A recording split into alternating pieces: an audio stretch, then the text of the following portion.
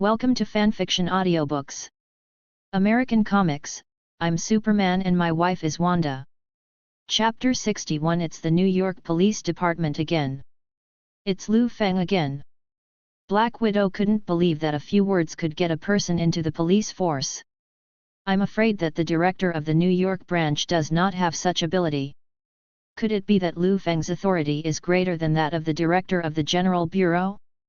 Black Widow shook his head, letting himself stop thinking about these irrelevant things. Banner knew that he had joined the job, but he didn't know what to do next. Black Widow understood what Banner meant, and explained, according to Liu Feng, you just need to follow his orders. Other times are free to arrange, but it's best to be near the police station, so that he can prevent the Hulk and you from messing around. Banner heard this, paused for a moment, then smiled wryly. Isn't this equivalent to retirement? Retiring in the police station is still a bit different. Black Widow said, furthermore, Liu Feng doesn't support idlers.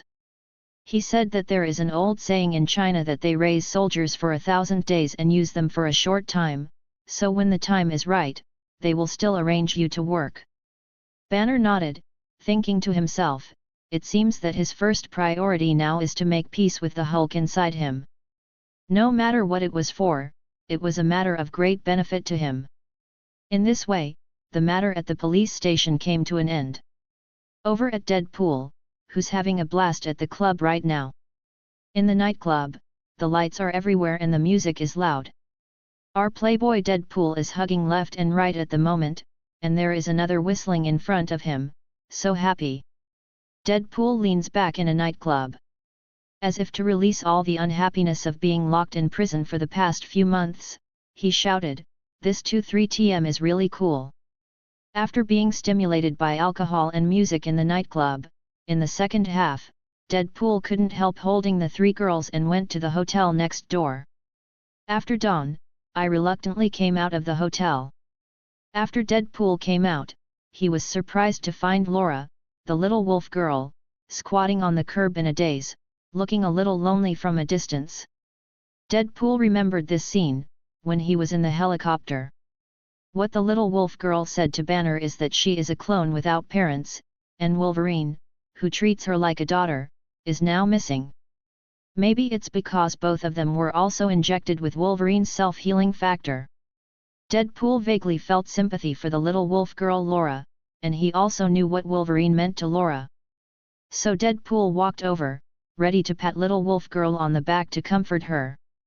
Unexpectedly, she was knocked down by the little wolf girl with an over-the-shoulder throw, and the atmosphere instantly became awkward. The little wolf girl looked at Deadpool with supercilious eyes, and said, next time, don't sneak behind me. Miss your dad. Deadpool thought to himself that he was in the same generation as your father Wolverine. So he was going to talk to little wolf girl in the tone of an elder. So what if I want to? I can't see it again. The little wolf girl replied. Then you should focus on that. No. The little wolf girl refused, I only like to drink, you can hang out and have fun by yourself. Deadpool felt discouraged in a boring way, and then couldn't help channeling. If only you had a hobby with me. Deadpool wrote. Speaking of which, the little wolf girl ignored Deadpool lazily, raised her phone and asked, have you received the text message? Liu Feng said it was time to go back. Deadpool belatedly pulls out his phone. This is the communication device that Liu Feng specially equipped for them to facilitate contact and give instructions. Deadpool also saw a text message from Liu Feng, saying that the day of fun was over and they were voluntarily returned to the New York jail. He began to spit fragrances to Liu Feng. But there is nothing to do. After all, the guy standing behind Liu Feng was tougher than his younger brother. Deadpool could only go to the New York prison with little wolf girl helplessly. The United States, inside a certain military base. At this moment, General Ross was watching with a serious face, and his subordinates transported the disgusting corpse back by helicopter. Abomination is different from Hulk, it still maintains the state of transformation after death. Rose looked at the wounds on the surface of his body in disgust, and the more he looked, the angrier he became. He didn't expect that the super soldier number 2 he carefully created would die so tragically. And judging by the wounds, it was not defeated by Hulk, but killed by others. Rose's face was livid, and he knew without thinking that it was Liu Feng who did it. That guy would only disrupt his plan. Liu Feng warned himself not to allow Hulk to appear, and then he was unwilling to let Superman deal with Hulk. After he sent out the second serum-injected monster abomination, he sent someone to kill it. Now, Bruce Banner is nowhere to be found. Rose also had to pay damages 6 times what New York lost. That's at least $100 million. Ross was extremely angry, and his subordinates came over at this moment and said, "General, we have learned the location of Bruce Banner through surveillance." "Where is it? Tell me quickly," Rose asked urgently. NYPD.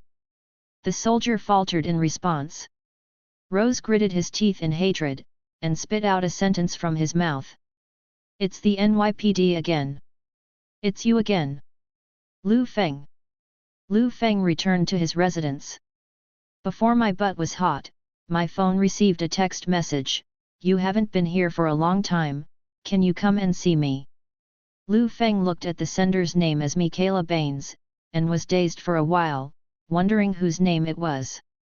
Fortunately, there are not many people in Liu Feng's address book, so after a random elimination, I remembered that it was the heroine of Shape-Shifting King Kong. Because I used to memorize the actor's name, Megan Fox, and I didn't care what the heroine's name was when watching movies. A few months ago, the military from X-Men compensated this little girl to him, and now Liu Feng still keeps her in the hotel. Sent me a message so bluntly, it seems that this little girl is extremely lonely in the hotel." Liu Feng laughed. "But after thinking about it, Michaela would be lonely after staying in the hotel alone for so long. After all, everyone has needs. And Liu Feng is fine at the moment, and Wanda has not returned from a business trip until now, it doesn't hurt to change the taste." Then Liu Feng changed into casual clothes and went out. At first, Liu Feng thought that Michaela would be as pitiful as a kitten in estrus. As a result, when we arrived at the destination, we saw Michaela in hot pants and short sleeves lying on a locomotive for repairs before he entered the room. There was another woman standing next to her, who was the landlord of the hotel.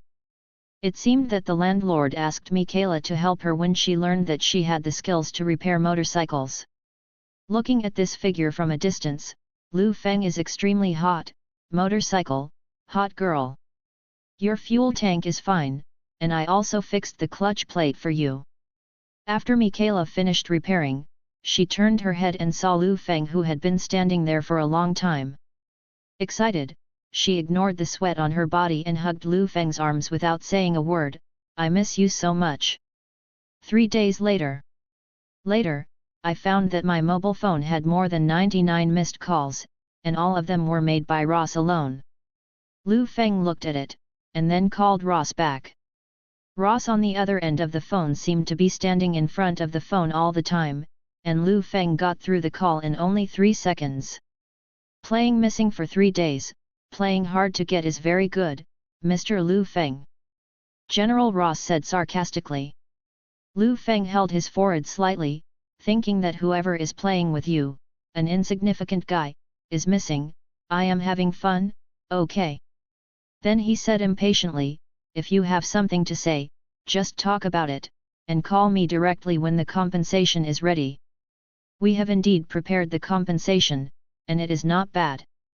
Ross said a little coldly, "Our military does things with credibility and morality, but your police seem to be not very moral."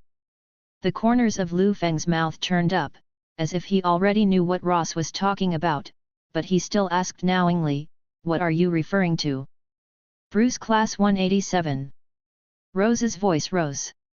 "It's fine if you send someone to kill my number 2 test subject, but you actually hired Bruce Banner to the New York Police Department later." Rose thumped the table while talking, "You are stealing other people's things. Is Bruce Banner a thing?" Liu Feng asked a little arrogantly.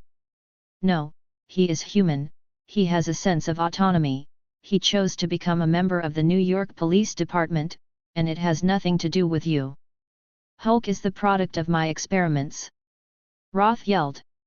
Liu Feng shrugged and said. He is Bruce Banner now, when he becomes Hulk and you have the ability to conquer him, then talk to me about ownership.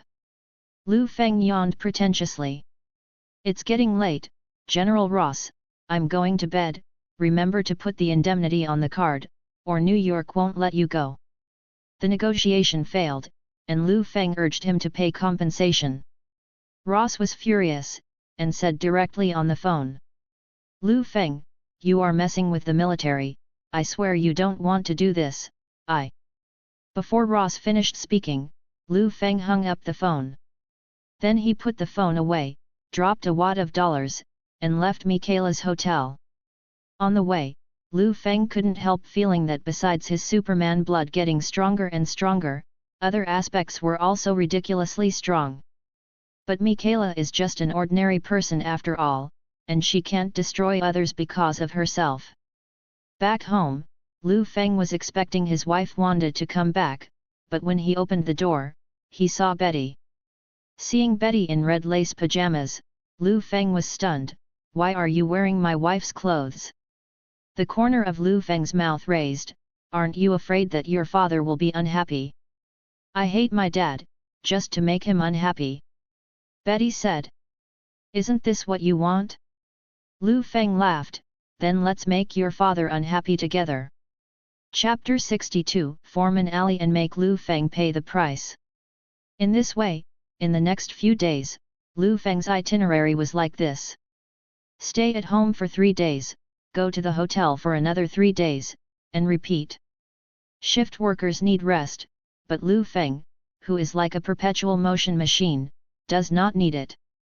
Liu Feng will also take time to visit the police station. Black Widow, as always, handled trivia and small case decisions for Liu Feng. Bruce Banner is also gradually getting used to the work of the police station. Occasionally, he would complain to Liu Feng, the relationship between Hulk and me is still not improving, and I don't even know how to communicate with him. Relax, take your time, Liu Feng would always comfort. Hulk is not your enemy, the two of you are equivalent to roommates.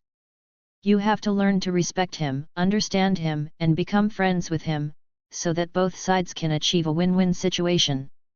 Banner nodded half-knowingly. Deadpool and Wolf Girl over there.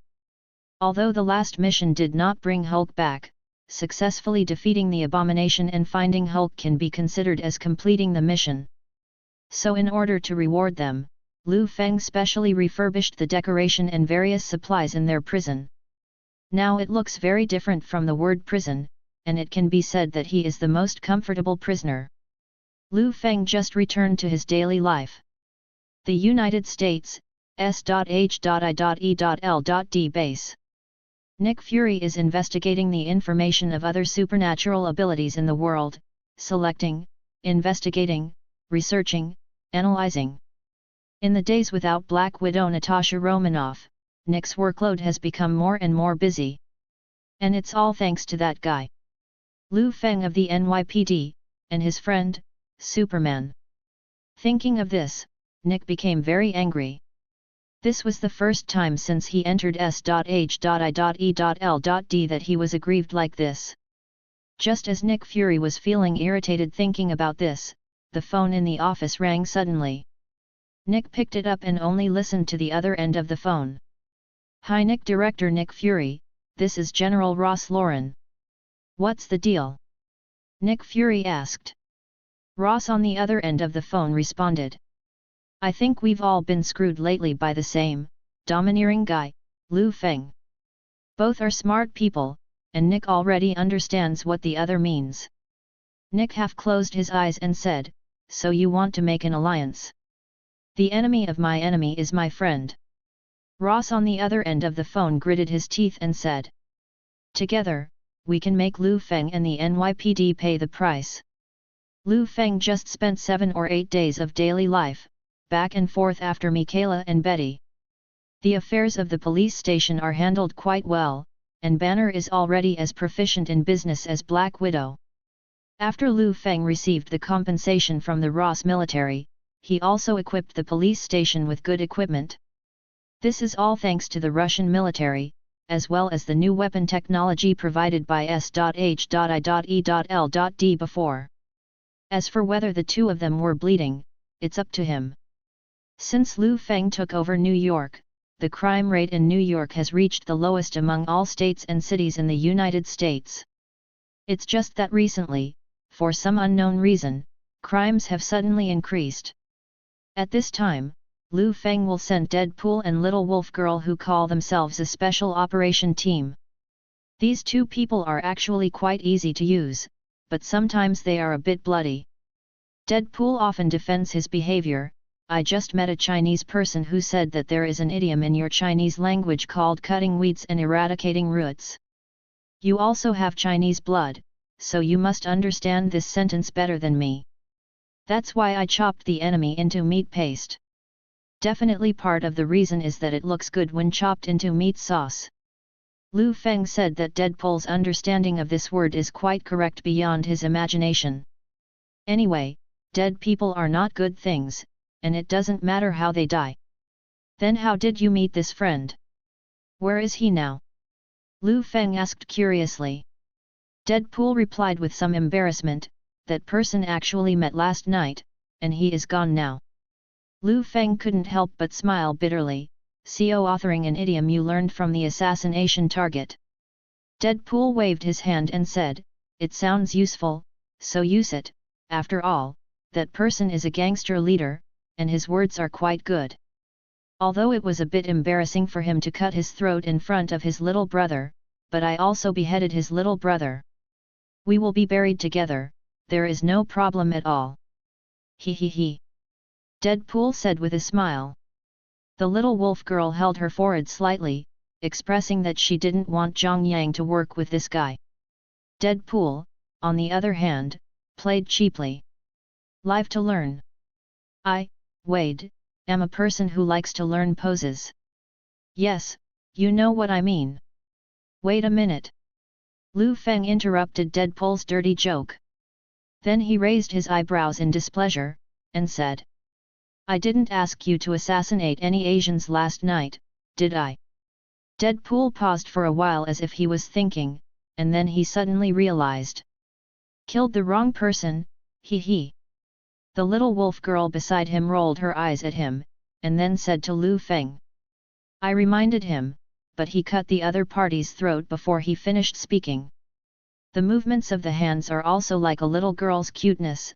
I made a mistake, he he he, but they are all bad guys, it's okay. Liu Feng couldn't laugh or cry for a while, he didn't know how to evaluate this product. However, Liu Feng didn't really do anything to Deadpool, he just deducted the number of vacation days and play dollars for this reward like a class teacher punishing a student. Liu Feng will reward them every time they complete the task, and every time Deadpool plays the most vigorously, that's why they work so hard. But this time the deduction made Deadpool depressed for a long time, thinking that he would have to save a few more shots. It doesn't matter to Little Wolf Girl, after all, she only likes to drink. Liu Feng will not hide Deadpool because of this, and they will still let them do some difficult things. Deadpool's question just needs to teach a few words. The matter between the two of them came to an end, and Liu Feng went back to the gentle village. This depraved life continued until my wife sent a text message to notify me to come home tonight and ended. Betty had lived in Liu Feng's house for a long time. Betty didn't move out until she heard that Wanda was almost back from a business trip. Definitely, Betty has to wash Wanda's clothes before moving out, which is the consequence of seeking excitement. I should go home too. Liu Feng sighed and lifted the quilt from the double bed. Naturally, this is not Liu Feng's house, nor is it the hotel where Michaela lives, but As soon as Liu Feng got up, the person beside the pillow with a large tattoo on his body looked at him reluctantly. Are you leaving? Will you miss me? When will you come again? The opposite sex has eyes full of admiration, is pitiful and very pitiful. It is really difficult to combine it with the image of the younger sister on behalf of her. If Liu Feng hadn't paid the rations tonight, he would definitely have to arrange another judge. So Liu Feng touched the other person's face first, and said, "I have something to do today, I will come to you again next time, okay?" The tattooed girl nodded lazily like a kitten, yet. After Liu Feng went out, he silently memorized the address here. Liu Feng hadn't been here a week ago. Unexpectedly, this little girl got her own phone number from nowhere. Out of nowhere, he made a phone call, hinting that it was time for a spring night with Liu Feng. "I thought I would never contact him again, but I didn't expect to contact Liu Feng secretly recently, and I still stick to myself like a bird." So Liu Feng had no choice but to accept the third P friend, counting, including Wanda, Liu Feng has 4. "Fortunately, I have the blood of Superman. An ordinary person would not be able to hold on for at most 2 weeks at most." After Wanda went home, as expected, Liu Feng had to pay rations again. Fortunately, the advantage of the Superman bloodline is that it is the same as the first time for countless times, and the color is so pure that Wanda didn't notice the difference. Lying on the bed, Liu Feng noticed that Wanda was not in a good mood, so he asked casually, "Has anything bothered you lately?" Wanda leaned into Liu Feng's arms and said, "My brother, there seems to be something wrong recently. He goes out early and returns late all day long, and he smells of alcohol when he comes back." Liu Feng thought it was Wanda who found out that something was wrong with her, so she breathed a sigh of relief. Then Liu Feng said casually, "Young people of this age are always spending time and drinking, so stop thinking about it." Liu Feng thought to himself, he has been surrounded by so many women recently, who else could be crazier than himself? "You're tired from running around all day, go to bed early." Channel Liu. Wanda nodded, yet. Just when the two were about to fall asleep, Liu Feng's phone rang suddenly. Picking it up, it wasn't the police station or the person in the address book, but a call from a special mobile phone. Liu Feng immediately understood that it was the special communication equipment of Deadpool and Little Wolf Girl, and it would only be the case when they dialed from their mobile phones. It's just that why are they calling him so late? Liu Feng got up, went to the kitchen and answered the phone. Deadpool on the other end of the phone spoke first, "Gai Ning, Master Liu Feng. Don't imitate the Chinese accent. What's wrong? Did you get the target wrong again this time, Zhao's? Or did you overdo it again?" Liu Feng asked. Deadpool and Little Wolf Girl basically seldom call Liu Feng. If they do, it's due to lack of money, killing the wrong person and getting lost. And calling so late, it should be killing the wrong person. Deadpool on the other end of the phone replied, "Oh, it's okay to kill the wrong person, Deadpool won't fall twice in the same place." "Then why did you call in the middle of the night? A Saint Deadpool who won't fall twice in the same place?" Liu Feng asked. Deadpool on the other end of the phone is a little awkward and authentic. "Actually, it's nothing, the main thing is that I was having sex with 4 women just now. Oh, one of them has a really great figure, it perfectly interprets what twigs bear fruit, the feel of the hand, the trajectory of movement." "After all," Liu Feng interrupted Deadpool angrily. "Did you change careers to pimp you? I don't want to hear the details of these beds, tell me the key points." Okay. Deadpool was a little disappointed because he couldn't show his skills, and continued. "It's just that when I came out from the shooting and was about to go back to the prison with Laura, I suddenly couldn't find her." Liu Feng replied. Relaxation after the task is completed is definitely either drinking or on the way to drinking. You can find it in nightclubs if you can't find it. I thought so too, but the communication location couldn't find her, and according to the last few locations of the device, I searched for several nightclubs and hotels but couldn't find her. Deadpool explained. Chapter 63 4 Beauties, but Superman has a good kidney. Can't find the location of the communication equipment? Under normal circumstances, as long as it is in any area with a signal in the United States, even if the phone is out of battery, it can be located. Liu Feng became slightly concerned. That's why I'm dumbfounded. Deadpool responded, and went on to say. By the way, when Laura's group of little boys heard me asking them, they thought I was her boyfriend and pulled me up. Then I chopped up 1 or 2 of them, and there were almost 8 of them. I took care of all the corpses. When the time comes, you can take care of them. I love you. Deadpool blew a kiss to Liu Feng over the phone. Liu Feng scolded directly, you fucking killed ordinary people again. Liu Feng raised his forehead slightly, saying that Deadpool is always not letting himself worry, but this is still insignificant compared to the missing Little Wolf Girl. Little Wolf Girl is one of Liu Feng's more worry-free subordinates, and she has basically never lost any chains. And now the communication between the Little Wolf Girl has disappeared, and even the communication can't be contacted. This is not a coincidence, it means. Liu Feng raised his head again, with a sharp look in his eyes. I, Liu Feng, have been provoked by forces who don't know how to live or die. Deadpool on the other end of the phone was extremely excited. What? Is Link Toking provoking us? Really? Really? Then I can start killing again. Who are those people? Come on, tell me, I want to kill people. Deadpool was as excited as a child with a new toy. It's not clear yet, so you need to investigate. Liu Feng said. Just pay attention to setting the scope of investigation in some military forces and supernatural humans, such as mutant. The reason for investigating these forces is that many military forces in the United States have a lot of connections with Liu Feng, and it is not clear that it is the unscrupulous force that dared to provoke him. Secondly, Little Wolf Girl is also a genetic clone of Wolverine. No matter how many ordinary people there are, they cannot control it, and those who can catch her are basically supernatural humans. No matter which force it is, as long as the 650 finds and proves that they have moved me, you can kill them. Liu Feng directly issued such an ultimatum. Deadpool was overjoyed and said. Understood. Don't worry, Mr. Liu Feng, this time I will definitely confirm before making a move. Kill their family absolutely fair and just. Deadpool ends the call with inexplicable excitement. Immediately afterwards, Liu Feng picked up his mobile phone again and called Arthur, the director of the General Administration.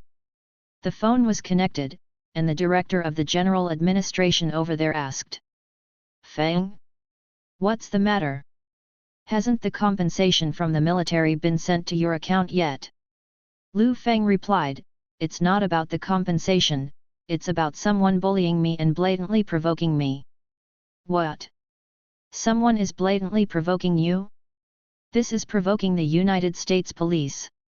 Which force is it? Do I need to use public power on my side?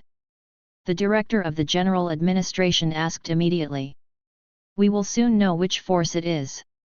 Liu Feng said coldly, I can solve it here. You don't need to do anything. You just need to help me find Laura Kinney. He was last seen in some of the best bars in New York, and that's enough to help me find out who took her. Okay, I will try my best to arrange for someone to help you find her. Arthur responded and asked again. It's just, Feng, are you sure you don't want to take action from me? The public authority can solve all this more easily. You know my character. Liu Feng directly refused, and then the evil wolf said.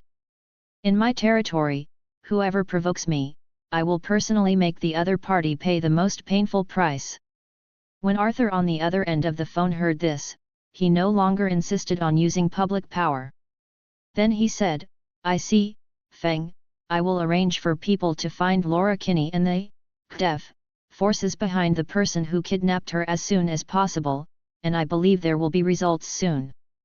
The two ended their conversation, and both Deadpool and the Director General launched an investigation into the Little Wolf Girl, Laura Kinney. S.H.I.E.L.D. base side. Ross from the military and Nick Fury from SHIELD, who are behind it all, don't yet understand the seriousness of the matter. The two parties sat together in the conference room, discussing how to teach Liu Feng of the New York Police Department a big lesson. The two were talking, and Nick suddenly asked. General Ross' experiment on super soldier serum and gamma rays has failed, and it is still the time of hemorrhage. Are you sure you can withstand the forces of Liu Feng of the New York Police? We have other allies, don't worry about that. Ross said, besides, I never said that our super soldier serum experiment failed. Nick was slightly taken aback, and Ross began to explain. The Hulk is gone, the abomination is dead, but the experiment isn't over yet. Rose drank the red wine in his hand and said arrogantly. The third-generation experimental subject is ready to be redeemed, Liu Feng, will only be torn to pieces by our new experimental product. The United States, 10 Rings fell in prison. I don't know how long it took, the little wolf girl gradually woke up from the coma, and began to look at this ghostly place. I was arrested again. The little wolf girl couldn't help complaining in her heart. It's just that this time it's not as perverted as before, surrounded by steel walls, dark and dark. This place looks like an ordinary dungeon, with iron bars of unknown material. The little wolf girl looked outside a little, and found that there were still 2 people standing guard at the door of the dungeon. The little wolf girl showed a sneer, and then said to the 2 people at the door of the dungeon. What kind of mind is your boss? Locking me up in this crude place, thinking that sending 2 guards will prevent someone from taking me away. One of the guards retorted, shut up, little boy, you don't know you're in the world-famous 10 Rings. Another guard echoed, who doesn't know that claws can emerge from your body? But if your limbs are locked, what can you do? You can be wheeled. There are our people for 100 miles, how can you run away? 10 Rings? Why did they come to catch her? The little wolf girl wondered to herself. This gang has been making waves in the history of the United States for many years, and the little wolf girl has naturally heard of the name 10 Rings. The leader of 10 Rings is a Chinese, immortal, and rumored to be the king of Mongolia, Genghis Khan. But this is just a legend that has been circulated, and the little wolf girl herself does not know what the truth is. And she couldn't think of a time when she had offended members of the 10 Rings or stood in their way. Could it be Liu Feng? It's just that 10 Rings doesn't haunt New York, so there shouldn't be any conflict with Liu Feng. Perhaps the answer is not the relationship between 10 Rings and Liu Feng, but that 10 Rings was hired by other powerful people to try to threaten Liu Feng by kidnapping himself. The little wolf girl thought about it, and finally smiled. The 2 guards were dumbfounded when they saw this scene, and one of them asked the other next to him. Is this woman out of her mind? The people over there said they wanted to keep her alive. Will we be scolded if we scare her into a fool? Idiots, I think you are so stupid that it makes people laugh. Do you think that your gang has a lot of people and has a lot of influence, so you cannot be afraid of any influence? The little wolf girl shook her head and said, you have no idea what kind of existence you are facing. Outside the dungeon, around the location of Little Wolf Girl, the members of 10 Rings, armed with all kinds of weapons, stand on a high wall with 3 floors inside and 3 floors outside, guarding nearly 10,000 people. This is the favorite formation used by the leader of 10 Rings, and it is usually used to imprison heavy criminals. In the history of 10 Rings, there has never been a record of being breached. Hey, brother, today is the 3rd day we've been imprisoning this mutant, isn't it? A guard on the outermost wall asked the guard next to him to fish and chat. The guard didn't want to fish at first, but he was bored, so he replied. Yeah, it's been 3 days, and no one has come. I don't know if the other side is cowardly or too stupid to find it. My superb marksmanship has nowhere to be used. How long does it take for someone to come with this posture? The first guard asked. The third guard asked curiously, you guy, are you new here? That's right, I just went to work today, and my ability is outstanding, so I was assigned to the outermost layer. The first guard replied. For the felons were imprisoned, someone tried to break in almost the next day or even that night. If you hit them earlier, you'll admit defeat sooner. But why does your voice sound so weird? The second guard noticed something strange while talking. What are you talking with in your mouth? The first guard waved his hand and said, It's nothing, maybe because I wear 2 masks so it sounds a little weird. 2 masks. Others find it strange. Yes. The guard took off the armed mask, revealing the red tights mask under the mask. This is the mask. You fucking. The guard panicked and was about to shoot, but Deadpool was 1 step ahead of him and headshot him. Then there were 3 bang bang bang bangs, the bullets flew, and none of the guards around could stand still. When the guards not far away saw this scene, they all came to support with their guns. Deadpool stretched his muscles, and then he handed katana, and the residents excitedly said, Let's kill. After saying that, Deadpool rushed into the crowd to slaughter. 3 floors inside and 3 floors outside, with a knife in his hand and a knife in his hand, he killed an unknown number of 10 Rings members. Deadpool performed his slaughter game like this for more than 2 hours. In the end, he himself was shot in the head by a sniper standing in the distance. The sniper who had seen the strength of Deadpool's self-healing ability even added a few more shots to Deadpool's body, and did not stop until Deadpool was beaten to pieces. That guy should be dead, right? The cannon sniper heaved a sigh of relief. But when the sniper shifted his sight to the gate, he found a figure is slowly stepping over one corpse after another, walking straight towards the center of the prison. Just as the sniper aimed at the strong guy and was about to start, the other party had already spotted him first. I saw the corner of his mouth raised, and then the pistol was raised, and with a bang, the bullet directly hit the sniper's forehead. Damn! How could the pistol bullets be possible? The sniper died with such doubts. Liu Feng walked towards the center of the prison, and Deadpool just threw him there for self-healing. What was the doubt of Liu Songshao's sniper before he died? After all, the gunfighting technique is a skill that can greatly expand the shooting distance and accuracy as long as you master the wrist skills accurately when shooting. I am afraid that there is no other skill in the world. Chapter 64 Annoy me? Do you have this strength? Therefore, in theory, Liu Feng only needs a pistol and enough bullets to annihilate any powerful team or force in the world. Definitely he could also directly strafe everything here with heat, but that would be way too cheap for them.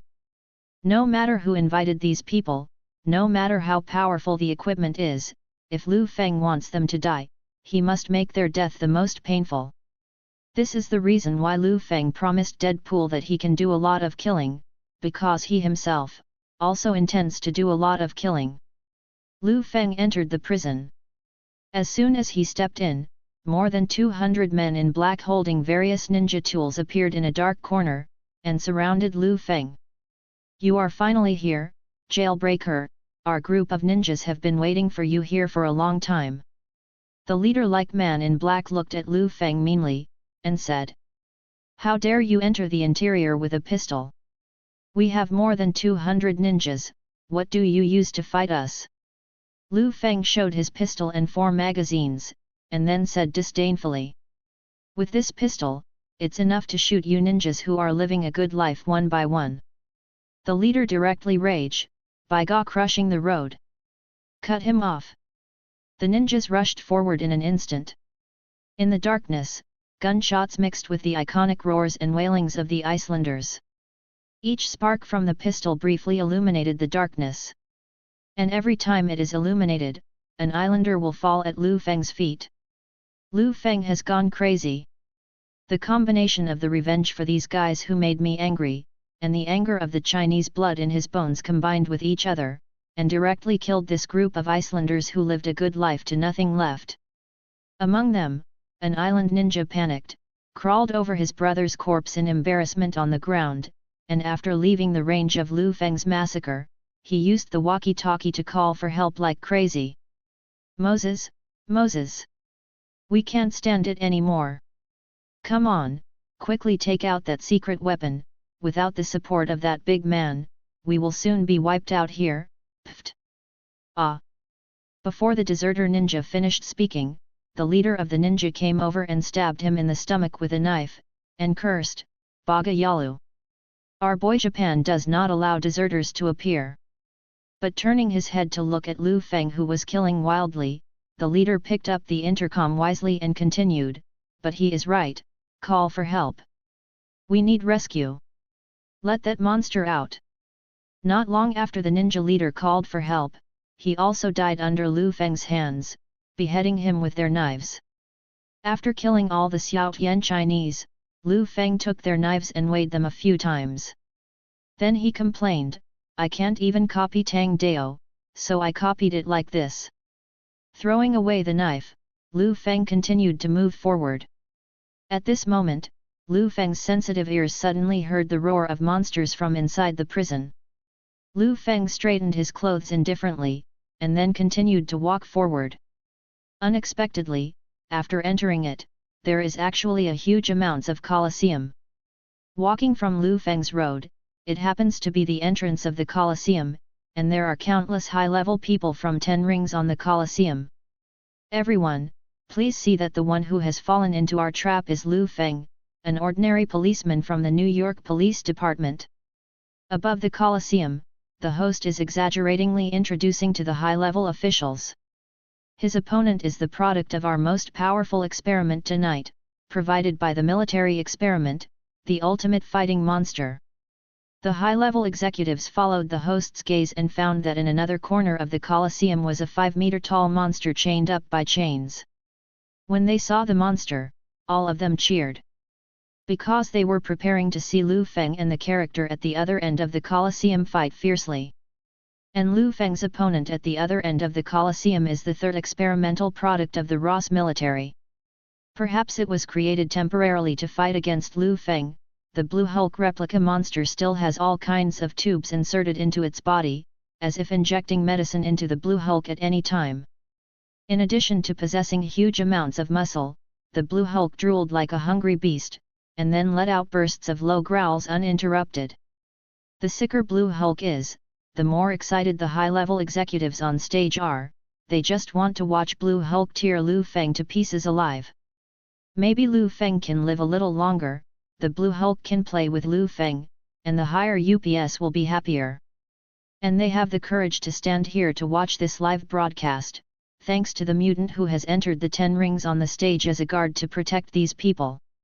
So the higher UPS cheered, ready to watch Liu Feng being torn to pieces by the Blue Hulk. Unexpectedly, everyone saw a disdainful smile on Liu Feng's face. Everyone thought Liu Feng was crazy, and the host directly ordered the Blue Hulk to get out of bondage. The Blue Hulk with pipes all over his body broke free, and started roaring and galloping towards Liu Feng. Liu Feng remained motionless under the cheers of the crowd. No matter how close the Blue Hulk was, Liu Feng remained motionless. Finally, the Blue Hulk punched Liu Feng. There was a huge amount of sound, and a strong wave of air broke out centered on the two of them. Is this dead? Some people in the upper echelons expressed doubts. TCH, I thought she was capable, but I didn't expect to be an ordinary person. The high-level people kept beeping and beeping, thinking that Liu Feng was a waste.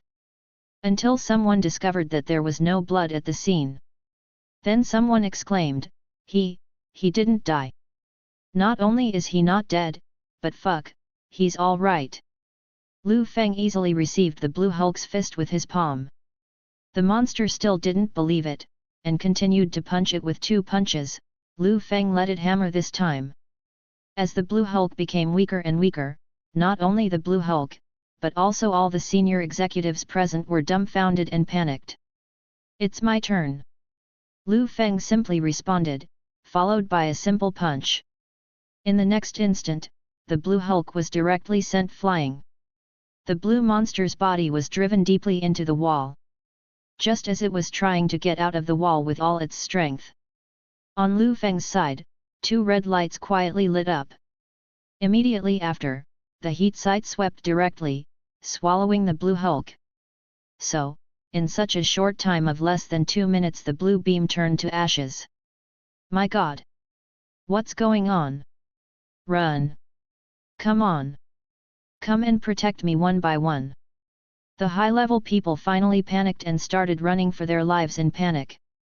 And Liu Feng flew up on the spot, scanning all the high-level people present with his red eyes, and said coldly, 1. Don't even think about living. Liu Feng is like a demon, floating in the air, sweeping the audience with his red eyes. No grass grows anywhere in sight, and no living thing can escape from it. The entire Colosseum was bloodbathed, whether it was mutants or ordinary humans. On the side of the dungeon where the little wolf girl is, the two guards vaguely heard the wailing from above. Asking for flowers. This is definitely not the voice of Liu Feng alone, and it is impossible for the subordinates brought by Liu Feng to come here. So there is only one answer, these voices over there are all from their own people. In an instant, the two guards panicked. There are thousands of people with high-tech weapons and mutants outside. Definitely, they can't panic for long. In the next moment, the sound of gunshots came to mind, and two bullets that could turned just like that sank into the heads of the two guards. Then holding a pistol, Liu Feng, whose upper body was naked and covered in blood, came to the little wolf girl. Seeing little wolf girl, she smiled and said, Superman is done, we can go now. Little wolf girl nodded without showing any surprise, after all, she had already expected all this. Over there at the S.H.I.E.L.D base.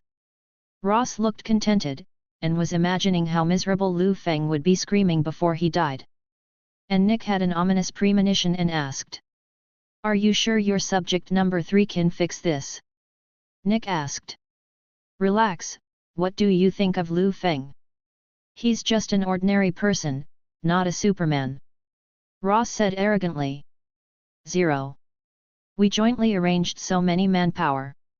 There are also 10 rings, there are also mutants, and there are also ace experimental subjects. A little Liu Feng is enough to kill him millions of times. Nick Fury retorted, Liu Feng is not Superman, but he knows Superman. We probably don't have enough power to make Superman fit his teeth. So aren't we monitoring everything within a 100-mile radius of 10 Rings prison? General Ross called up hundreds of surveillance videos as he spoke. There are so many monitors, and they work in all aspects without dead ends. As long as Superman appears, the monitor can capture his figure. This is also thanks to the technical support from your SHIELD. Ross said with satisfaction. Nick looked at the surveillance video and nodded, indeed, they were covered with surveillance cameras in every direction of 10 Rings prison. Under the surveillance screen, neither Nick nor Rose noticed the presence of Superman. The monitoring only saw Deadpool who went in front of him, and Liu Feng who waited for Deadpool to finish everything before entering. When the two saw this scene, they still taunted, Liu Feng, this lifeless guy, didn't know what was waiting for him. Hundreds of lurking ninjas from the Little Day Kingdom, as well as the number 3 test subject and mutant, are waiting to tear him apart. It was also after seeing this scene that Rose began to celebrate. So it's been so long now, shouldn't we ask for information? Nick eagerly wanted to know the situation. Ross nodded, and made a call to someone from 10 Rings, but no one answered. What happened? The 10 Rings didn't follow orders? Rose's subconscious thought. Then Ross called the military guard next to the prison, but he didn't answer. The third and fourth calls still didn't answer. Ross was already a little panicked. Nick saw this, and quickly called out the positioning device hidden on Mutant's body. It was found that all positioning devices were damaged. Under normal circumstances, even if it is dead, the positioning device does not exist. And the fact that such a thing happened at this moment proves that that group of people is not only dead, but even dead without a whole body. Impossible. Absolutely impossible. Ross was stunned. 10 Rings and others were wiped out. Nick Fury said in disbelief. Deadpool doesn't have the ability to cause such casualties. Liu Feng is even more impossible for an ordinary person. Chapter 65 Annihilate 10 rings, kill and kill. So, it's him who's causing all of this, it's always been him. It's Superman. When Nick Fury said this, the tragic image brought about by the destruction of the last Superman immediately appeared in his mind. For a moment, Nick Fury was furious and yelled, "Fuck! Fuck! Fake!" Nick cursed and threw something, then pointed to Rose's nose and said, "You promised me. You said it was safe this time, that you could kill Liu Feng before Superman showed up. But what's going on now? 10 rings, mutant, and the third layer experimental subjects are all wiped out. Do you dare to say that this is caused by Liu Feng, an ordinary person plus a dead pool?" Ross was dumbfounded by the question, but he didn't know how to refute Nick Fury. Because his plan did fail. He thought that Liu Feng would break into 10 rings prison alone because of anger. If Liu Feng really does this, what awaits him is torture and death. But that didn't happen, and Superman never showed up under surveillance.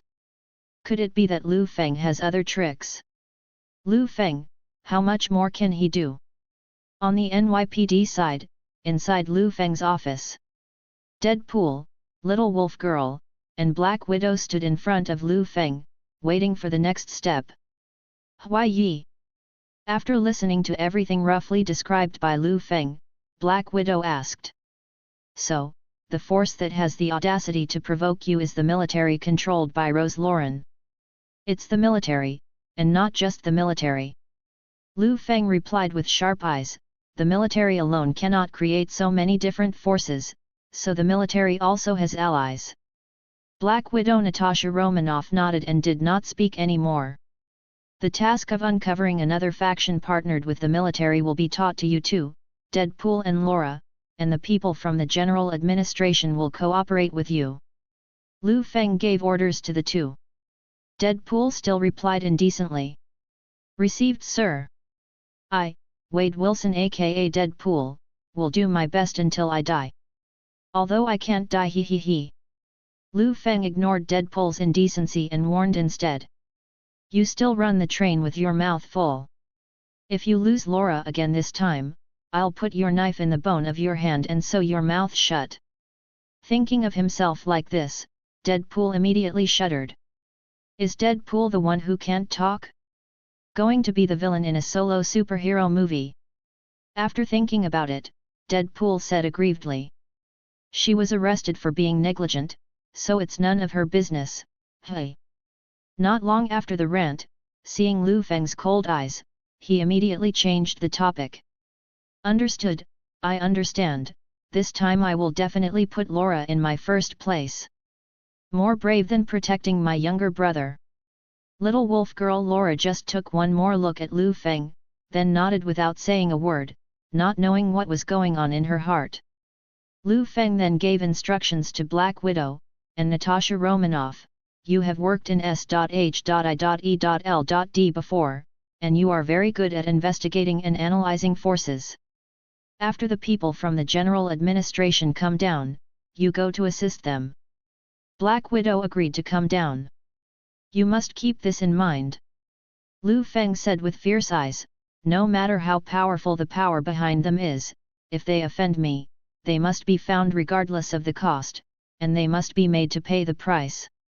After giving the order, Deadpool, Black Widow, and the people from the headquarters, they all began to search for the forces of military allies in a blanket manner based on existing clues. 3 days later, in a hotel in the United States, the sky just turned white. Liu Feng climbed up from his old friend Michaela. Seeing the contented Michaela, Liu Feng silently lit a cigarette. When smoking, the temperament immediately diffuses with the smoke. Michaela saw Liu Feng smoking, stepped forward and hugged Liu Feng's neck, and replied. What's the matter? Has something bothered you recently?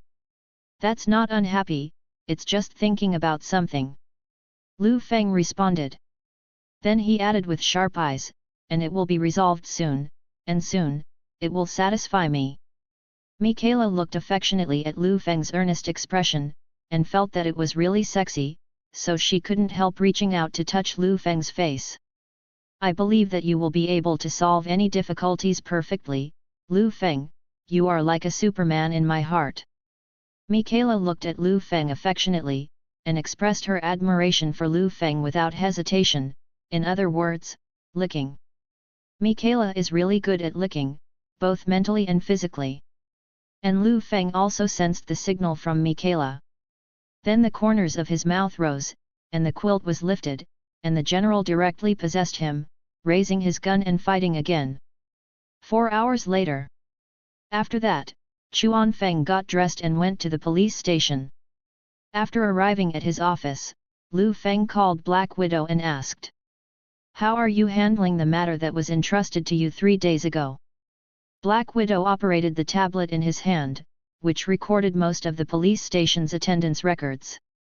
Black Widow turned the tablet and responded while sliding. "In the past 3 days, there has been no progress like the first day. It can only be said that the military allies are too good at hiding their traces, and Deadpool and Laura are just like headless chickens outside." "Oh? Can't find any evidence? How did you come to the conclusion? Let me explain." Liu Feng asked Black Widow to explain. Black Widow continued to flip through on the tablet, and after flipping to key points, he would explain it in front of Liu Feng with pictures and texts. Every step, the enemy did it very cautiously. Whether it's the deal with 10 rings, or the employment of ninjas from Xiaotian Kingdom, or the mutant mercenaries who came out of nowhere, there is no trace of cobweb. No source, no record, it's as if nothing exists. Liu Feng looked at the police investigation record, and the more he looked at it, the more something went wrong, and finally the corners of his mouth raised up inexplicably. Black Widow noticed Liu Feng's strangeness, and asked, "What's the matter? Have you found any cobweb traces?" Liu Feng shook his head, then suddenly changed to another topic, and said to Black Widow, "Accompany me to Montenegro prison, I have something for you to deal with." Black Mountain Prison is a prison in New York specially built for special criminals. Its defense is not inferior to the 4 top prisons of SHIELD. Not to mention that New York is Liu Feng's territory. After Liu Feng took charge, he constantly spent huge sums of money to strengthen everything in the prison. The present Black Mountain Prison has already become the most feared place for criminals in New York, known as New York Hell. It's just that Montenegro Prison can only detain special criminals, and ordinary criminals are not even qualified to be detained. "Accompany you to Montenegro Prison." Hearing this, Black Widow asked with some doubts, "Why are you going to this place all of a sudden?" Liu Feng didn't answer Black Widow, but got up from the office chair, picked up his coat, and said, "You will know when you go." Hearing this, Black Widow still hesitated. But Liu Feng had already gone out, so she had no choice but to follow closely. Black Widow got into Liu Feng's car, and the two of them were speeding on the road to Black Mountain Prison. Finally, the two came to the special district on the outskirts of New York. From a distance, they could see a sentence pasted above the prison: "Do not enter the place of seriousness, the violator shall be responsible." There are 7 layers of defense outside Montenegro Prison. As soon as Liu Feng flew to the checkpoint, a guard in full armor was already waiting to stop Liu Feng from entering. Liu Feng came to the side of the guard, then rolled down the car window. The guard looked down slightly. The moment he saw Liu Feng's face clearly, the guard was shocked. "Mr. Liu Feng, you are here." Then, the guard quickly picked up the walkie-talkie and called all the guards. "Liu Feng, the light of New York, is here, and the checkpoint is fully open. No need to do this, just swipe the card and scan the iris as usual." Liu Feng also gave a little lesson. "If one day I meet someone who can completely imitate my appearance, something will happen. You are in charge of this place, and you should have seen many people with this kind of ability." The guard immediately bowed and apologized, and then Liu Feng continued to walk through the process as usual. Black Widow saw all this in his eyes, secretly expressing that this Liu Feng is really rigorous in doing things. Afterwards, the two got out of the car and entered the prison, where body scans and metal detection were still performed as usual. Black Widow asked to be removed because of carrying a portable weapon on his body. Black Widow looked at Liu Feng and asked. Liu Feng nodded and said, "Take it off, you won't need these later, don't worry about accidents." Black Widow hesitated for a moment, and finally took off all the weapons on his body slowly. The two continued on to the interior of the prison.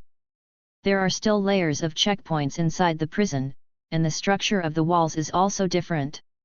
There are no less than 10 kinds of walls and iron bars made of metal, titanium alloy, glass, wood, electric current, etc. As if seeing through Black Widow's doubts, Liu Feng said unhurriedly. This is to prevent the detainees from using the ability to manipulate certain substances. The two kept walking until they reached the last prison, where Liu Feng ordered the guards to open it. The last prison is a room similar to an interrogation room. After opening the door, Liu Feng signaled the guards to leave. There are all kinds of torture tools hanging on the last room, all of which should be there, but the most critical role is missing. So Black Widow asked suspiciously, "Why are there no criminals in custody here?" "Have." Liu Feng turned to look at Black Widow, "Isn't that right here?" 1+. Black Widow wanted to run, but Liu Feng grabbed his neck with one hand and threw it against the wall of the room. Definitely, very little effort was used, otherwise the Black Widow might have just endured the separation. Liu Feng clasped Black Widow's neck and gradually lifted it up, making it hang in the air. Why? Black Widow wailed in pain. Liu Feng looked at her coldly and said. "You said it's not good for you to be anything but a running dog." Hearing this, Black Widow's pupils dilated. She struggled desperately, but she couldn't break free from the hand of Liu Feng, a man of steel. "I asked you to investigate the forces, just to give you a chance to reform and let you personally report the old club SHIELD. Unfortunately, you are useless if you are given a chance."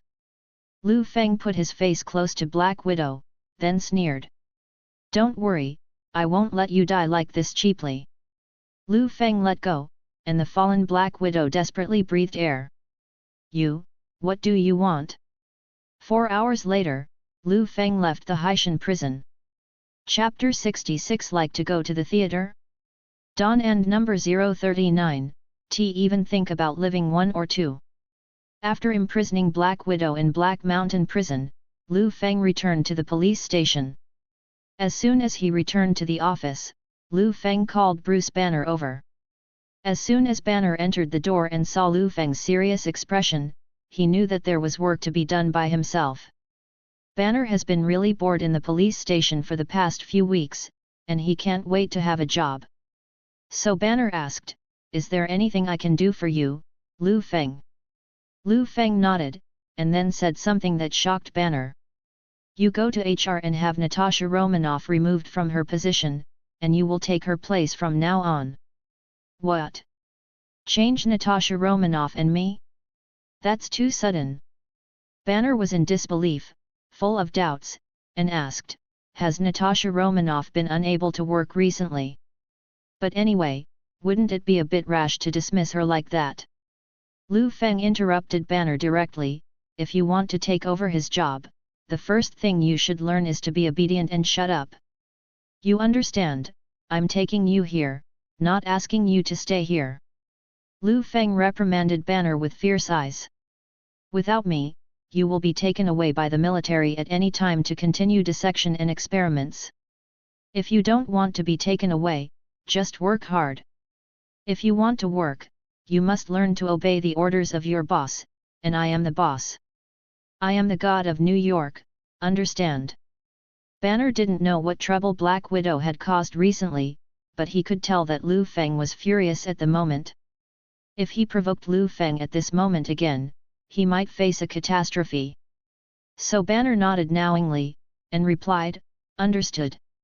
Go to work." 23. Liu Feng waved his hand, motioning for Banner to leave. When Banner came to the personnel department, he expressed Liu Feng's instructions to the girl from the internal support department as when he first arrived. He thought that if the other party said something, he would ask the reason and so on before proceeding. Unexpectedly, the girl from the internal affairs department heard the request and was only stunned for a few seconds. Then he shook his head as if feeling sorry for Black Widow. Finally, after a little operation on the computer, the dismissal of Black Widow was completed. Banner couldn't help but be amazed at how efficient everything was. Unexpectedly, it was so easy for Liu Feng not only to arrange for others to join the job, but also to leave the job so easily. The internal staff didn't ask any questions during the whole process, as if Liu Feng's order was the imperial decree of the police station. The other side. After Banner left, Liu Feng took out his mobile phone. Immediately afterwards, he made a call to an extremely close person in the address book. "Feng? Why did you call me suddenly? What happened?" After the call was connected, the voice on the opposite side was the voice of Liu Feng's adoptive mother. Liu Feng's adoptive mother is Elena Stark, the venue of the Red Cross. "I have something to tell you," Liu Feng said unhurriedly on the phone. "I want Nick Fury to die." Hearing this, adoptive mother Elena was slightly startled. When answering the phone, Elena was already mentally prepared for what Liu Feng was going to say. "I just didn't expect Liu Feng's intention to eradicate S.H.I.E.L.D. director Nick Fury. It would be easy to kill him, but S.H.I.E.L.D. will definitely make trouble because of it, and the aftermath work will become troublesome. I know that killing him will be difficult for you, but I gave him a chance last time," Liu Feng said coldly. "He didn't learn anything from the lesson I taught him last time, but this time he angered me unknowingly. Since you are given a chance and he is useless, let him make up for the tuition with his life." The adoptive mother Elena heard the words and replied. "Since you have made a decision, Mom will support you unconditionally, and I will help you settle the matter at SHIELD. I don't intend to eradicate S.H.I.E.L.D. S.H.I.E.L.D. will still exist, but Nick is gone," Liu Feng added. Liu Feng's eyes are fierce, but his eyes that are not lit up with red light are full of anger. Both Nick and Ross have to pay for what they did. Ross can get away with a life. Nick, sin unto death. Seemingly feeling the anger of her adopted son, Elena said directly. "Just do it boldly if you want to do it, Mom will help you deal with the aftermath." After receiving such a reply from her adoptive mother, Liu Feng ended the call. Then Liu Feng left the NYPD, walked into a small alley, and put on his glasses. After a while, a strong sonic boom erupted from the ground to the sky, and Liu Feng transformed into Superman and soared into the sky. "Ross Lauren here. He's outside the lab of the Super Soldier Serum project. Ross has been here non-stop since his plan with Nick Fury fell through. He is very urgent now, and urgently needs to create an experimental body that can compete with Superman, and an experimental body that is stronger than Hulk." But the experiments all went wrong one after another. As the experimenters were constantly seriously injured or died, there were no more soldiers around Rose who voluntarily participated in the experiment. Standing outside, Ross looked at the lab, clenching his fists. With a heartbeat, a bold idea appeared in his mind.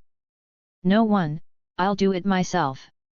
He, Ross, has been fighting enemies for many years, and it was the first time in his life that he was threatened and blackmailed by this kid Liu Feng so humiliatingly.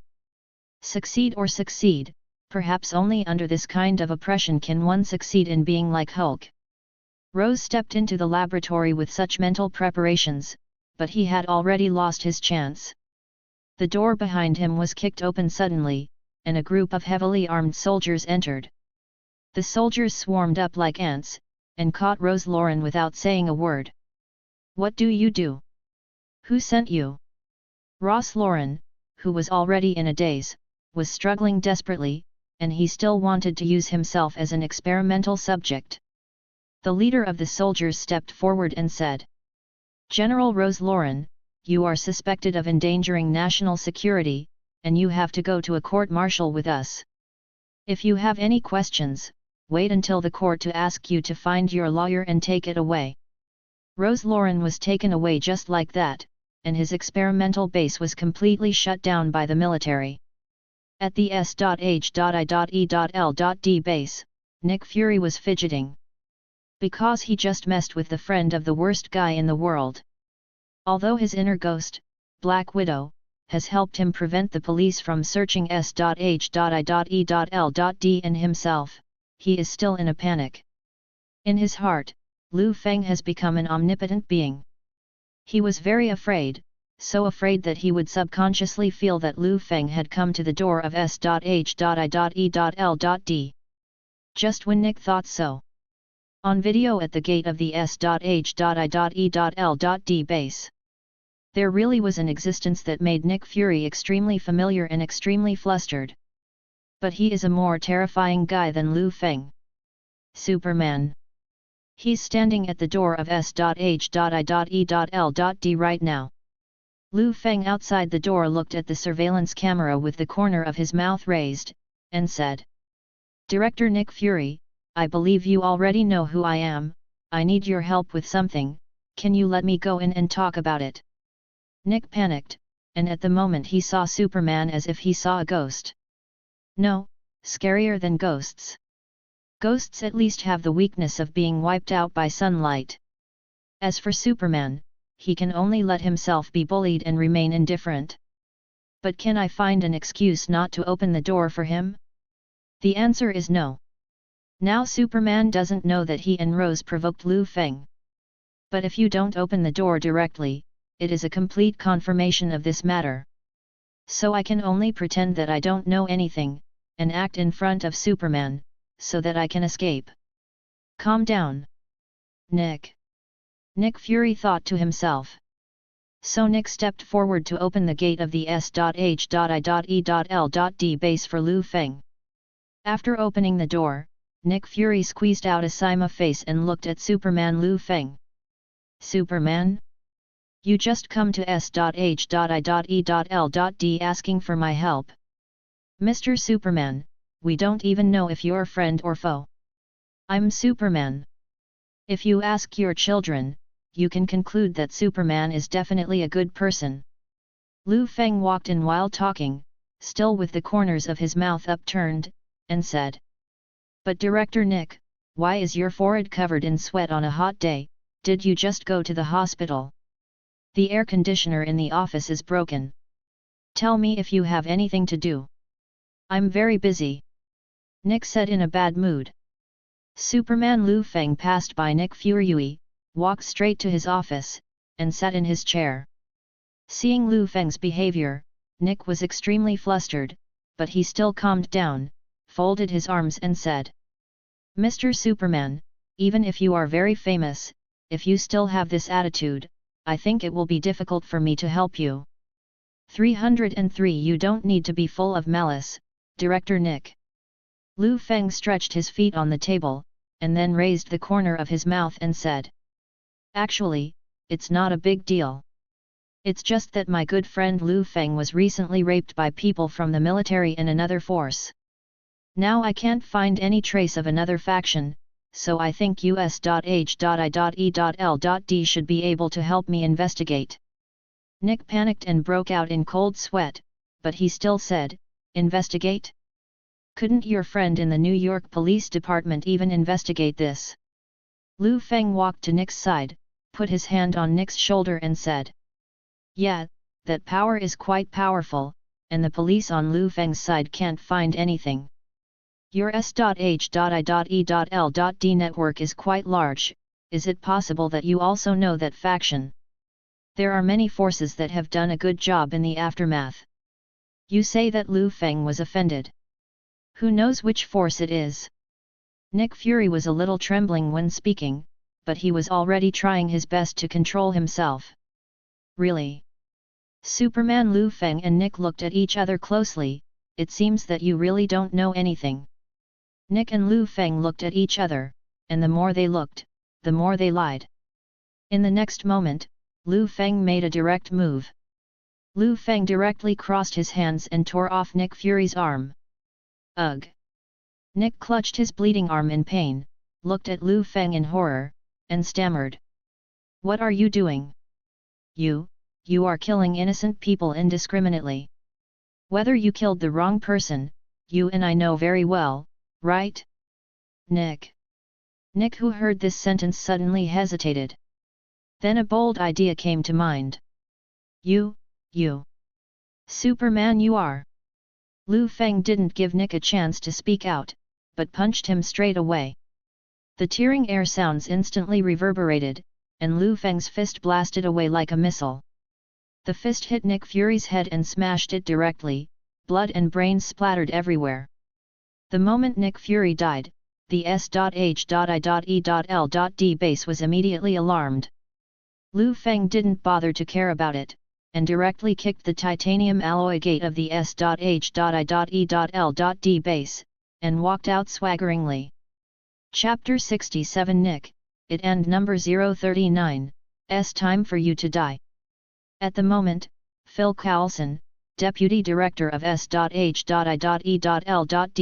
came over after hearing the alarm, and was stunned when he saw this scene.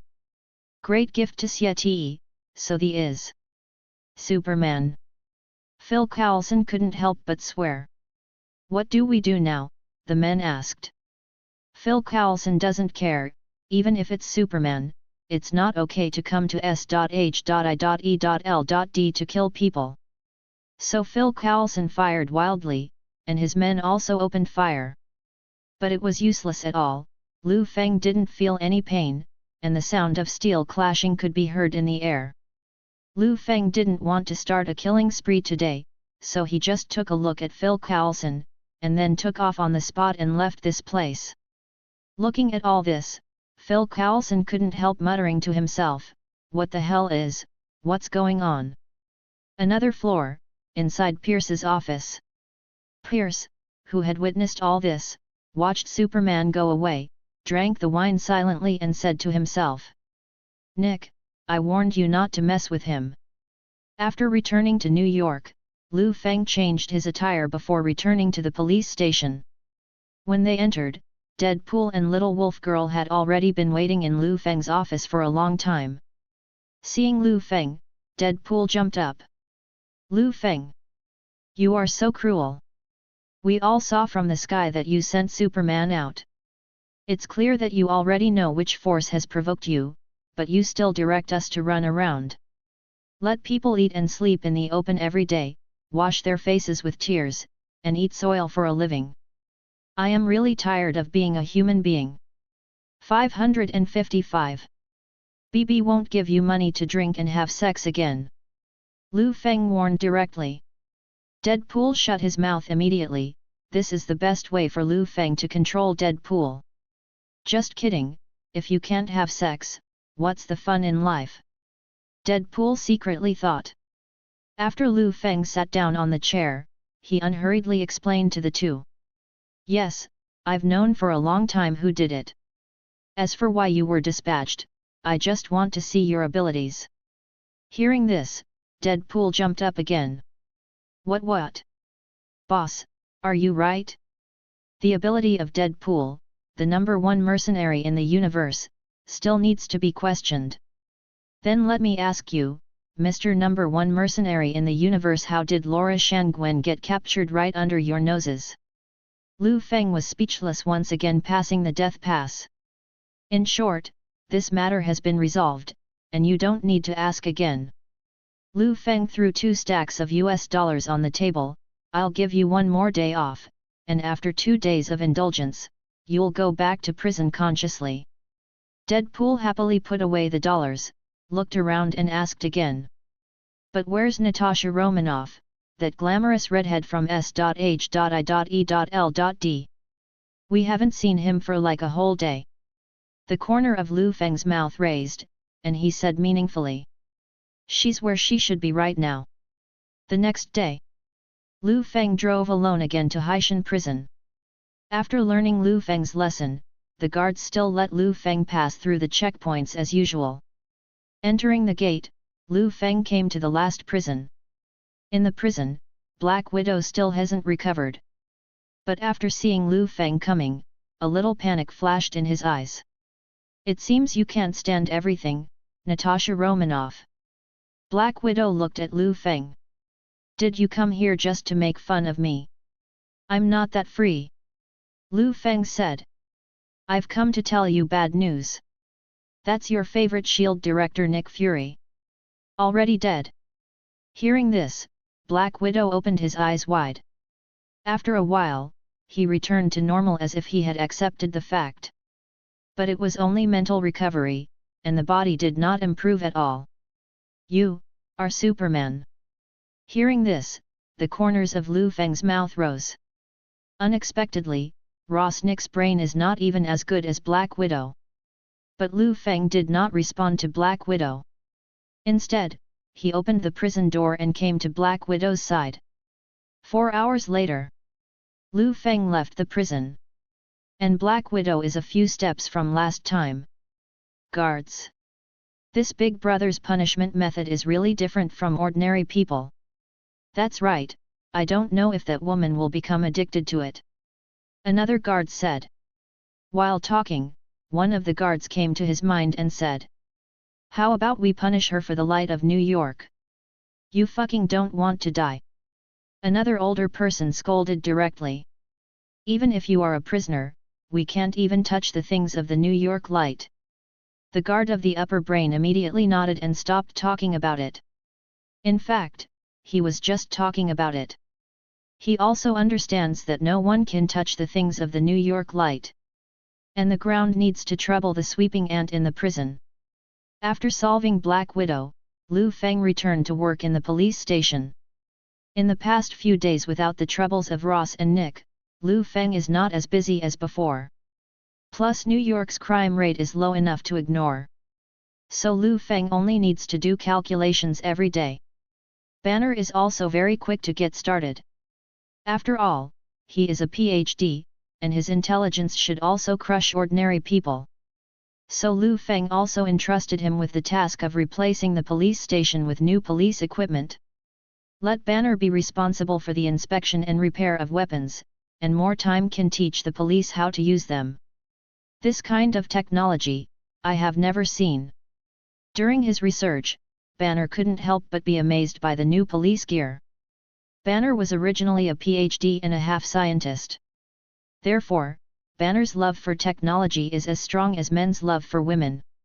You can study it for a few days and wait until you figure it out before going to the police station to popularize it. Liu Feng said, I still have many weapons like this. These are all from S.H.I.E.L.D. before. However, because it is too new and no one has successfully analyzed it, Liu Feng has been left until now. It's all obtained before, maybe it's been stored for too long, and it's almost gathering dust. Liu Feng explained to Banner. It just so happens that you are here, and you have learned something, so I will let you study it and save me from going to a professional. After all, you can't ask the people at S.H.I.E.L.D., right? Nick is belching, and S.H.I.E.L.D. is probably still messing around. And Nick burped because of himself, which caused unnecessary troubles in the past. Banner is studying the weapon. The more he studies, the more amazed he is. It's amazing, it's a work of art. Not even weapons made by Stark Industries are this pretty. The weapons of Stark Industries over the past few years are not so exquisite. At that time, it will become Tony's own battlesuit equipment. Liu Feng said secretly. The next few days were peaceful again. After Banner thoroughly researched weapons, he also successfully popularized them throughout the police station. Now almost everyone has a set of such equipment. Liu Feng also stayed at home peacefully these days. Because Wanda had already returned home from a business trip, Liu Feng didn't go to have fun with his old friends recently. Accompanying his wife to do housework at home, he is almost becoming a house husband, while Wanda always lies on the sofa and watches movies. Wanda is a strong woman, but that doesn't mean she doesn't need to be taken care of by others. On the contrary, because of the lack of father's love in childhood, she yearns for father's love and finds a reliable man. After all, since Wanda was sensible, her father, Magneto, has not been with her very well. It is normal to lack fatherly love. It was because of this that Liu Feng successfully attracted Wanda to marry him at the beginning, and after marriage, he also fully played the role of father. Liu Feng just lived a two-person world with his wife. Until one day, someone from Liu Feng's family came to visit. Liu Feng opened the door and saw that it was Betty. He thought Betty was here for something. He hurriedly glanced at his wife in the kitchen, and then said, "It won't work recently, my wife is at home, so please bear with me." Unexpectedly, Betty didn't come here at all. She came forward to hold Liu Feng's hand with tears in her eyes. With a choked voice, he said, "Liu Feng, I beg you, please let my father go." Liu Feng frowned, walked out of the house and closed the door before talking to Betty. "It seems that you already know that something happened to your father." Betty knelt down directly. "Liu Feng, I beg you. Please let my father go. Although he is heinous, he is still my father. You can see that I played well with you when we were young, and, Liao Zhao, stayed with you for so long before, so you can let him go." Liu Feng looked at Betty coldly. Finally took her hand away and said, "No." Betty wanted to continue pleading, but saw Liu Feng's indifferent eyes. "Ross messed with me and I have to pay this price. It's useless for anyone to beg for mercy." In the hotel, turning his head slightly, he saw that Betty beside the pillow had already fallen into a deep sleep. Liu Feng sighed beside him, and silently said, "Thinking that my Superman blood can even receive nuclear bombs, but after all, I still can't withstand the sugar-coated shells of women. It seems that it is not a woman's fist that can shift the Eurasian continent by 9 mm, but the more deadly coquettish and miserly behavior." Liu Feng lamented being such a slave. Then he took out his mobile phone and called Arthur, the director of the General Administration. "Arthur, about that Ross Lauren. I was just about to tell you this, Feng." Director Arthur said. "We just tried Ross's crimes, and learned that among the crimes committed by Ross, the maximum penalty can be executed directly. Didn't he piss off you and our police? This time, it's just right to behead him in a fair manner. Are you relieved? As long as you give an order, I will help you solve it immediately, and Ross Lauren can be beheaded within 3 days." Chapter 68 I and number 039, am here for a second, what can I say? Arthur said very excitedly. He thought that Liu Feng who heard the news would be as excited as him. But Liu Feng interrupted, "There is no need to execute him." "What? Did I hear you right?" Arthur was stunned. Knowing Liu Feng for so long, Arthur naturally knows Liu Feng's character of revenge and repayment. If you can die, you will never keep it. If you can become disabled, you will never soften your heart, but it is unheard of to say that there is no need for it like today. Leave him alive during the trial, set an indefinite date, and let him sit in prison. Liu Feng said. Arthur asked suspiciously. "But you didn't say that before, what made you change your mind? The other party offered a good price? Or are you selling to others to save face?" Arthur was extremely curious until Liu Feng replied. "It's cannonballs. Sugar-coated cannonballs." Arthur was taken aback for a moment, then smiled after realizing. "It seems that this is what you Huaxia people often say about a hero's sad beauty." Liu Feng smacked his mouth, a little embarrassed, and didn't speak. Who would have thought that the proverbs he taught Arthur would be used by him on himself? I think this is Liu Feng's Arthur in his memory, and after getting enough medical treatment, we can get back to business. In that case, I respect your choice, and I will take care of Ross's affairs. After completing the execution of Ross, Liu Feng ended the call with Arthur. Then he sent a text message to Betty, who was still asleep, on his mobile phone. Said that her father Ross will only go to jail, and nothing will happen. Every time I wake up before the person next to the pillow wakes up, I almost confuse the person next to the pillow. Liu Feng secretly complained. Then Liu Feng put on his clothes and left the hotel. Because I had a spring dinner with Betty last night without my wife behind my back. So Liu Feng had to go back and greet Wanda first to enhance their relationship. After that, Liu Feng put on formal clothes and went to the New York Police Department. There was nothing important today. Liu Feng stayed in the office, turned on the News 88 when he was bored.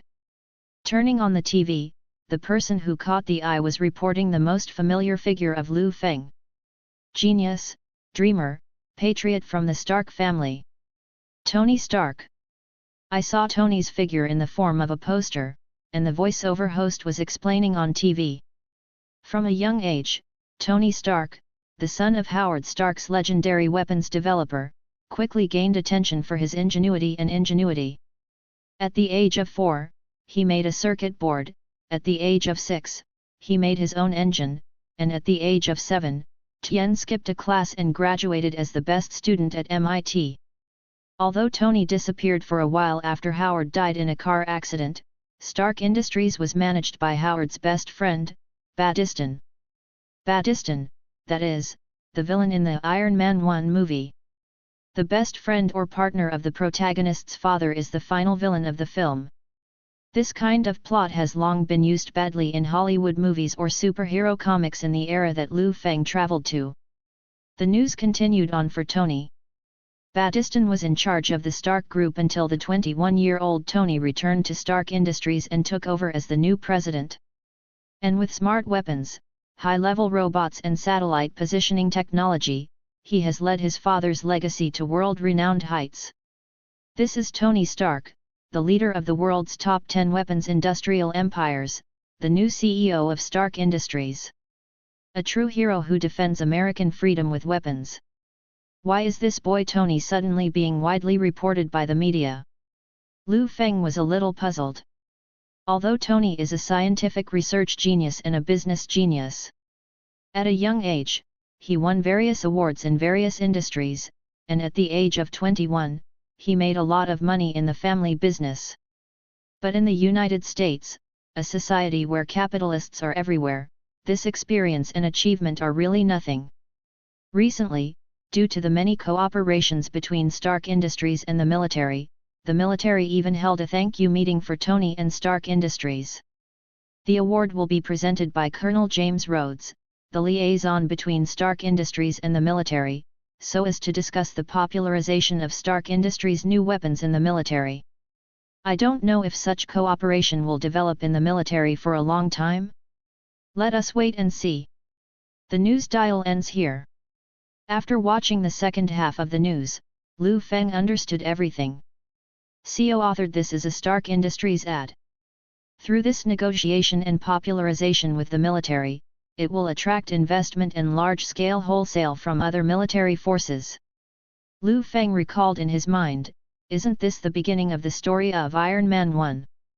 After this thank you meeting, Tony will follow the military people to test the weapons in a few days.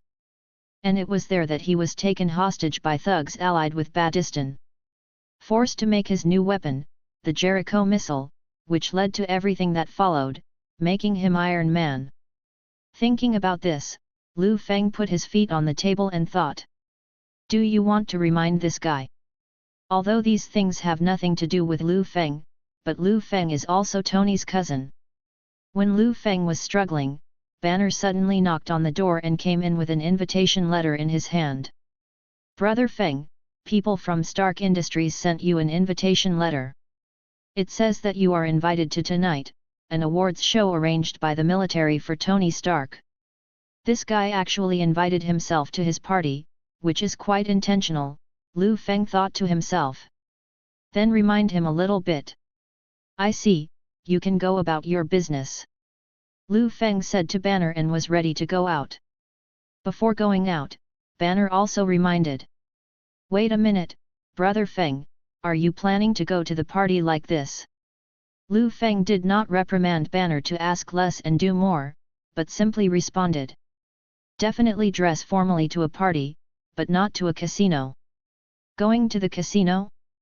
Well, didn't Mr. Stark invite you to the party? You don't know that guy Tony, with his character. Liu Feng said while putting on his coat. He's not going to be at the awards show. Liu Feng went out and drove to the largest casino in the United States under the night.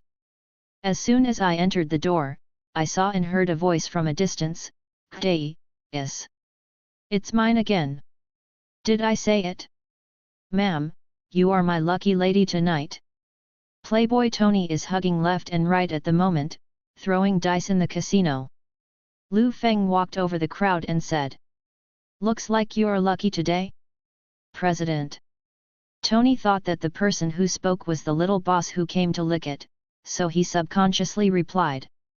Luck is a part of strength, and only the incompetent would attribute it to randomness. But when he saw the face of Liu Feng, the serious and tense expression suddenly relaxed, and a smile appeared on his face. "Liu Feng? Why are you here? Look everyone, this is my dear aunt's child, my eldest cousin, come on, let's hug each other." Knowing that Tony's personality is like this, Liu Feng is already used to doing things like Zhang Yang, so he hugged Tony. After that, Tony pushed away the blonde and red-haired beauties on the left and right, and turned to chat with Liu Feng on the other side. Definitely, chatting while gambling. Got it figured out? Come talk to me about business, right? I said before that your New York Police Department's equipment is really outdated. Why don't we trade with Stark Industries for a batch of new police equipment? While gambling, Stark discussed business with Liu Feng, saying, "You are an acquaintance, you can get a 10% discount, isn't it bold? I have a suitable one here, let's place an order now and buy a set of 6 or 7,000. The price is a small change, $800,000, just ask my assistant to swipe the card, and I will call her over now." Hearing this, Liu Feng responded with raised lips. "Your words almost moved me. Unfortunately, the police station has changed a batch of equipment a while ago. For the time being, there is no need to seek cooperation with Stark Industries." This time Tony was dumbfounded. "Not doing business? Then what do you ask me for? Gambling? No, you don't look like a gambler." Liu Feng went straight to the point and said, "I'm not here this time to do business with you, nor to catch up with you, I'm here to remind you." "Remind?" Tony was a little puzzled, and then smiled, "Remind me to make less money, don't lose myself. If you really have this plan, it's already too late bro, I've exceeded the standard no matter the money or myself." Liu Feng didn't bother to pay attention to Tony's indecency, and continued. "In 3 days, you will go to the test site under the leadership of the military. You're going to test a new weapon that's about to be traded in, the Jericho missile. You're pretty well informed, but what do you want to remind?" Tony still asked nonchalantly. "Aren't you worried that the military will take away the weapons and not pay you?" Liu Feng replied unhurriedly. "No, I mean, on that day, your life may be in danger." Tony was stunned for a moment, then smiled and said, "Are you joking, Liu Feng?" Liu Feng took a sip of the whiskey in his hand and said, "Anyway, it's better not to go, otherwise you may die somewhere." Tony sneered and said, "How is it possible? Is the military here to eat shit? My safety will definitely be guaranteed. Do you know how good Colonel James Rhodes has a good relationship with us? He can call out enough troops to protect me at any time." Tony was so conceited that he didn't take Liu Feng's reminder seriously. "If you can trust the military so much, don't blame me for not reminding you if you were arrested when I didn't tell you." After Liu Feng finished speaking, he was about to leave. Before he left, he kindly added a few words. "Be careful with your partner Batiston, they are all businessmen, you know it well." After Liu Feng left, Tony stayed alone for 3 or 4 minutes, and then went back to gambling. 3 days later. The military side. As long as such a missile is launched, I can guarantee that all the enemies will only dare to stay in the cave. This is a new product of the Stark Industries Freedom series. Standing in front of the military front, Tony raised his hand, indicating that it was ready to launch. The opponent followed suit and fired thick bullets. Ladies and gentlemen, stay tuned, Jericho missile. As soon as the words fell, a missile landed in the valley behind Tony. All of a sudden, the waves behind Tony directly set off a large cloud of sand and dust. Its scope is terrifying. Chapter 69 Spare Ross, Iron Man News. The test was completed, followed by Tony's polite conversation with the military. After the experiment, Tony also made a video call to Buddy Stan, the former president of Stark Industries. "Hey Tony, how's the experiment going?" "Of course everything is going well, and I'm preparing to return," Tony replied. "Okay, then I will form a queue for you tonight to celebrate your successful test today." The two hung up the phone after talking, and Tony also recalled what Liu Feng said at the end to make himself pay attention to Batistan. Tony has always been wary of this guy, but he has always felt that he is a person without guts. Before leaving, James Rhodes, who is the liaison between Stark Industry and the military, stepped forward and said to Tony, "Tony, you performed well today, go back to rest early, we should go." "Well, don't forget what I told you when I came here," Tony responded. Then Rhodes and Tony parted ways, and before leaving, he sent a few more cars to follow him according to Tony's instructions. I was still wondering in my heart, when did Tony become so afraid of death? After getting into the car, Tony felt panicked for no reason. Because the range at the moment is very quiet, like the calm before the storm. The quieter he is, the more frightened he is, and he will vaguely think of Liu Feng's warning.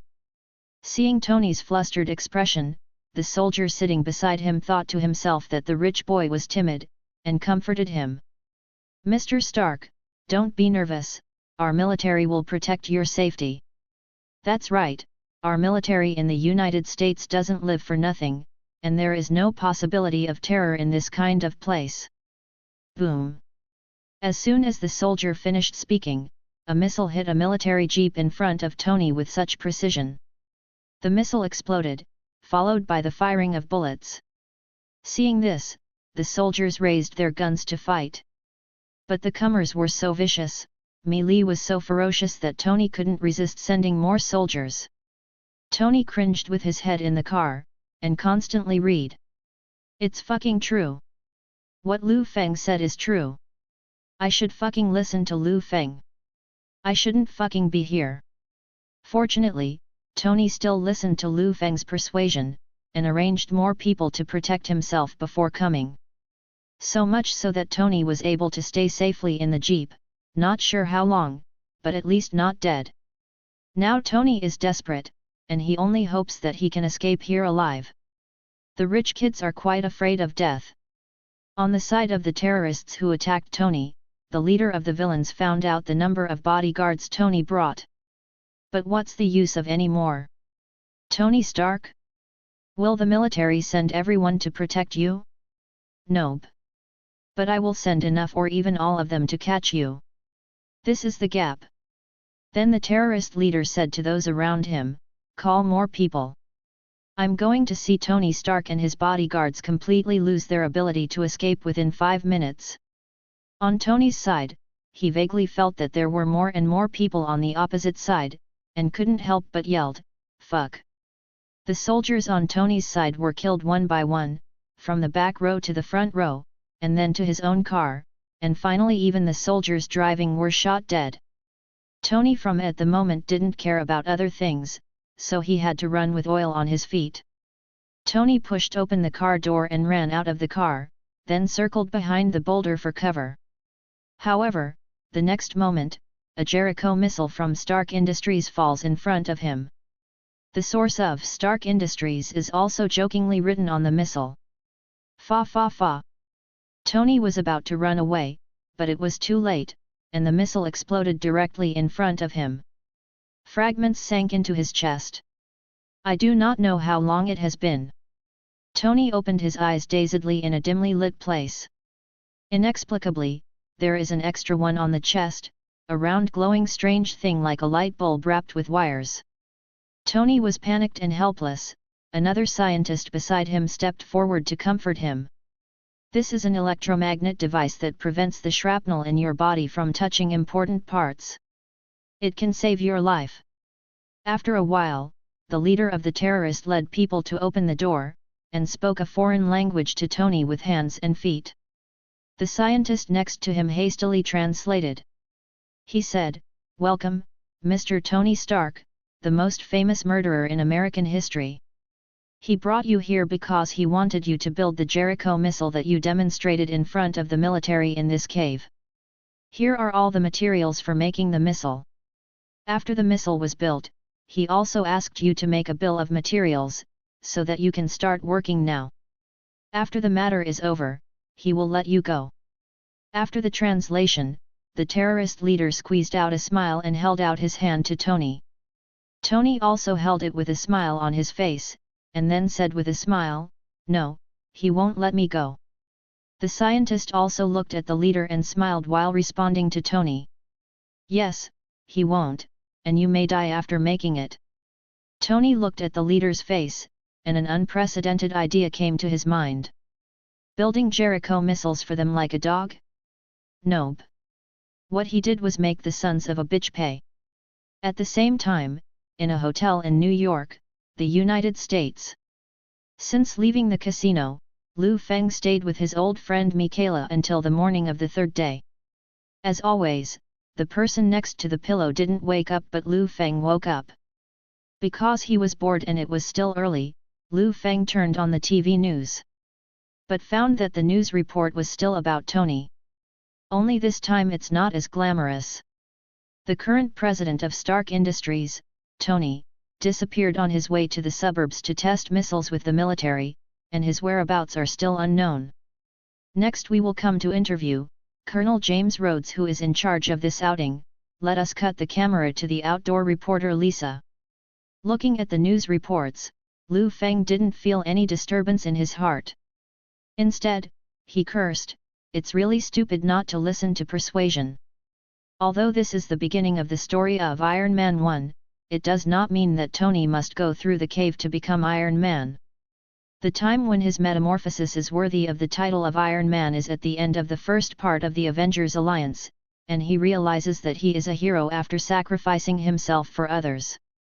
The matter of the cave just changed him from a playboy who likes to sell arms to a playboy who likes to build battlesuits. When Liu Feng was thinking secretly like this, his phone rang suddenly.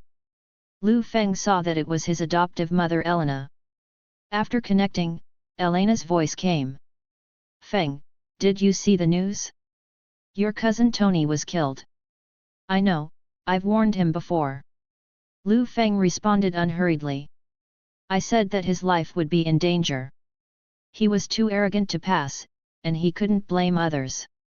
But now that something like this has happened, think of a way." The adoptive mother on the other end of the phone said anxiously. "No matter how you say it, he is still my big brother's child, your cousin. Mom knows that you have the ability to save him, so you can sell your mother to save face." Liu Feng held his forehead slightly, thinking that this was his adoptive mother after all. It was really hard to refuse, and said, "Asking for flowers.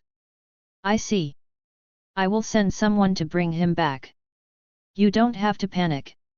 After hanging up the phone, Liu Feng couldn't help complaining, "Why do I always fall on women?" After that, Liu Feng called Banner again and asked him to take Deadpool and Little Wolf Girl to the police station to wait for him. When they arrived at the police station, Liu Feng told Deadpool and Little Wolf Girl the mission and what happened. Hearing this, Deadpool couldn't help complaining. "Isn't it, Liu Feng? You actually took on this job of rescuing the big boss? Although the bonus will definitely be a lot. But I thought that you would only do things that are beneficial to you. I didn't expect you to take on outsourcing." Sure enough, money can turn ghosts around, and I, a mercenary, can be regarded as returning to my essence. Liu Feng returned a look, and Deadpool immediately shut up. At this time, Laura the little wolf girl asked, "But how did we find Tony Stark?" Yeah, we don't even know where the terrorists who captured him came from," Deadpool responded. Tony dropped a person's file on the desk. The two opened it and saw that it was Stark's former president, Battiston, the big boss in Iron Man 1.0. Investigate him, study his direction in the past 3 days and what forces he has made deals with, Liu Feng said and took out another device.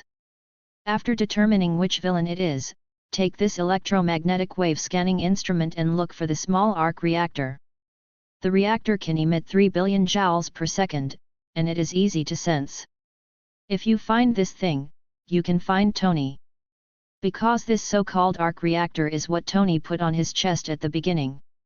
Hearing this, Deadpool was extremely surprised and said, "Liu Feng, I misunderstood you. I thought you were only good at dealing with criminals. I didn't expect you to know this. You don't come from some kind of MIT, do you?" Liu Feng definitely understands this. After all, Iron Man is a significant first movie in the Marvel Universe. As soon as it was released, Iron Man's cool high-tech battlesuit quickly caused an uproar in China.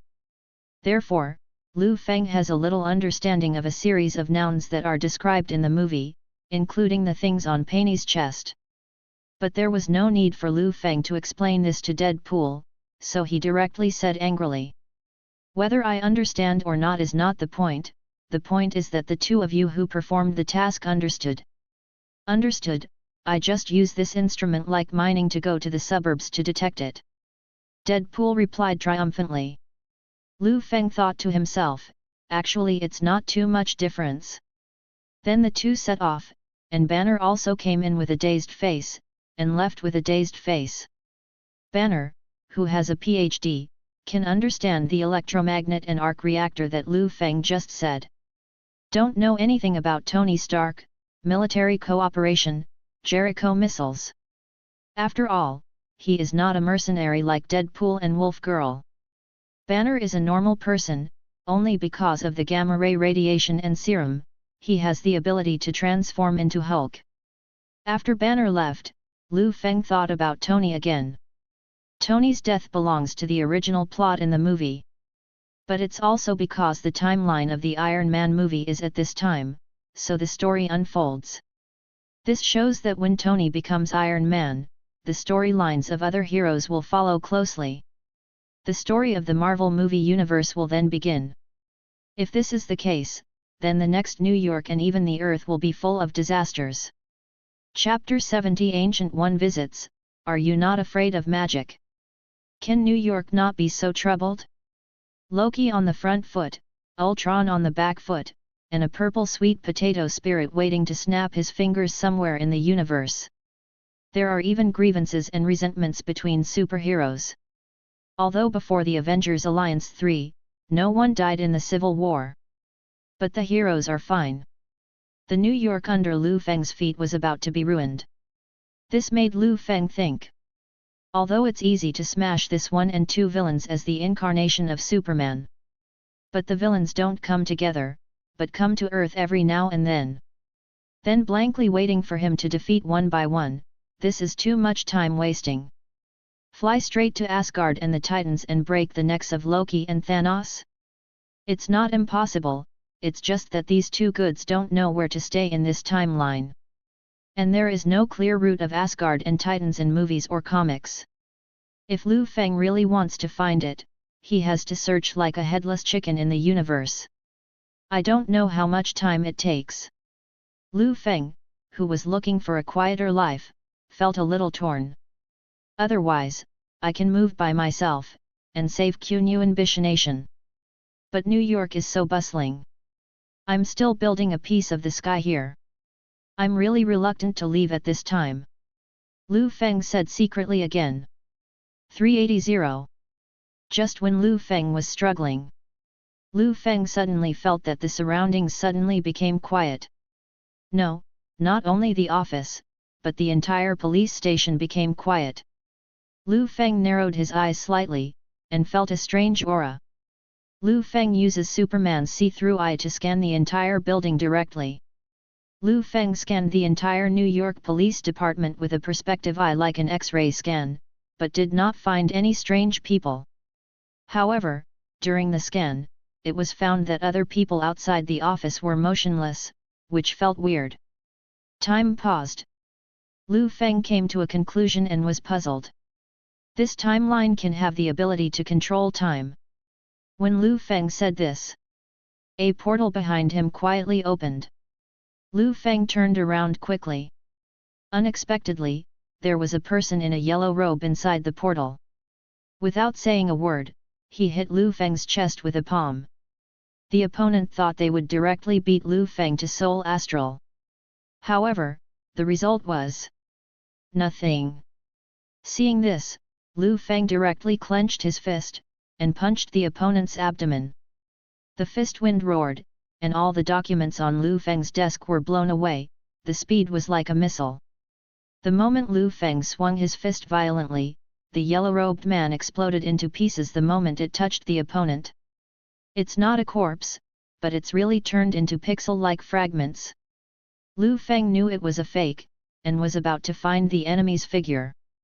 Suddenly, a glowing golden whip swung from Liu Feng's side. The golden whip bound Liu Feng. Immediately afterwards, two textured geometric figures approached from the top and bottom of Liu Feng to the middle. The two shapes are like circular saws with strong energy. The corners of Liu Feng's mouth raised when he was tied up, and then he squeezed his hands hard, and all the golden things around him exploded and turned into pieces. At this time, the man in yellow reappeared behind Liu Feng, and said unhurriedly, "It seems that you are different from my impression of Superman. You are not afraid of magic." Liu Feng turned around as if he had expected all this, shrugged and said, "You have read superhero comics beyond my expectation, Ancient One magician." The person in the yellow robe took off his hat, and the person who came was the Sorcerer Supreme Ancient One. After listening to Liu Feng's words, Ancient One showed a puzzled expression between his brows. "You know me. That just confirms my suspicions. You're not from this world, are you?"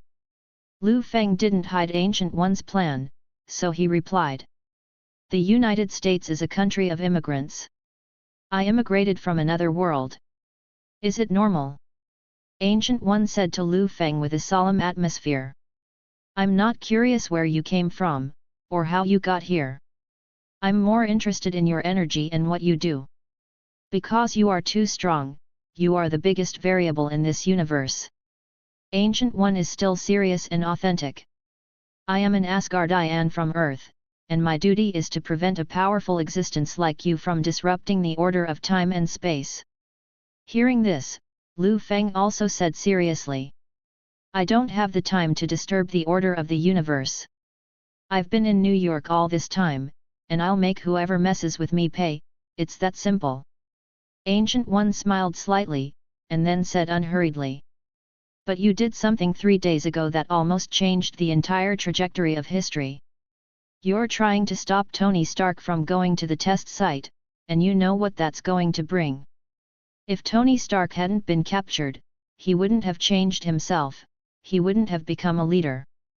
There will be no one who has been influenced by him and made a difference in the future.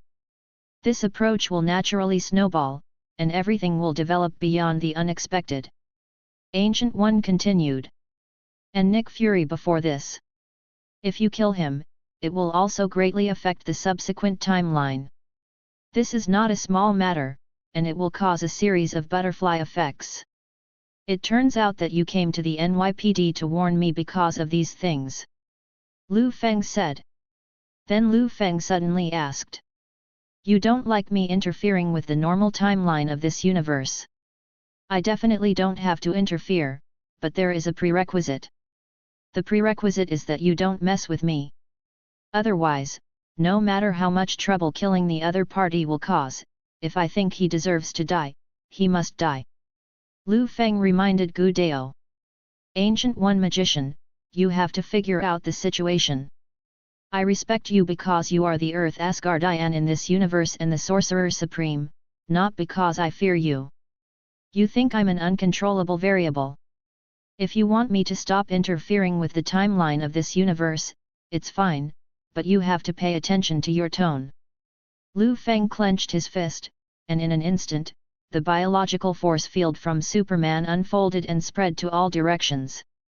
I'm not the other low-level characters you've seen, you know my ability best. I'm not some villain who wants to conquer the universe, I just want to ensure my life is safe and stable. If you want to prevent me from destroying the timeline, you should discuss it with me. Instead of using this condescending attitude and using a warning tone to me like now. The oppressive force released by Liu Feng instantly shocked Ancient One. It was also at this time that Ancient One realized how outrageous Liu Feng's existence was. But this also proves that Liu Feng is just a person who has a vengeance, and to some extent, he is not a bad person. To test whether Liu Feng is a villain or not, that's why Ancient One is here. After getting the confirmation, Inika still responded with a smile on his face. What you said is very reasonable. I was sloppy. I apologize for my behavior just now. Seeing that Ancient One had a good attitude, Liu Feng also returned to normal. Then he sat on his own chair, and then stretched out his hand to signal Ancient One to sit down too. Ancient One sat down, kindly like an elder, she said. I also understand what you mean, and you didn't deliberately destroy the timeline. So what you did before doesn't count, and I still hope that you will not interfere with the timeline too much in the future. Here Ancient One is still used, don't use these 4 words too much, the attitude can be said to be very sincere and respectful of Liu Feng. Because the multi-universe is very dangerous, and we can easily cause chaos in the multi-universe by changing the timeline at will. By that time, all kinds of weird Li people or things will come to this universe we live in. This is not what I want to see, and I believe that you don't want to let this happen, do you? After Ancient One finished speaking, Liu Feng thought for a while. He definitely knows what Ancient One meant by multi-universe. This concept of parallel universes has almost been used badly in American comics. Whether it is DC or Marvel, there will always be a series in which a certain hero from a parallel universe slaughters the universe. Assuming that Liu Feng is really desperate to modify the timeline, maybe something big will happen. So Liu Feng responded, what magician said is indeed reasonable, I will think about it. Well, it looks like we had a great conversation, and I hope you will remember our conversation today when you try to modify the timeline next time. After Ancient One finished speaking, he stood up and prepared to leave. If you have time, you can also visit me in Kamartaj, Tibet. After all, you also have Chinese blood, and you are destined to be with me. Maybe one day, magic will choose you. As a native of China, Liu Feng only thinks that the phrase Ancient One is a polite phrase similar to inviting you to dinner another day. After saying these words, Ancient One opened the portal and left here unhurriedly. The moment Ancient One re-entered the portal, the entire New York Police Department regained its voice. The ability to stop from time to time, I have to say it's pretty good. Liu Feng is slightly interested in Ancient One's Eye of Agamotto, aka the Time Gem. But it was only to the extent of interest, Liu Feng didn't want this thing that much. As for what Ancient One said just now, Liu Feng still thought about it for a while. In the end, Liu Feng still felt that it was too troublesome to interfere, and he was too lazy to take care of it in 1.1. But Liu Feng didn't bother to change what he was already doing, so he prepared to wait for the news of Deadpool and the Wolf Girl. The camera came to Tony. Just like in the movie, Tony apparently promised the terrorists to make Jericho missiles. In fact, he secretly used the materials given to him by the terrorists to make a trump card that could escape from here. This is the first number of all the armor that Tony will show in the Marvel Universe in the future, Mark 1. This is Tony's killer ace, but there is still a lot of shortcomings due to insufficient manufacturing time. The function is not comprehensive, and the power system can only last about 15 minutes. The main weapon is the flamethrower in the left hand, and a few missiles in the right hand. The disadvantage is that many key operating belts are exposed, so the conveyor belt is easy to break after being shot. After the leg is broken, you can't move, so you can only move with your own strength. But if it is only used to deal with the group of terrorists, it is more than enough. Tony thought so, and when Tony put on the armor, the scientist was ready to help him start it. Bang! Tony's locked door was suddenly blasted open. The terrorists surrounded Tony one after another, and even killed the scientist beside him with one shot. Tony collapsed immediately, and he almost escaped by himself. Chapter 71 The plot deviates. Hi Tony, I'm so sorry I didn't get you to activate this good thing. A familiar voice came slowly from the door. When he saw the person who came, Tony swears directly. Son of a bitch. Buddy a son of a bitch. That's right, the one who came was the ultimate villain in the movie, Badistan. Oh, tisk tisk, so all of our Tony Starks would look like that too. Badistan, who was in the upper hand, arrogantly came to Tony, who was still unable to move, humiliating him wantonly. No, speaking of it, I have indeed seen you like this. Yes, I remembered, it was when your father was gone. Ha ha ha, you cried louder and more miserable than now, like a stray dog that no one wants. Hearing this, Tony clenched his fists. He desperately wanted to activate the flamethrower of the armor on his body, and roast the son of a bitch in front of him into carbon. But he is still indifferent, because the armor has not been fully activated at all, and he can only be slaughtered now. Do you think that you have become a genius scientist and entrepreneur who is being reported by the media now? Have you become a master? No, Tony. You're still a stray, you were, and you'll be. Badistan cursed, pointing at Tony's face. You think I can't see that you're making more than just Jericho missiles? You wanted to fool those bumpkins. It's a pity, you didn't expect me to appear here, did you? Tony hates it very much now, gritted his teeth with hatred, and the biggest obsession in his heart is to tear this guy's mouth with his own hands. After he listened to Liu Feng's reminder, he should have sent someone to shoot Badistan without stopping. He regrets it now, regrets it extremely, regrets why he didn't choose to believe everything Liu Feng said at the beginning. Badistan walked over to Tony's desk and picked up the blueprint of the mark armor that Tony had made. While watching it, I couldn't help admiring, it's really wonderful, Tony, you look like a good tailor in the arms industry. It's a pity that this will be the last work in your life. After Badistan finished speaking, he made a gesture of wiping his neck to the terrorists.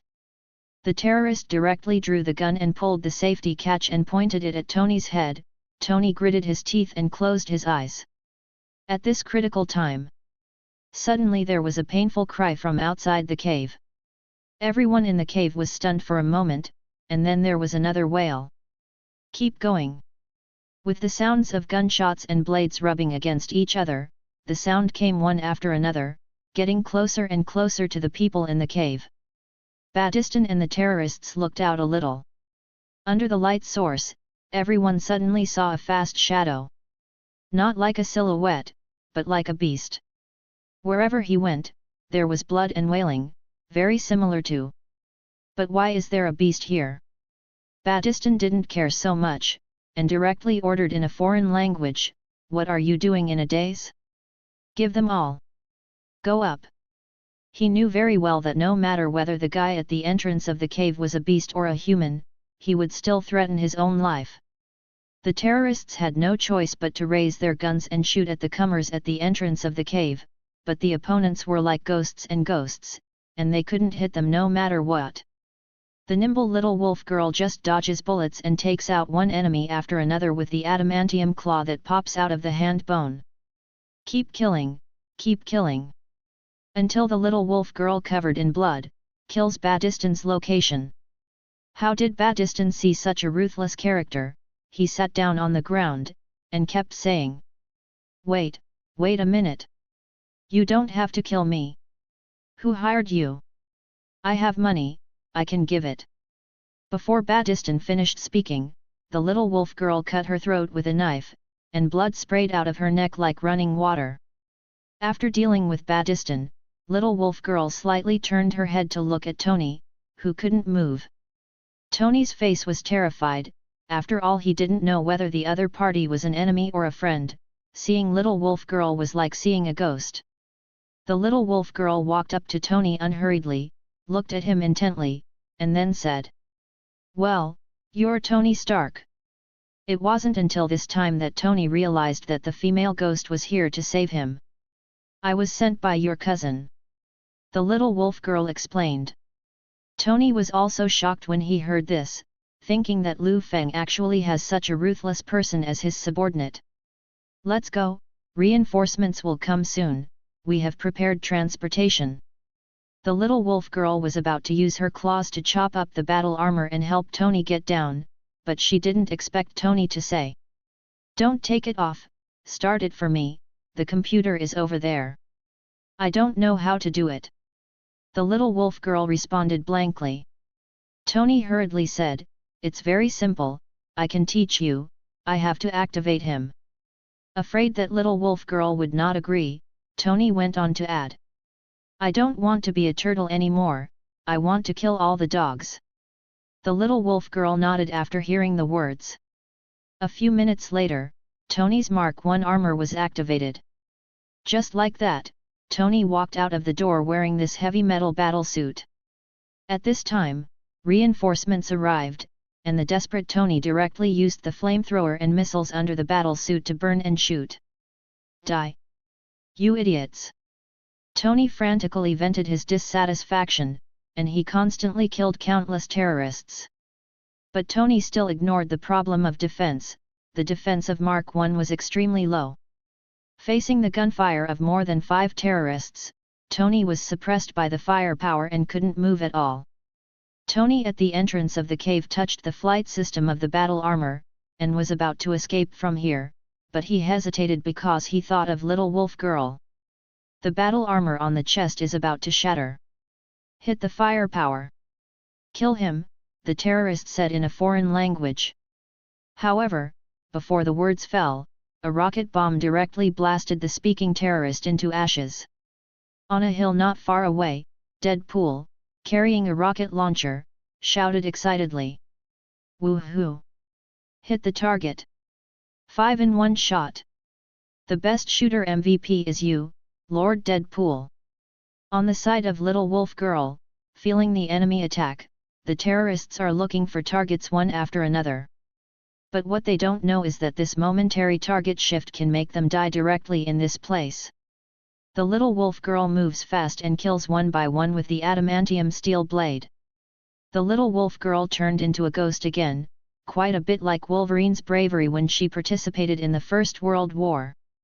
It's just that Little Wolf Girl's fighting style is much more ruthless than that of Wolverine back then. Tony, who lost his combat ability, rested on his knees while letting the armor dissipate heat. However, in such a short time, the place was once again washed with blood. After finishing all this, the Little Wolf Girl came to Tony's side again and said, "Can I get on the helicopter now, Master Iron?" Tony took off the armor and threw it into the fire to destroy it. Then they got on the plane with Little Wolf Girl and Deadpool. "Definitely did not forget to complain when I got on the plane," Deadpool said. "You're like this, wrapped all over your body, isn't it hot?" Deadpool asked back.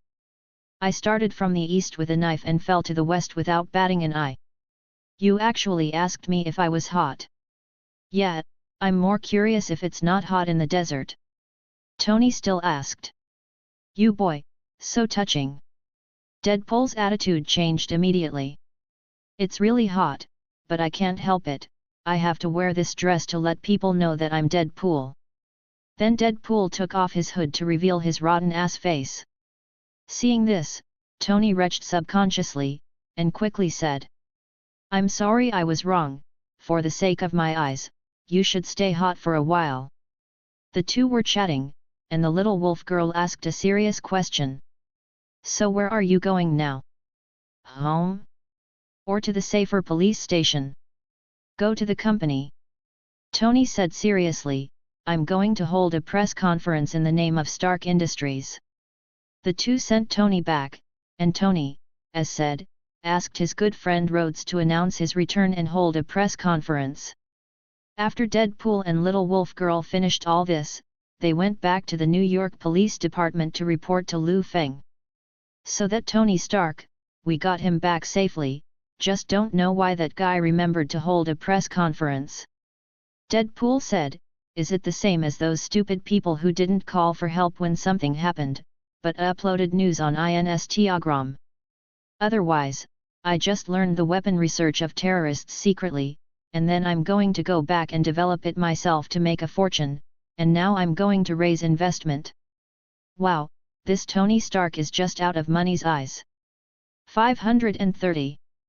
Liu Feng secretly thought, Tony went back to hold a press conference, which is naturally different from what Deadpool said.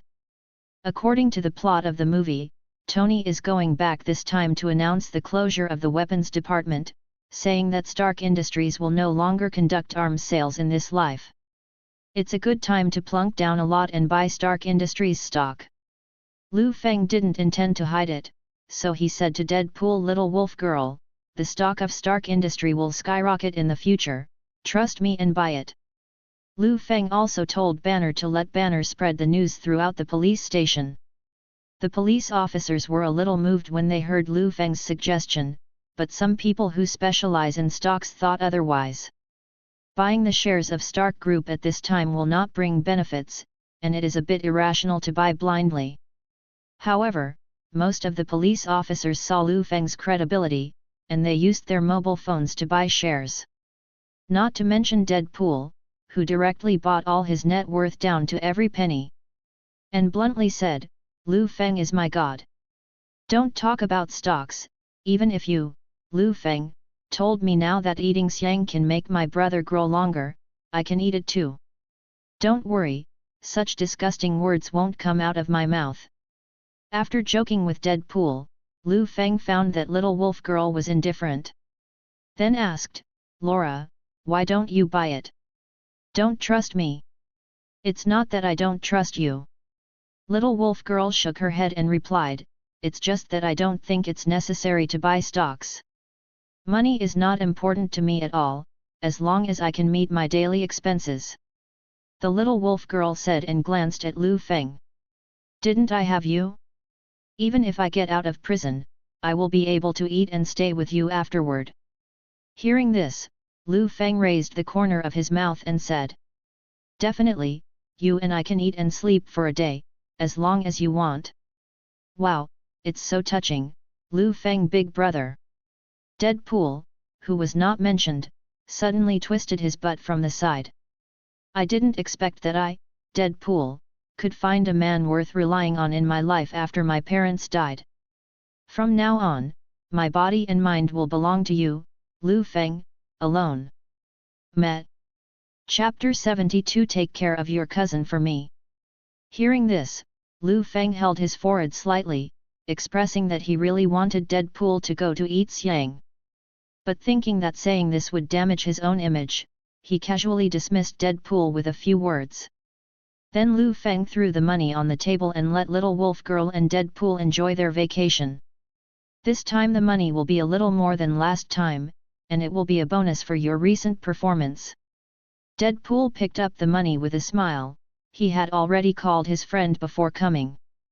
But just now, he has bought all his net worth into the shares of Stark Group, and now he has no money, and is waiting for Liu Feng to send the money. The Little Wolf Girl accepted it politely, thinking about where to drink later. This is the only hobby of the Little Wolf Girl. Drinking alcohol can relax the nerves, and it can also relieve the pain when the Little Wolf Girl emerges from the steel claws, which is why Wolverine Logan prefers drinking alcohol. Little Wolf Girl is also similar to Wolverine. Although her adamantium steel claws have been used many times, they actually hurt every time. As long as no one strikes up a conversation with her while she's drinking and makes her dissatisfied, Little Wolf Girl won't cause any trouble. Ok. Then let's go, Brother Feng, I love you." Deadpool said goodbye meanly. Little Wolf Girl also bid farewell, "I'm leaving too." After the two left, Liu Feng lay on the office chair, watching the news that at the moment was broadcasting. It's about Tony announcing that Stark Industries is closing down the weapons division. This will change the future of the enterprise and affect the pattern of the world.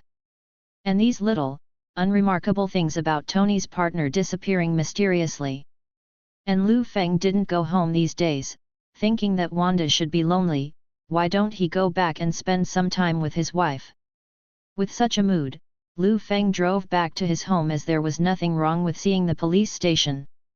As soon as he arrived at his home, Liu Feng heard the voice of the conversation from a distance. One is Liu Feng's wife Wanda, and the other is also a woman. How could there be an extra woman in my family? Wanda usually doesn't bring friends home. Could it be that the woman Betty just went to the house without saying anything to thank her for not executing her father Rose?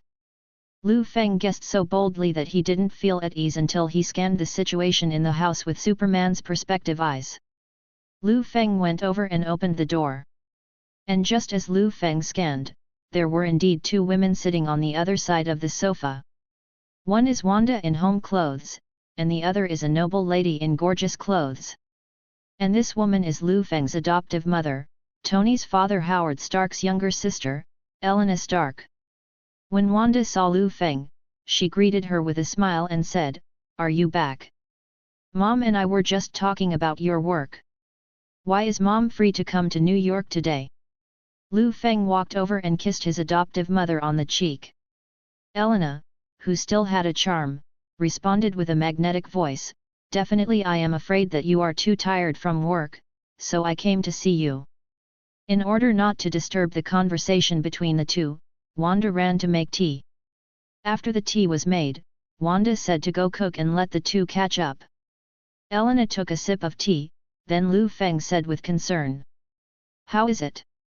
Are you busy with work in the police station recently?"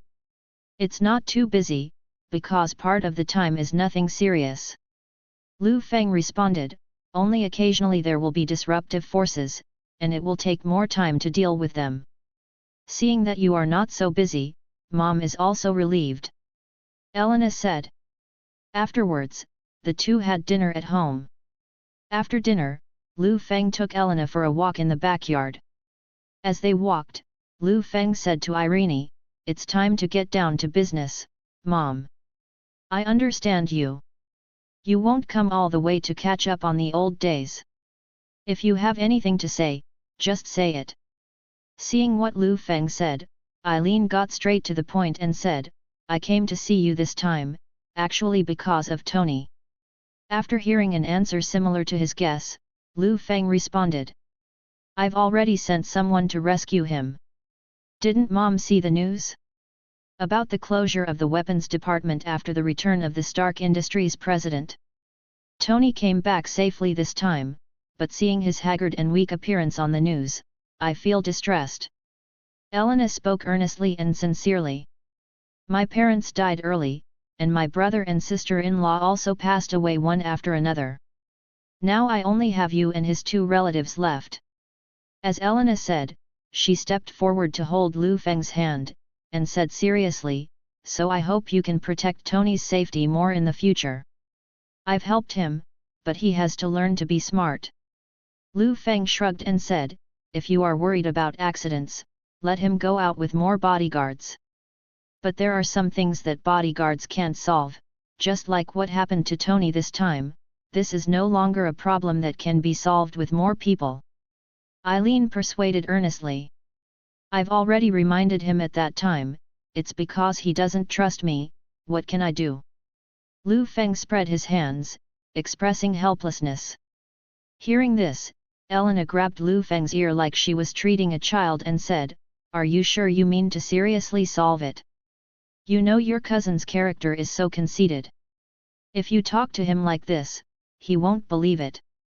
Elena continued, "And you already knew all this at that time, you can directly arrest that terrorist. But you didn't choose a sample to do. In fact, your cousin doesn't hold enough weight in your mind." It didn't hurt Liu Feng to be pulled by Elena's ears, but he still had to pretend to be in pain and beg for mercy. "Stop, stop, I'm wrong Mom. Mom has discovered that you are outstanding since you were a child. Even the financial crisis in 2008, you were able to predict and tell us in advance, so Mom knows that you are capable of helping Tony. Elena let go of Liu Feng's ear, and snorted arrogantly. I don't intend to ask you about the origin of these abilities. I just hope that you can use this ability to help Tony and our two relatives. Don't you even want this? In fact, what Elena said was not wrong. Liu Feng really didn't want to help Tony much. One is that he is too lazy to help, and the other is that Tony is so arrogant that Liu Feng wants to kill him. Elena rubbed Liu Feng's temples with her hands and said, You just don't know how to cherish family affection now. When I was young, I was only thinking about making money. When I made almost the same money, I looked back and found that my relatives had passed away one by one. Now I'm left with only you and Tony, and I really don't want anything to happen to any of you. All right. Liu Feng looked at Elena with a gentle smile and said, I see, I will help Tony as much as I treat you in the future. I promise, nothing will happen that could threaten Tony's life in the future, and I won't make you worry about it anymore. Elena turned her head, smiled kindly and said, Well, Mom knows you are a trustworthy person, and Mom can rest assured that you can make such a promise. Liu Feng hugged his adoptive mother. Then he continued to play in New York with his adoptive mother Elena. On the second day, Elena said that there was still a lot of work waiting for her to deal with at the Red Cross. Before leaving, Elena also reminded Liu Feng not to forget the promise she made last night, to protect Tony well. After receiving Liu Feng's affirmative answer, Elena left contentedly. After Elena left, Liu Feng raised the corners of his mouth, lit a cigarette, and said to himself, Tony, you are very lucky. If you didn't have my relative, you would have died at the hands of that purple potato essence. But who made my mother your aunt? I'll just recognize you as my cousin. Liu Feng said, then took out his mobile phone and made a call to Tony. During this period, Tony usually did not call in person, and all the calls were answered by pepperpots. No matter who it was, even if his father's sister would not answer the call, Liu Feng would naturally be the same. But it's been different since the cave incident. Tony asked J.A.R.V.I.S to tag Liu Feng's phone. When Liu Feng called, J.A.R.V.I.S would automatically connect to whatever communication device Tony was using. So Tony answered the phone and said happily to Liu Feng, Feng, thank you for reminding me before I set off, and thank you for sending someone to rescue me after I was killed. I really don't know how to repay you. Let's talk in the past, are you free now? Liu Feng asked. Tony on the other end of the phone said excitedly, definitely free, you can stop by to see my new invention. So Liu Feng drove to Tony's private villa and stopped by to see his new invention. After arriving at Tony's house, Liu Feng stood on the scanning device at the gate. After the scanning was completed, he heard the voice of J.A.R.V.I.S. NYPD, Mr. Liu Feng, granted access, my boss has been waiting in the basement for a long time. Liu Feng entered Tony's villa and found the entrance to the underground studio following the instructions of Jie, Li Zhao, Weiss. After entering the underground studio, I found that Tony was testing the classic red and yellow mark battlesuit. Seeing Liu Feng coming, Tony began to introduce, this is an improved version of the armor I developed when I was in the cave. Before this one, there was a silver-white one, the Mark II. But that armor can only fly, and it's not resistant to cold. If it can't fly high enough, the armor will freeze, which is useless. As for this armor, it not only reduces the weight and will not freeze, but also strengthens some weapons such as anti-tank missiles on the arms and shotguns on the shoulders. Then when I was in the cave, I was influenced by your two subordinates. Especially that girl, I am very fascinated by the steel claws on her hands, so I am going to add vibranium, the hardest metal in the world, to cover the entire armor. This Mark III is the most perfect armor I think I have ever made. There is no perfect, you can make better ones. Liu Feng said casually. It's just that the idea of adding vibranium is quite advanced, and it's quite expensive. It's just that this last question is not a problem for a rich kid like Tony. I can do better in the future, yes. What you said is very reasonable. Ha ha ha, Liu Feng, I find that we are getting more and more compatible. Talking, Tony handed Liu Feng a glass of wine. Chapter 73 Preliminary spoilers for Tony and number 039's future. In fact, it's not a good match, it's just that Tony likes to be praised by others.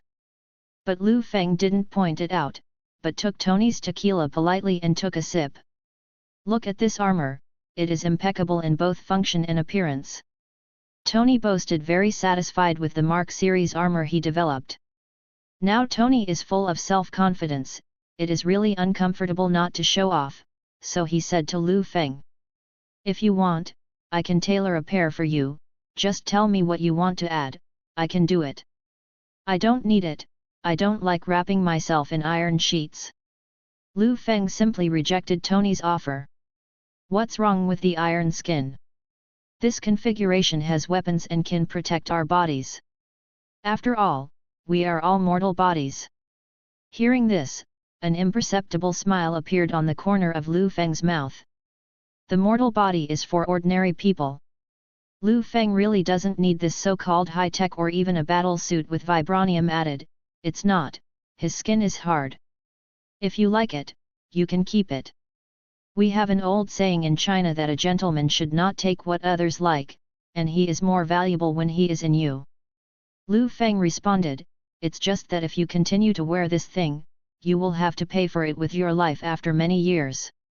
Tony was puzzled when he heard this, because he could tell that Liu Feng was not joking, so he asked, what does this sentence mean? Tony became interested in his future. And Liu Feng didn't intend to hide it. In other words, he's here for it.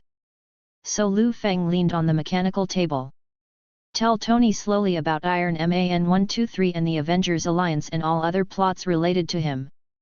Afterwards, he would steal from the rich and give to the poor, and he would name himself Iron Man, and then slowly grow metamorphosis and become a superhero.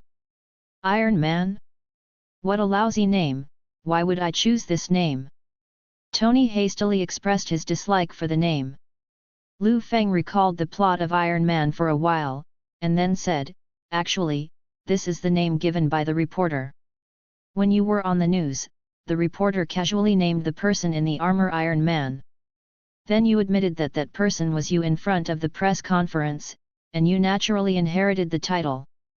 This is too hasty, Tony couldn't help complaining in his heart. Tony has always believed that a superhero should have a catchy and meaningful name like Batman. But I can actually become a superhero in the future. Just hearing this makes people excited. The name is not so important. Anyway, when you held a press conference 2 days ago, your secretary Xiaojiao met a man named Dulcin. Liu Feng explained the development of the movie story to Tony. He said he was part of a special division of the Homeland Security Administration, which, as you'll learn later, was really called SHIELD. Tony's eyes lit up when he heard this, and then asked J.A.R.V.I.S to call up the person's interview records. Unexpectedly, as Liu Feng said, this person named Do Erson really left a contact information and a message on Tony's side. They are looking for you because S.H.I.E.L.D is secretly forming a Superman team, and you were selected by them. Liu Feng continued. Afterwards, you meet a black marinated egg with no hair. Oh no, he is already dead. When Liu Feng mentioned this point, he suddenly changed his tune. It made Tony, who was listening to all this, even more confused. In short, the people of S.H.I.E.L.D will gather special humans like you and form a team called Avengers. Avengers, the name is quite impressive. Tony thought to himself. You will become a superhero group to fight against the supervillains who try to rule the earth and destroy mankind. Liu Feng summed it up, you will also have infighting, but every time you can fight off the villains before they destroy the world. One of the villains later became your good friend, definitely because his brother is one of your members. 17. Wait a minute, wait a minute. You mean, I will be a superhero in the future? Baby Tony began to ask. We'll form a team called Avengers with other superheroes, and then go to destroy the villain and prevent the villain from destroying the world? That's right. Liu Feng nodded. Tony scratched his head, and then said directly, Liu Feng, it's not that I don't believe you, it's just that this story is too ridiculous. It's not like in the Superman comics, where the Justice League goes up against Darkseid and Doomsday-like monsters. Liu Feng blushed slightly. Superman is standing in front of you, what is there to believe? But Liu Feng still didn't want Tony to know about it. So he shrugged his shoulders, expressing whether he believed it or not, and continued. Believe it or not, anyway, there will be alien villains one after another behind the earth, and they will make a mess of the world. Aliens. Speaking of this, Tony, a scientist, became slightly interested. So aliens really exist in the universe, and they will come to Earth soon. That's right. Seeing that Tony believed in himself a little bit, Liu Feng responded. You Avengers will fight against villains not limited to aliens, and you will end up dead at the hands of a purple sweet potato. Purple sweet potato essence? What? Tony asked. Thanos from Titan. Liu Feng explained. You just need to know that he is very strong. After collecting infinite gems on Earth, half of the people in the world disappeared. Afterwards, you desperately retrieved that half, and then fought to the death with him. In the end, you will die in his hands too. Liu Feng said unhurriedly. Definitely, your death is worthwhile, and people all over the world will mourn your death in the line of duty. Because you are the most influential superhero in the entire Avengers group, almost like Jesus. After Liu Feng finished speaking, Tony still couldn't believe it, but vaguely felt that this was a possible plot. I will become Jesus and superhero in the future. Tony Nanan said, this is really, really awesome. Tony cheered, I knew it. I knew I would achieve something in the future. This achievement is even better than my dad's. I've got to call Dorson back right now, and I'm going to tell him his Jesus is ready. Hearing this, Liu Feng shrugged his shoulders. He had already reminded Tony, then what he would do after this was completely irrelevant to him. Liu Feng will not directly interfere with Tony's decision, but will only throw another option to him. Since it is a multiple-choice question, which answer Tony chooses has little to do with Liu Feng himself. After the reminder, Liu Feng drank the tequila in the cup and prepared to leave. You already know your own destiny, it's up to you what to do next.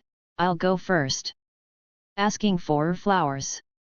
Just as Liu Feng was about to leave Tony's villa, Tony called him out. At this moment, Tony has put away his naughty clothes, came to Liu Feng, and asked seriously. You said so many unbelievable things, but I still wonder about one thing, what is your real identity? I am the son of your Aunt Elena Stark, it's as simple as that. Liu Feng answered lightly. Tony, who was rejected, smacked his lips and asked again. You don't want to tell me your identity, but you can always tell me how you know these things? Can't you just satisfy my curiosity? It's not important, you just need to know that I'm your cousin, and I'm on your side. Curiosity killed the cat. Asking too much won't do you any good.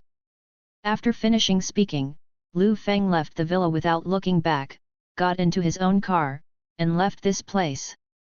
And Tony stood where he was, until Liu Feng's car drove away, and then he said softly as if he was talking to someone. J.A.R.V.I.S, what's the result? After asking, Tony's earphones immediately heard the response from J.A.R.V.I.S. The comparison is over, sir. The results of the comparison show that Liu Feng is 97% sure that he is Superman. Hearing what J.A.R.V.I.S said, Tony's eyes flashed, and then he drank the tequila in his hand. Liu Feng returned to his territory, but did not return home. Instead, he took out his phone, flipped through the address book, and the names of the 4 beauties slid across his fingertips. Which concubine should I favor tonight? Liu Feng had difficulty choosing. At this moment, a call came from one of the 4, and the note was the judge.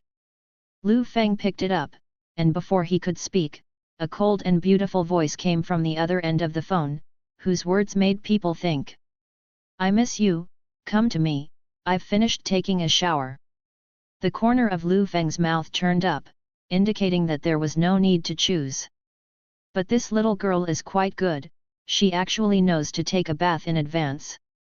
It seems that the judge just looked cold, but in fact it was full of contrast. With a twist of the steering wheel, Liu Feng headed directly to the judge's residence. After finishing, Liu Feng lit a cigarette and looked at the judge, who was as lazy as a kitten. Liu Feng couldn't help teasing and said, "What, you fell in love with me?" "Yes, I really like it." The tattooed female judge said this sentence with a blank face, which is quite straightforward. "But I won't be able to accompany you for the next few days."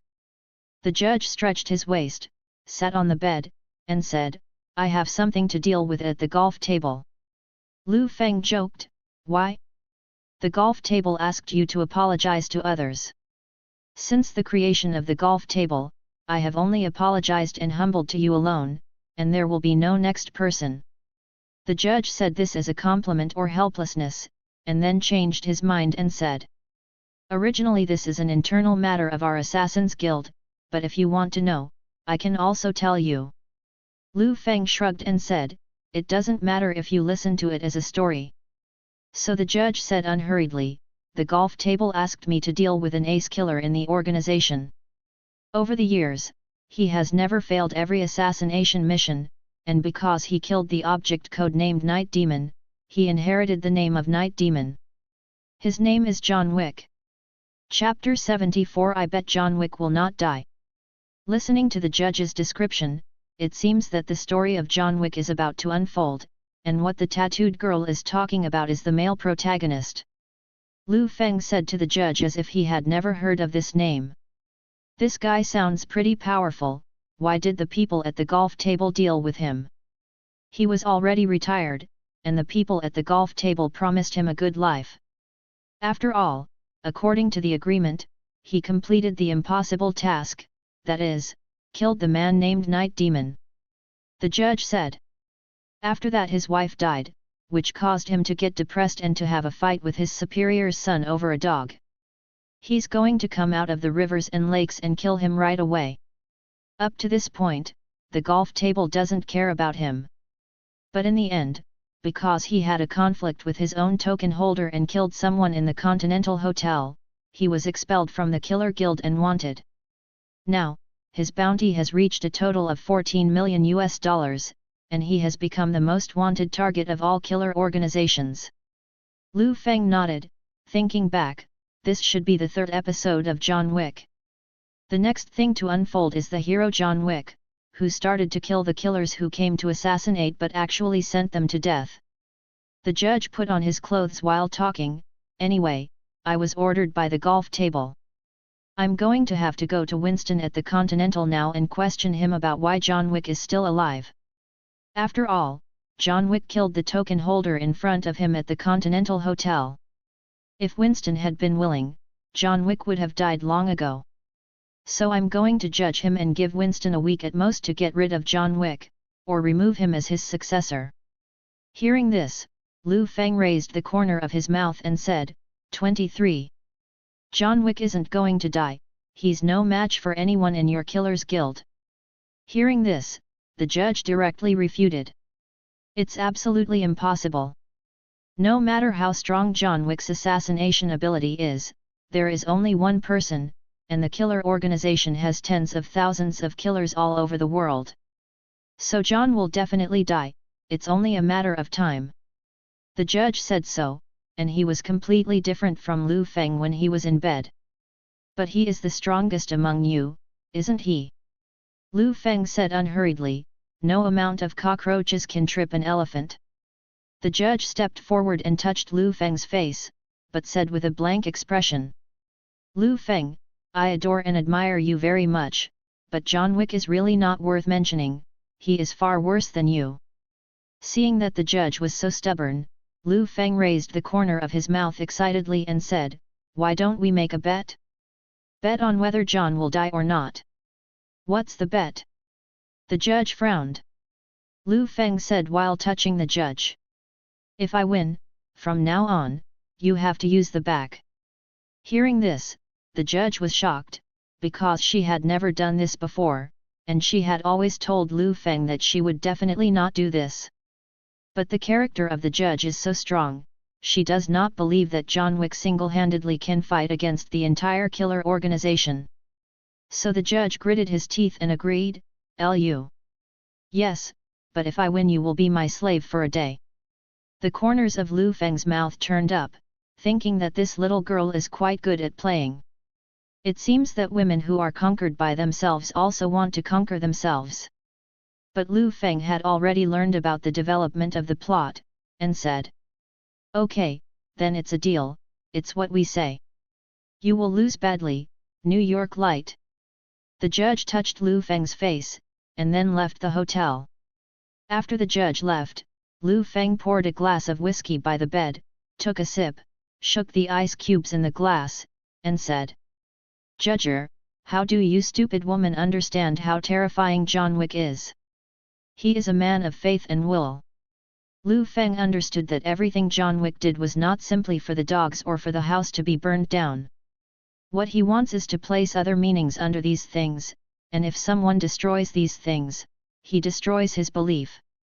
So he has to make the other party pay for this, regardless of the consequences. This is similar to Liu Feng, that's why Liu Feng appreciates John so much. The other side. In the Assassin's Guild, several women with tattoos all over their body are dealing with the profits and various files brought by the Assassin's Guild. In one corner, a staff member received a call from a superior. Immediately following the instructions, on the reward board, the staff offered John a reward of $15 million. Such news spread across the killer's mobile phones across the country, and the judge came to Winston's location to warn. After warning Winston, the Inquisitor came to Bully Street again and found the leader of the Killer Guild, which was similar to the beggar gang. The judge continued to speak in a threatening tone to Winston. According to the instructions of the golf table, I will give you 7 days. After 7 days, if John Wick does not die, you have to abdicate. Afterwards, the leader of the beggar gang said that he would never abdicate, because Polly Street had become one with him. Half a day later, the judge came to the territory of the gypsy gang in Maziguo again. Because John Wick was here asking for help. And the judge representing the golf table taught his subordinates a lesson for the gypsy boss who protected John Wick. Leave after the lesson is over. At this time, the judge was inexplicably panicked. Because he thought John Wick would die within a day at most. As a result, John Wick escaped with the help of other forces. It is not known where he fled to now. She fantasizes about losing her bet. The body reacts. On the other side, at Liu Feng's house, Quicksilver and Wanda were sitting around the dining table. Both of them looked serious, as if they were discussing something.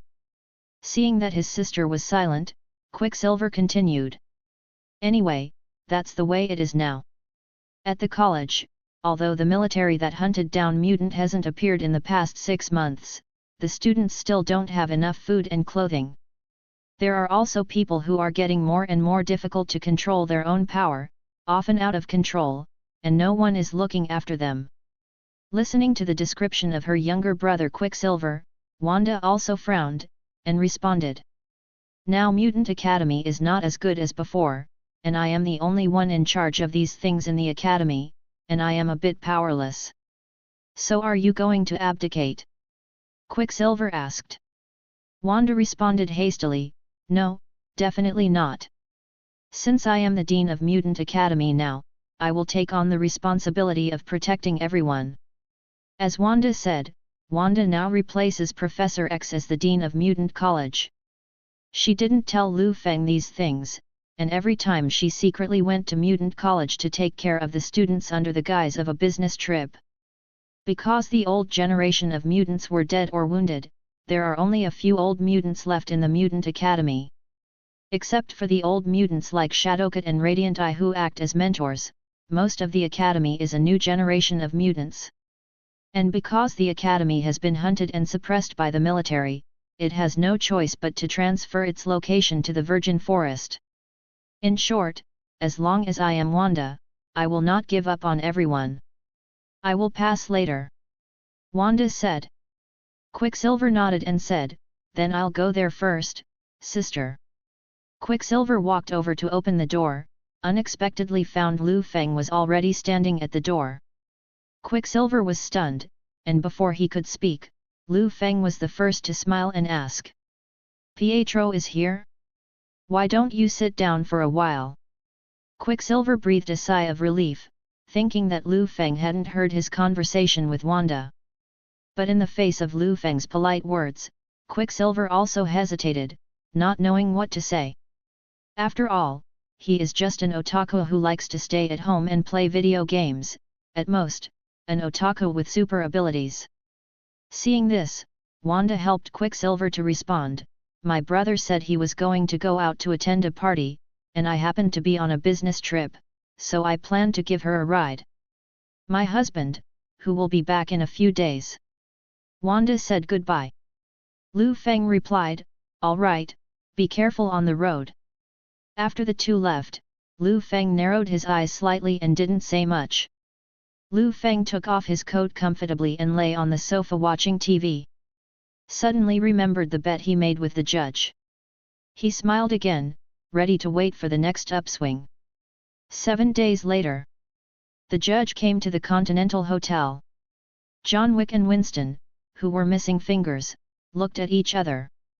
At the moment John Wick has travelled to Egypt to receive a pardon. 410 on the premise that he kills Winston, and so does Winston. The judge came to the two of them unhurriedly and asked. Winston, have you decided to abdicate? Winston shook his head and kept turning his arms back.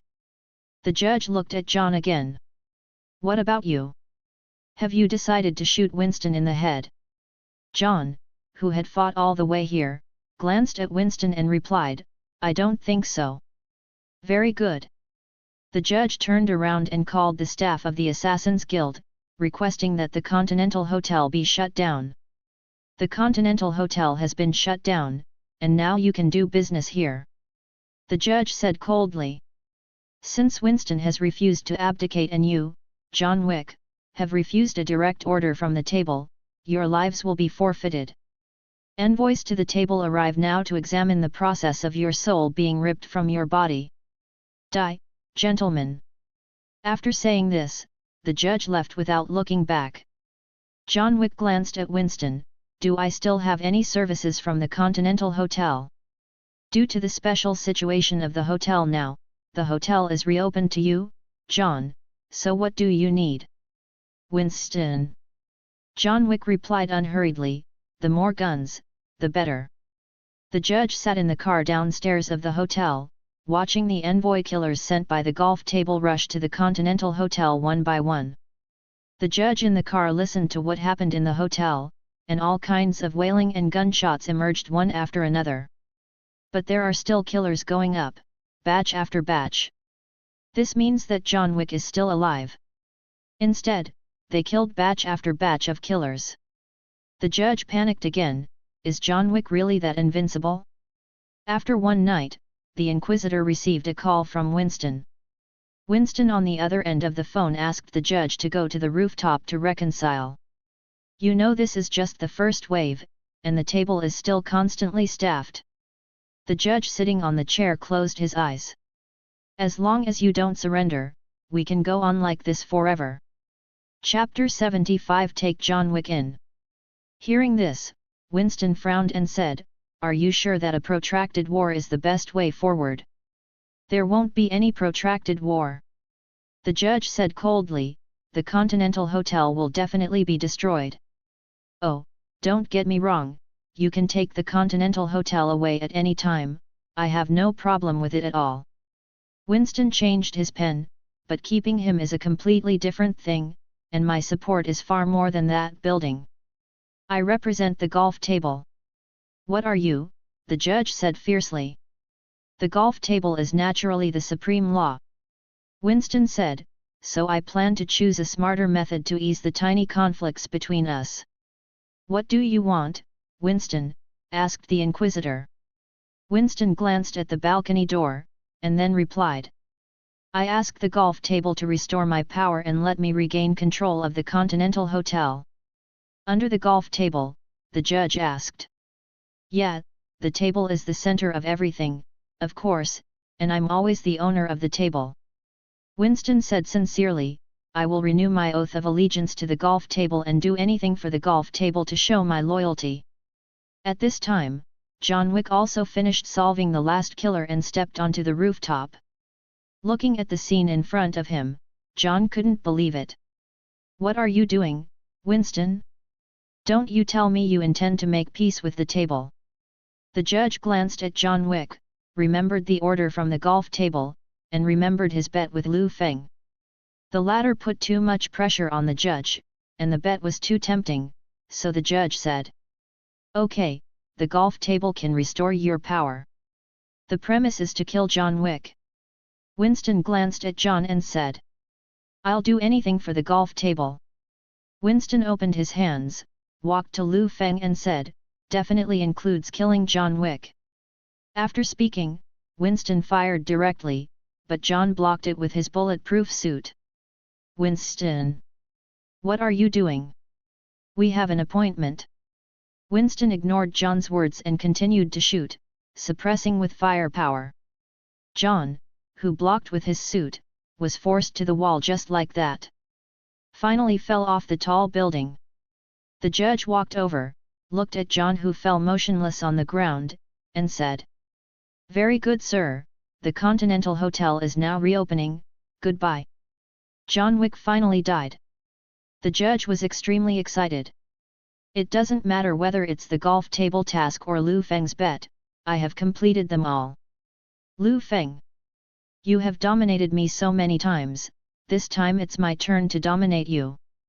Watching the back of the judge leaving, the black receptionist next to Winston said softly, good acting, boss. The corners of Winston's mouth turned up, but he didn't say much. The judge looked calm on the outside, but was actually excited inside. But what she didn't know was that John Wick, who fell off the tall building, had disappeared anywhere downstairs. The judge was extremely excited, seeing that the time was almost up, and before he had time to announce the completion of the task to the golf table, he drove to the vicinity of the New York police station, waiting for Liu Feng to get off work. When Liu Feng was about to go home, he was stunned when he saw the judge in the car looking at him. I thought this little girl was too proactive, thinking about these things before she got off work. Liu Feng walked over, and before he could speak, the judge said first, I won. Liu Feng became interested, raised his eyebrows, and asked, you're talking about the bet about the ace killer John Wick? That's right, he's dead. The judge still looked at Liu Feng expressionlessly. According to the bet, you will be my slave for a day, and I will whip you hard, conquer you, and make you beg for mercy all day long.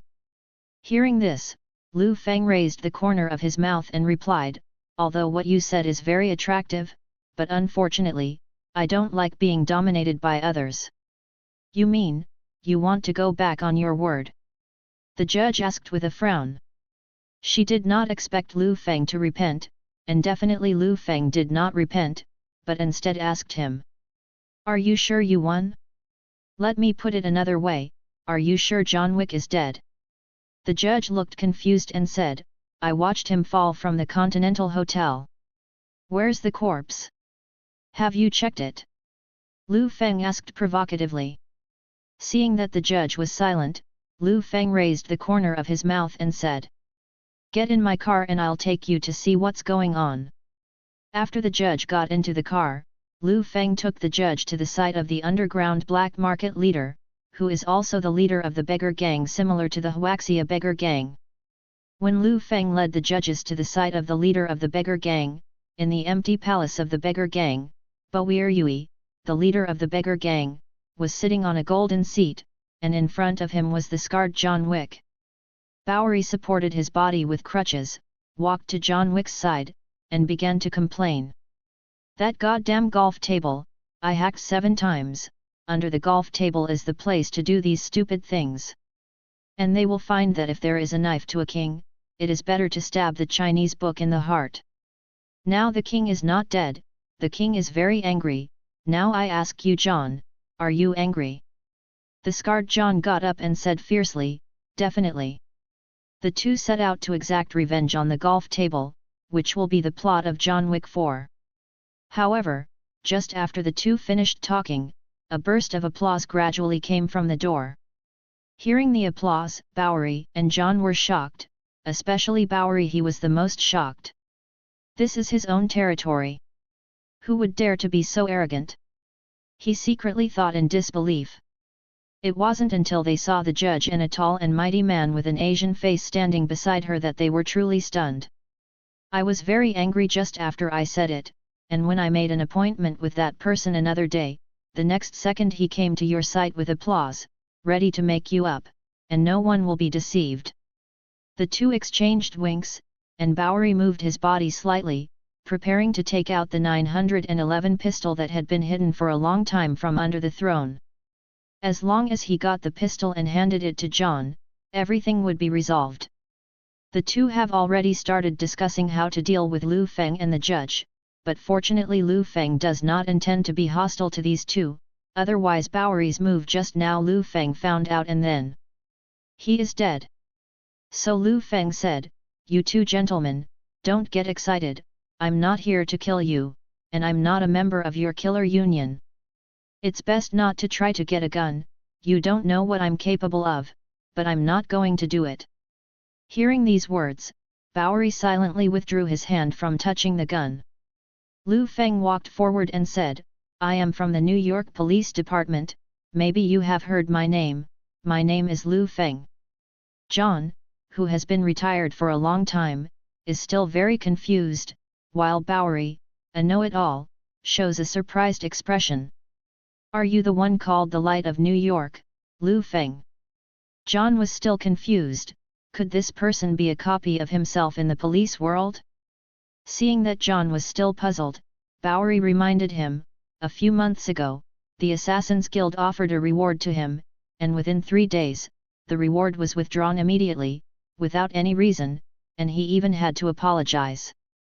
"Ah, it's you," John recalled. At that time, John was still enjoying his retirement life with his girlfriend, but he also noticed that Liu Feng disappeared after the bounty offer, and he thought he had been assassinated. In the end, the truth turned out to be that the golf table lifted Liu Feng's bounty and lost money.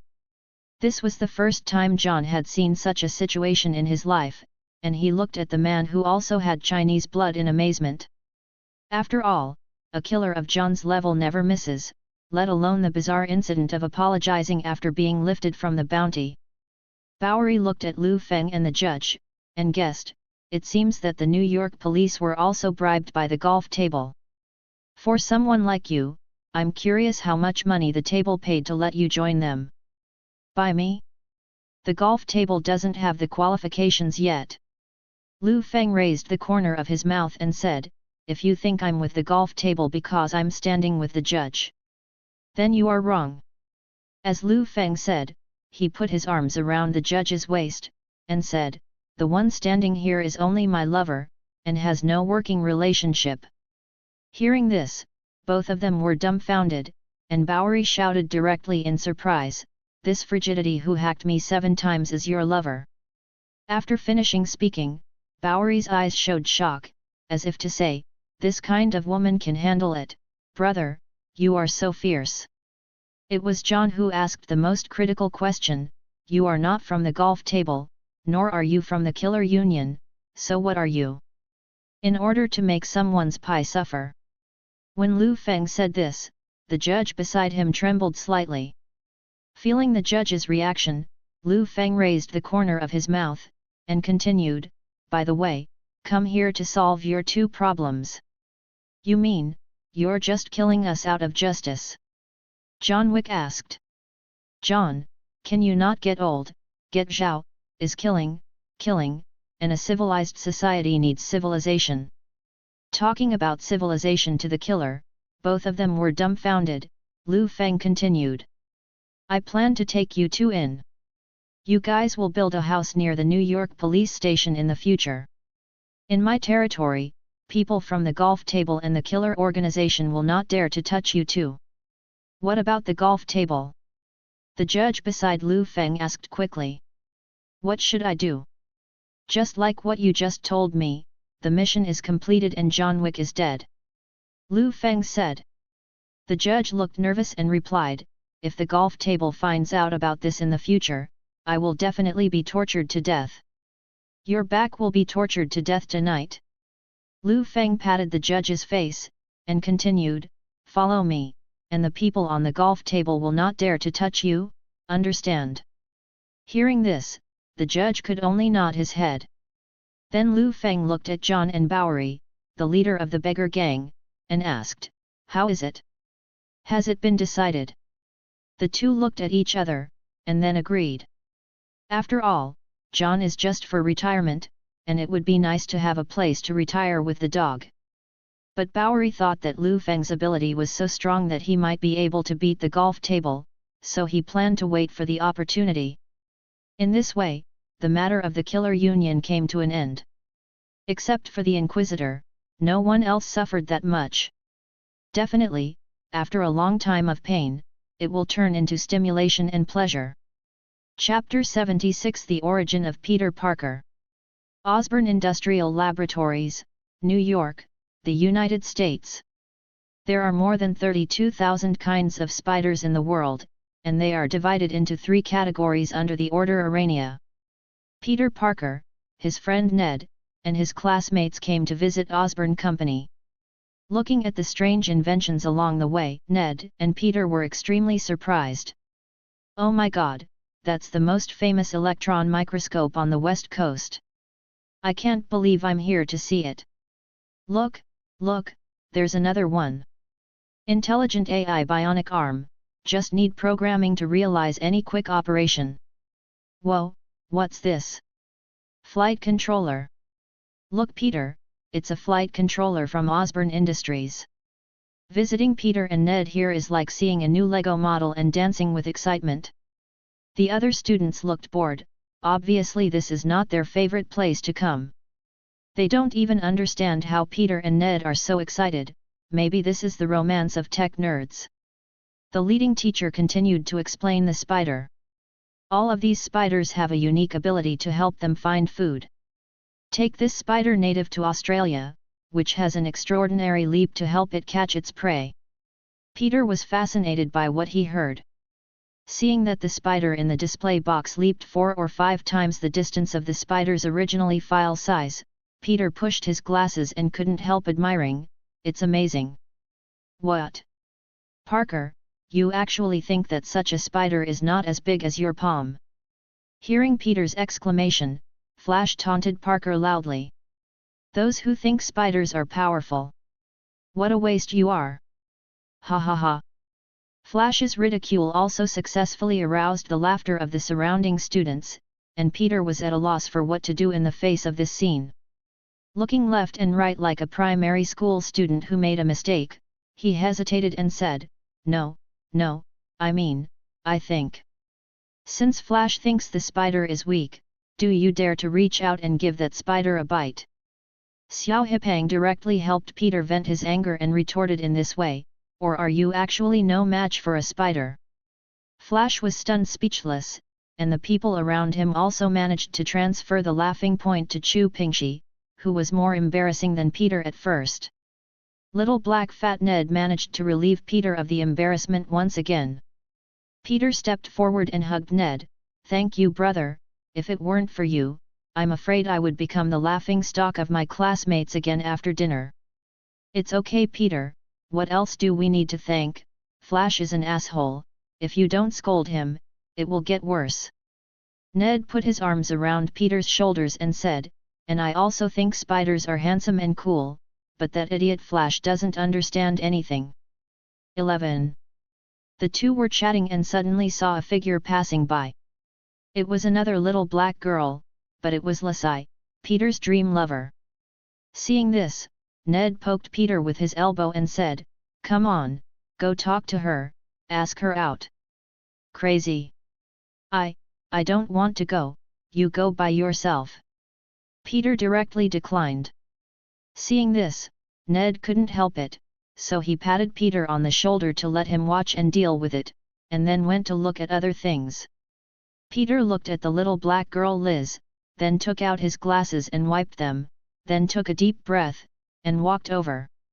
At this time, Peter didn't even notice that there was a red spider crawling in the spider web on the ceiling above his head. Peter himself knew that it would be a bit frivolous to strike up a conversation with a girl directly like this. So Peter took out the camera he had prepared for a long time, and said, "Hi Liz, can I take a picture of you?" "Peter? Oh, definitely yes." In order not to make Liz suspicious, Peter quickly found an excuse. "It's because my aunt wants to see my daily life, so every time I go to a new place, I will take pictures of my aunt." Liz suddenly realized, and the expression on her face was not as embarrassing and tense as before. Peter secretly celebrated in his heart, and then began to take pictures of the goddess of his dreams, aiming, and putting his finger on the shutter. Just when Peter was about to press the shutter, the red spider on the ceiling also fell on the back of his neck. Then Peter pressed the shutter, and at this moment, the spider on the back of Peter's neck also opened its mouth and bit down. Peter directly stretched out his hand to pat. Looking at the dead body of the spider, Peter was stunned. "Wow, what is this?" "Peter? What's wrong with you?" the little black girl Liz asked with concern. In order to take pictures of the beauties, Peter did not mention this matter. "It's nothing, a mosquito, let's continue to take pictures." After the viewing activity was over, the students left one after another. Peter also bid farewell to Ned and got on the subway to go home. On the subway, Peter had already started to feel that something was wrong, his head was groggy, and his hands and feet didn't feel like his own. "I vaguely felt that spikes were about to grow on my hands and feet, and felt that everything around me became extremely noisy and slow." On the subway, Peter's high school classmate Flash found Peter asleep, so he took a bottle of drink and decided to play tricks on him. Just when Fresh's drink almost touched Peter, Peter with his eyes closed slapped him flying. Flash was sprinkled all over by the drink, and directly scolded, "You fucking pretended to sleep, didn't you?" Just as he was about to slap him, Peter suddenly reached out and grabbed Flash's hand, opened his eyes and punched him. At this scene, both of them were dumbfounded. The United States, the White House, at the commendation ceremony. Liu Feng sat in the auditorium in a formal dress, beside his wife Wanda. The auditorium was full, and Wanda was inexplicably flustered at first. But sitting next to her is a man who can make those around her feel full of security. So he slowly returned to normal, and whispered in Liu Feng's ear. "I've never been in the same venue with so many high-level people. Definitely, the appearance of mutant in so many high-level locations means that an assassination or threat is about to be carried out," Liu Feng secretly thought. Then Liu Feng patted Wanda's hand and comforted him, "Don't worry, the protagonist tonight is me, and they are all supporting." Surrounded by flashing lights from various reporters, CDCF, the President of the United States, Trump, revealed the identities of tonight's awards. Then next, we invite our New York Police Department Sheriff Liu Feng, who is known as the Light of New York, to give us a round of applause. Under the intense applause, Liu Feng walked onto the stage slowly, and Chuan Pu personally put on the Medal of Honor for Liu Feng, and said, "Liu Feng, you are worthy of the name of the Light of New York. Since you took office, the crime rate in New York has continued to decline, and there have been almost no murders, making New York the city with the lowest crime rate in the history of the United States. Thank you for your dedication. In addition to the Medal of Honor, the White House will also donate a $50 million encouragement fund to the New York Police Department. I hope you will continue to work hard. The future of New York depends on you. After finishing speaking, Chuan Pu shook hands with Liu Feng, and then asked Liu Feng to give an acceptance speech, and said a few words casually. Thank you for the honor given by the President, and thank you for your praise of me, Liu Feng. I don't think I am the light of New York, I am just a people's policeman representing justice, thank you. After speaking, Liu Feng stepped off the stage, followed by Chuan Pu's 2 to 3 hour long bullying, and the ceremony ended perfectly. Liu Feng walked out of the White House, and the police officers stood at the gate, all admiring and envious of the fact that Liu Feng was honored by the White House, and at the same time feeling grateful for having such a good boss. Seeing that everyone was so happy, Liu Feng raised the corners of his mouth slightly, and said, "Okay, I'm so happy today. Tonight, all the staff will have a holiday and find a place to eat, drink and have fun. I will reimburse you."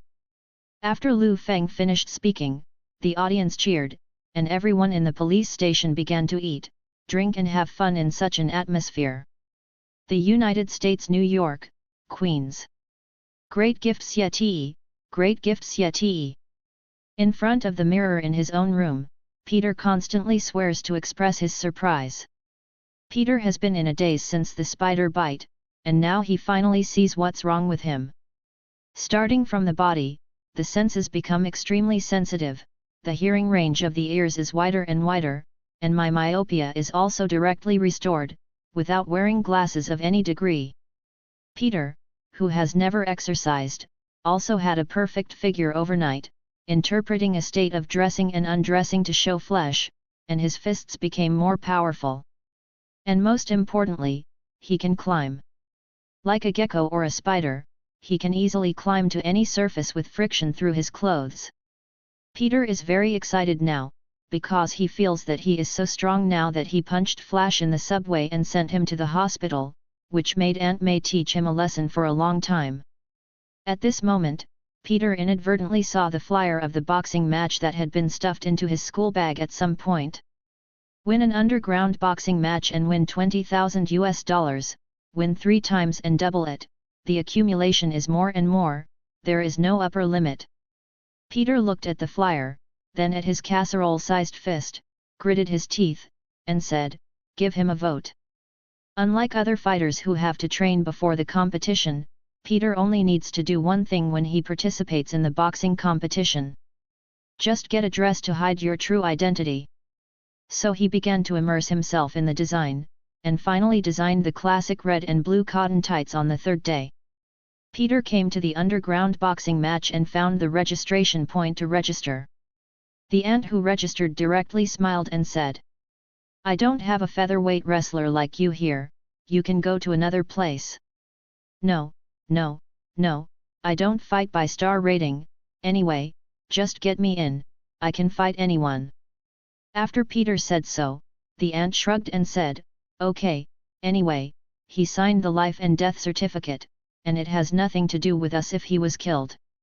On the boxing ring, looking at the wrestlers who won 7 games in a row, the host began to liven up the atmosphere. Our Bone Saw McGraw sent away another victim, who is next? Can the next victim defeat the Bone Saw McGraw and get the accumulated $100,000? Let us have the next one player. The host stepped back slightly to the front of Peter, who was about to appear on stage, and asked, "Young man, what's your nickname?" Peter behind the curtain cleared his throat and responded, "My name is a humanoid spider." "What the hell? Humanoid spider? That's it? You just think of this rubbish name." The host couldn't help but complain. "Yeah, I think it's pretty cool." Peter responded silently. Chapter 77, The Birth of Spider-Man. Human-shaped spider, the name. The host directly scolded, "It's so shameless and stupid." The host is a professional atmosphere activist, and mentioning this rubbish name to the audience will affect the atmosphere. So the host directly ignored Peter's own name, picked up the microphone again and said to the audience. The next person who will fight McGraw in the ring is the most famous god of war in New York, the fantasy partner of women, and the lifelong idol of men. Audience friends. The host mobilized the atmosphere to the climax. Let's have this agility, strength, skill, the extraordinary Spider-Man. The curtain was opened, and Peter, who was wearing a red and blue uniform similar to pajamas, appeared in front of the audience. Extraordinary Spider-Man. At this moment, Peter murmured in a dazed voice, "I've already said that I'm a humanoid spider." But seeing the high voices from the audience, it seems that everyone likes the name, so Peter quickly accepted it.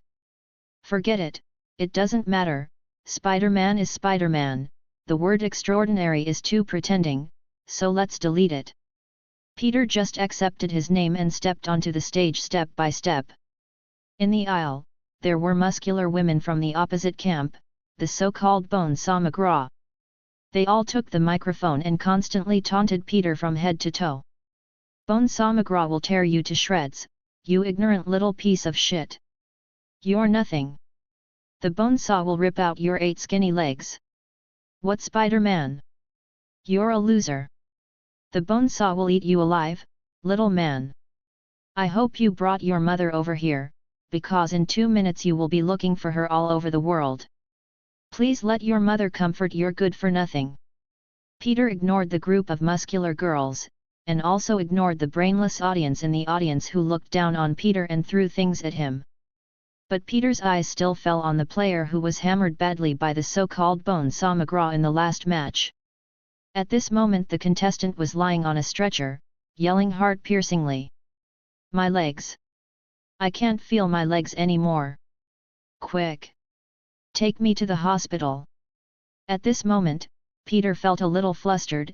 After all, he was just a high school student who had never fought. But feeling the changes in his body and the power it brings, Peter still decided to fight head-on. So under the cheers and cheers of the audience for the Bonesaw, Peter jumped over the rope and entered it. As soon as he stepped into the arena, he saw a large iron frame slowly falling from the top of the arena, and it opened into 4 pieces during the falling process. The moment it landed on the arena, it directly surrounded the entire arena, becoming an octagonal cage. Now Peter couldn't hold back anymore, and hurried to the sidelines and shouted, "Well, man, you must have made a mistake. I'm signing up for a boxing match, not this steel cage match, bro. Let me out. You're making a mistake." The Bonesaw McGraw behind Peter gave a disdainful smile, and then directly said harshly, "You can't go anywhere, you little freak." Peter turned around slowly, and saw the big man with terrifying muscles all over his body staring at him with disdain. Peter subconsciously swallowed his saliva. This scene was seen by the Bonesaw, which aroused his interest. 3 minutes, it only takes 3 minutes. The Bonesaw McGraw began to stretch out his hands, making a gesture to tease the children. "I can make you bruise all over, let you kneel begging for mercy and kneel to find your mother, let me have fun, you little trash." The moment Bonesaw McGraw finished speaking, a 3-minute countdown was lit above the auditorium. It was only at this time that Peter understood that the rule of this iron cage match is that he only needs to survive for 3 minutes to win. "Come on, Peter. You can do it. You can last 3 minutes," Peter said to himself. Going to McGraw, a Bonesaw who doesn't talk too much, after mocking Peter, he rushed over to give Peter a bear hug. Peter panicked, but his super spider telepathy still allowed him to see the opponent's movements clearly, and then jumped lightly. In the next second, Peter found himself hanging directly on the top of the iron cage, and his hands were firmly stuck to the iron cage as if glued. Peter was very pleasantly surprised, remembering the mockery of McGraw the Bonesaw just now. Peter also imitated the other party and responded, "Woohoo, your blouse is pretty, did your husband sew it for you? You little brat! You're dead!" McGraw, the Bonesaw, was furious, and went straight up to catch the dick, intending to shake Peter off. Seeing this, Peter threw himself into the air and kicked McGraw on the head of the bone saw. Bonesaw McGraw shook his head to regain his composure, then stepped forward to shake his fist at Peter. Die, die, die. Little bastard. You wait to suffer. Under McGraw's serial combination of left uppercut and right uppercut, Peter relied on the spider's reaction to dodge flexibly and cleverly. Then he stumbled, and McGraw fell directly in front of Peter. Peter was overjoyed, he had never been so happy in his life. Just as Peter was about to pursue the victory, McGraw, who didn't talk about martial arts, directly reached out and took out an iron rod from the corner and swung it at Peter. You use weapons. You don't talk about martial arts, you. Peter reached out and blocked the blow with his arm. But the pain caused him to temporarily lose the spider telepathy's ability, which made McGraw chase many times with an iron rod. In the end, Peter was hit with a stick in the back. Peter couldn't help but said, "My back." After Peter fell to the ground, an angry McGraw prepared to kill Peter with a headshot. At the critical moment, Peter kicked it directly. This kick made McGraw tremble all over. "You boy!" McGraw didn't believe it, and then rushed to fuck Peter. Unexpectedly, Peter still kicked. With the strong wind, he stretched his legs vigorously, and it was a deadly triple kick. In the end, McGraw fell down because he was kicked in the same place continuously by Peter, and the audience was dumbfounded when they saw this scene. The referee hurriedly stepped forward to check McGraw's condition. "Bonesaw McGraw? Are you okay? Can you hear me?" After finding that McGraw could no longer respond to himself, the referee made a gesture to the host, indicating that McGraw, the bone saw, could no longer move. The host immediately announced, "Bonesaw McGraw loses consciousness and can't fight anymore. Audience friends, this game is won by Spider-Man." Peter, who was wearing a mask, laughed from ear to ear, and cheered like a child, "I won." Afterwards, under the active atmosphere of the host and the audience, Peter came to the backstage financial department to get the money. In front of the staff of the finance department, the other party took out several stacks of banknotes, counted out 10 $100 bills and placed them in front of Peter.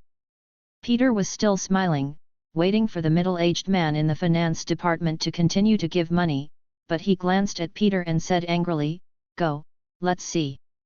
"What? That's all?" Peter was confused, his smile froze, and he asked, "Are you mistaken, sir? You said that if you win this game, you will get $10,000. Asking for flowers. Have you figured out the rules, brat?" The middle-aged man looked at Peter impatiently, and then said, "The rule says to fight against a player who has won consecutively, hold on for 3 minutes, or beat him. But it's good for you. You just kicked McGraw and sent him to the hospital and still haven't woken up. We lost so much money, it's not bad to give you 1,000, get out of here." The middle-aged man was about to send Peter away. "What? Don't bring such fun? Please sir, I really need this money," Peter begged. Unexpectedly, the middle-aged man heard the words, snorted coldly, and replied, "What's the matter with me?" Peter clenched his fist, but didn't say much, instead he walked towards the door with the $1,000. At this time, Peter suddenly passed by a man with a hood on his head and a gun in his hand, and witnessed the man pointing the gun at the forehead of a middle-aged man in the finance department, said, "Pay all the money, take it out." The robbers did this and carried out a robbery in front of Peter, but Peter remained indifferent. Until the police arrived and the robbers were about to run away, Peter was still standing in front of the robbers. "Stop his kid. Don't let him get away," the police said. Peter looked at the robber, recalling the tone of the middle-aged man just now in his mind, still indifferent. The robber escaped and thanked Peter, but the police reprimanded Peter one step too late. "What are you doing? You let him go." But the police couldn't scold the high school student too much, so they left. The man from the finance department came to Peter and said, "With your power, you can clearly subdue him without any effort, but you let him escape like this." The corners of Peter's mouth rose, and there was hatred in his eyes. "What the hell does it matter to me?" Peter was extremely relieved, and left the underground boxing match in a comfortable mood. As a result, as soon as he went out, Peter heard the siren. Looking at the street again, 4 or 5 police cars have all been dispatched, and there is still a crowd of people not far away. Peter felt an ominous premonition in his heart, and then went to join in the fun at the crowded place. After pushing away the crowd to understand the situation, Peter was stunned, because his uncle had been shot and fell to the ground, dying. "Ben Uncle!" Peter stepped forward to hold Ben Uncle's hand. "Peter!" Ben Uncle opened his mouth, as if he wanted to say something more, but in the end he could say everything beautifully, and he lost consciousness. Peter looked at all this, his eyes widened, tears kept streaming out. At this moment, a hand was lightly placed on his shoulder. Peter turned his head slightly, and saw the person who came, Liu Feng. "Mr. Liu Feng." Peter still remembers meeting Liu Feng when he was working part-time in a pizzeria, but now he is not in any mood to reminisce. Liu Feng patted Peter on the back to comfort him, and Peter, who was in tears, wanted to say more. "Mr. Liu Feng, my uncle, he is my uncle." "I know," Liu Feng said gently and solemnly. "I'm going to catch the culprit that caused all of this." After speaking, Liu Feng asked the police officers to appease Peter and deal with the matter of uncle as soon as possible, and he drove into the car. According to the report of the police officers who were tracking, Liu Feng had already pinpointed the location of the robber, indicating that he ran into the unfinished building. A trace of ferocity flashed in Liu Feng's eyes, and then he stepped on the accelerator and chased Wan in the direction of the criminal. Chapter 78 Liu Feng said, "The greater the ability, the greater the responsibility." Alarms filled the streets and alleys, and the robber who shot and killed Peter Ben Uncle sneaked into the unfinished building. He poked out in the dark, and couldn't help but feel scared. After all, this was the first time in his life that he shot someone, and he didn't intend to kill someone. "Maid. How bad? I have already robbed the money. If it wasn't for that stupid old man blocking my way, I would have escaped long ago." The robber was still cursing Peter's uncle, and the voice naturally reached Liu Feng, who has super hearing. Liu Feng, who drove a private car, arrived at the destination, entered the unfinished building, and approached the robbers step by step in the darkness. When other policemen enter this kind of place, they have to draw their guns to test, ready to punish the robbers at any time. But Liu Feng doesn't need a gun at all, and in this kind of place, Liu Feng doesn't have to suppress his super ability anymore. Originally, he just wanted to sell little Spider-Man as a favor to go through the motions. Unexpectedly, the robber's inner monologue was so arrogant. It's impossible not to give this robber a good lesson. The robbers in the darkness heard the footsteps of Liu Feng, the man of steel, and gradually backed away timidly. The robber didn't know that Liu Feng, who had thermal vision, had already spotted him. Liu Feng observed his every move like an open book exam, looking at his funny and ignorant appearance. 560. The robbers noticed that Liu Feng was nearby, and he didn't want to kill Tiazi, but there was nothing he could do about it. "Go to hell!" The robbers seized the opportunity, thinking that they were preemptive and shot directly. Bang! The flames lit up, illuminating Liu Feng in front of him. The robbers were overjoyed when they hit, but Liu Feng was still walking. "What's the situation?" "Missed." Bang! The robbers continued to shoot, this time aiming at Liu Feng's chest. And this time, he finally saw with his own eyes what happened to the first shot, because the bullet was directly bounced off Liu Feng's body. "Fuck! What the fuck are you?" Liu Feng walked up to the robber, grabbed the robber's neck and lifted him effortlessly. The robber looked at Liu Feng in horror, but Liu Feng threw him out of the third floor without looking at him directly. The robber was thrown out of the window by Liu Feng, and when he fell to the ground, he was still in a dazed state. But it was followed by pain from both legs, and the robber's legs were almost useless when his feet fell to the ground. What the hell is this? The robber hadn't finished scolding his mother, but the next second he saw Liu Feng coming out of the unfinished building. How could this person go downstairs so fast? Could it be that he is? Before the robber could finish guessing, Liu Feng kicked him unconscious. That way people will only think you're talking about being affected by a concussion. Liu Feng handcuffed the robber, then threw him into the car with one hand, and then drove to the scene to have the robber taken away. Little Spider-Man Peter Parker sat on the side of the street, looking dazed, not knowing what he was thinking. Liu Feng came and sat down beside Peter, with a hot barbecue pizza next to him.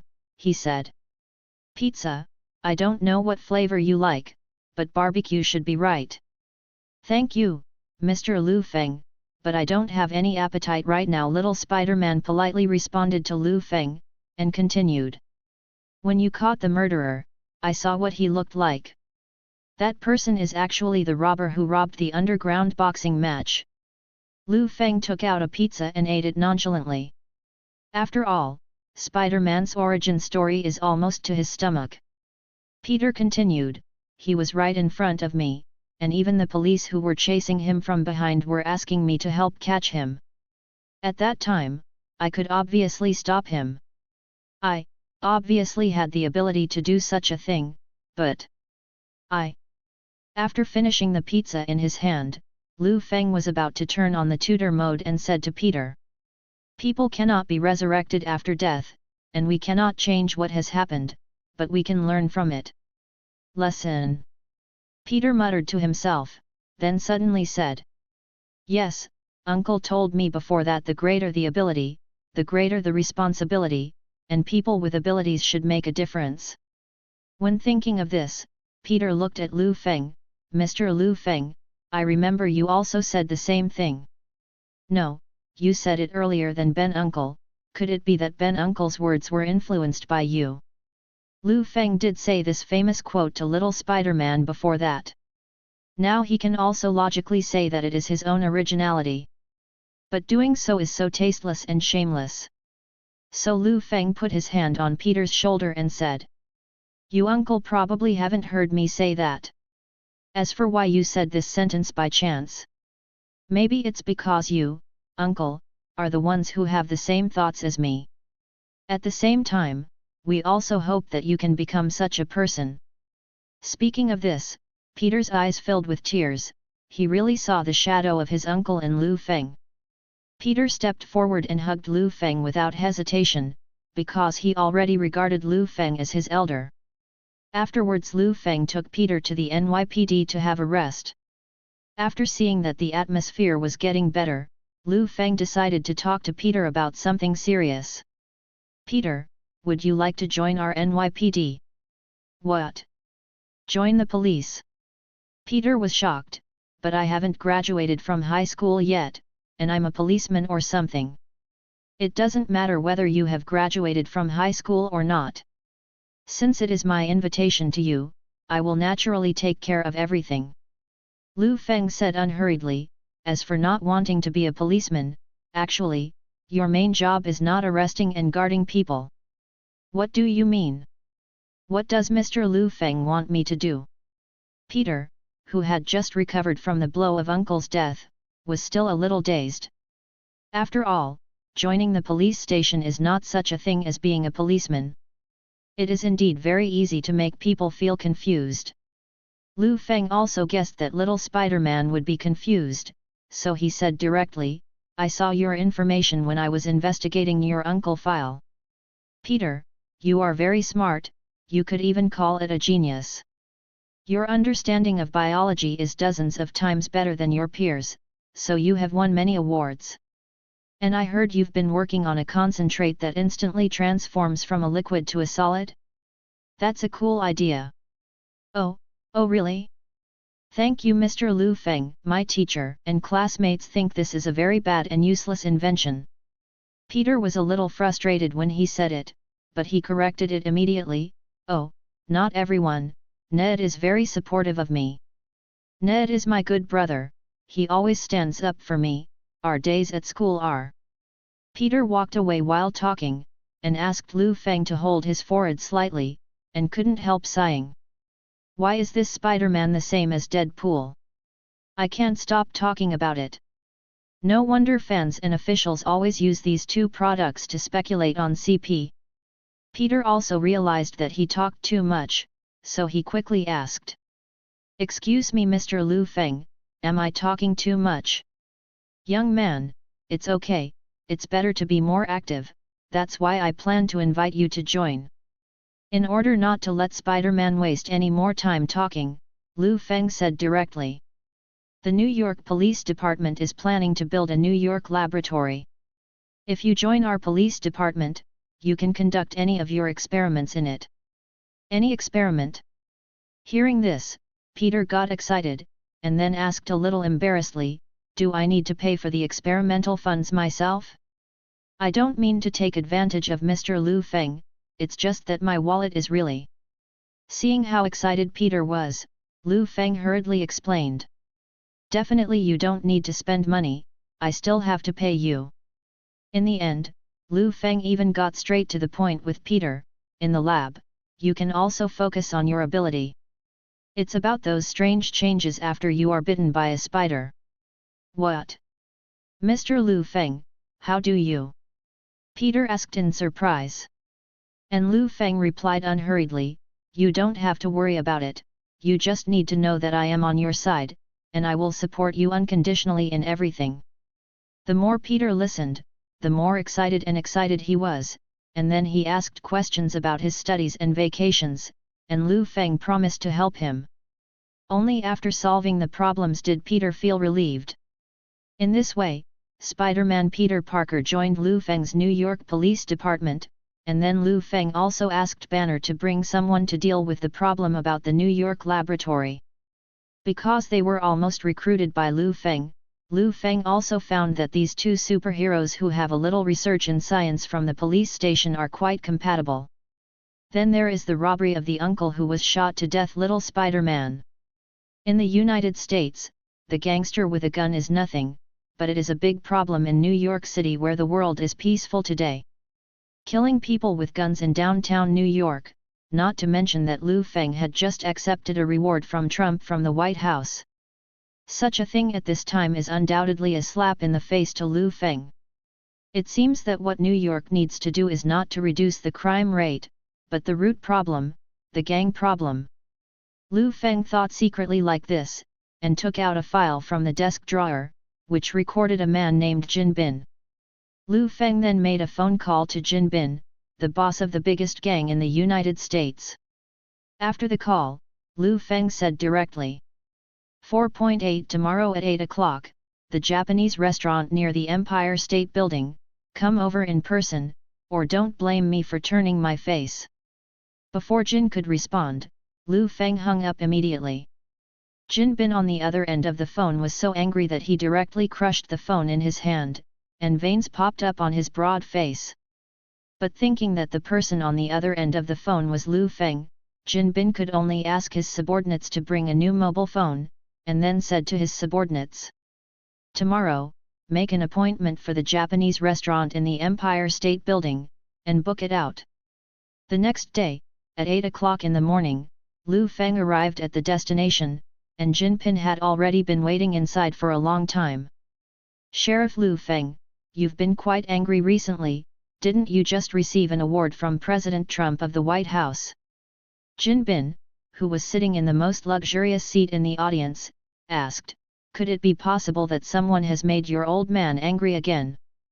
The corners of Liu Feng's mouth turned up, thinking that Jin Bin was still very good, so he didn't plan to beat around the bush anymore, and said directly. Yes, someone messed with me, and I'm very angry now, and I must solve these things. Seeing this, Jin Bin asked, which force offended you? Tell me, and I will try my best to help you solve the fa. You. Liu Feng pointed directly at Jin Bin's forehead and said, and your gang in New York and all their subordinates, all of them, messed with me. Chapter 79, If I and number 039, am not satisfied, I and number 039, LL change someone. Jin hearing this, silently clenched his fists. But he could only suppress his anger and not let it show on his face. In front of Liu Feng, Jin Bing didn't even dare to fart. Even if he was upset, he could only hold back, and then he forced a smile and asked. No way, Sergeant Liu Feng, I and the forces distributed in New York are very regulated, how could I offend you? Your organization is very disciplined. Liu Feng took a sip of the tea in front of him, but your subordinates are not like this. Tell me, why do you control, the so-called honest subordinates, dare to shoot and kill people in the street? On the night I was received by the President of the White House, there was such a shooting case. Are you hitting me in the face in public? Liu Feng looked at Jin Bin coldly, as if the flames were about to explode in the next second. Jin couldn't help trembling while watching. But the pattern of being the boss still supported him to endure it, and kept the feeling of negotiating and asked Liu Feng. Although I don't know how such a disobedient kid suddenly appeared in the New York organization. But since it's my Jin Bin's problem, I'll give you a good education on the forces in New York when I go back, and then I'll give you an explanation.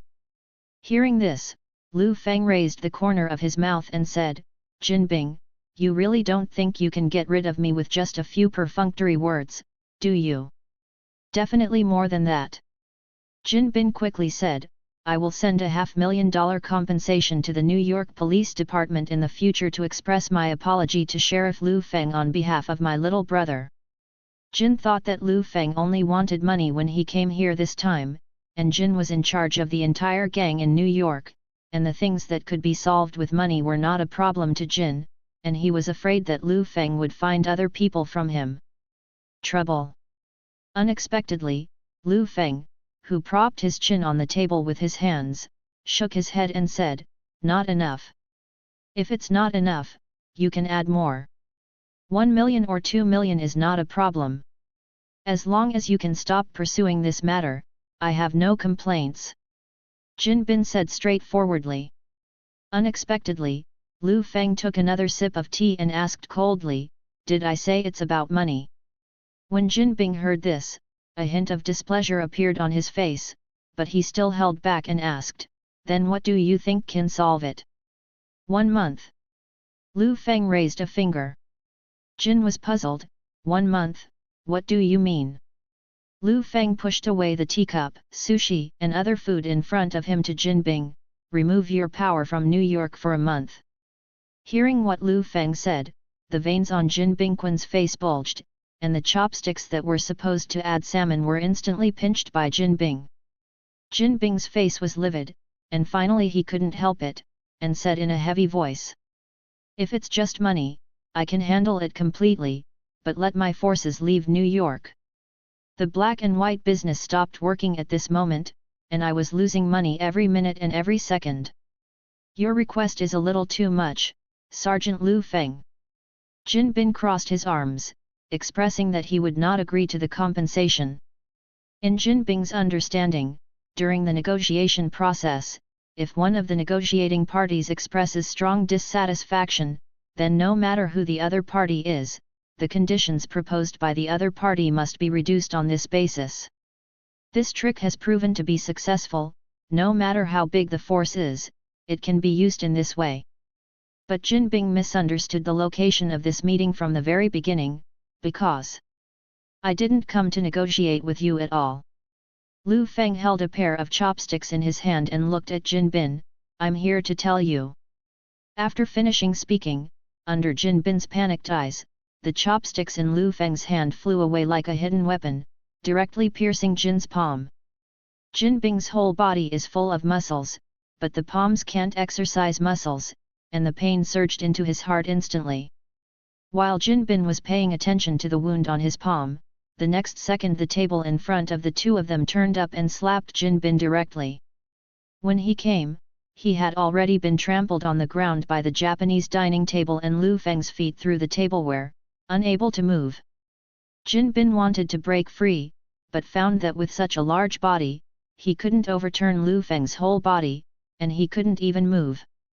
As I said, I'm here to tell you. Liu Feng stepped on Jin Bin, bent slightly, and said. Your forces, no matter the underworld or the white, will withdraw from New York for a month. If you are not satisfied, I will change people at any time. I don't know, did you hear clearly? Jin is not the boss. Jin Bing, who was trampled under his feet, was furious like never before, but facing Liu Feng, Jin Bing could only choke out a sentence, understood. Liu Feng let go of his legs, and then kicked the table away. Jin Bin's resistance, which lasted less than 5 minutes, ended with Jin Bin's begging for mercy. When Jin Bin got up, he could only watch Liu Feng's back gradually disappear into the Japanese restaurant. Standing where he was, Jin had no choice but to take out his mobile phone and make a call to his little boss in New York. Justin, get all the brethren working in New York out of the city by tomorrow. What? The little boss named Justin was dumbfounded, and hurriedly said, but boss, our business is picking up these days, and we will lose a lot if we leave tonight.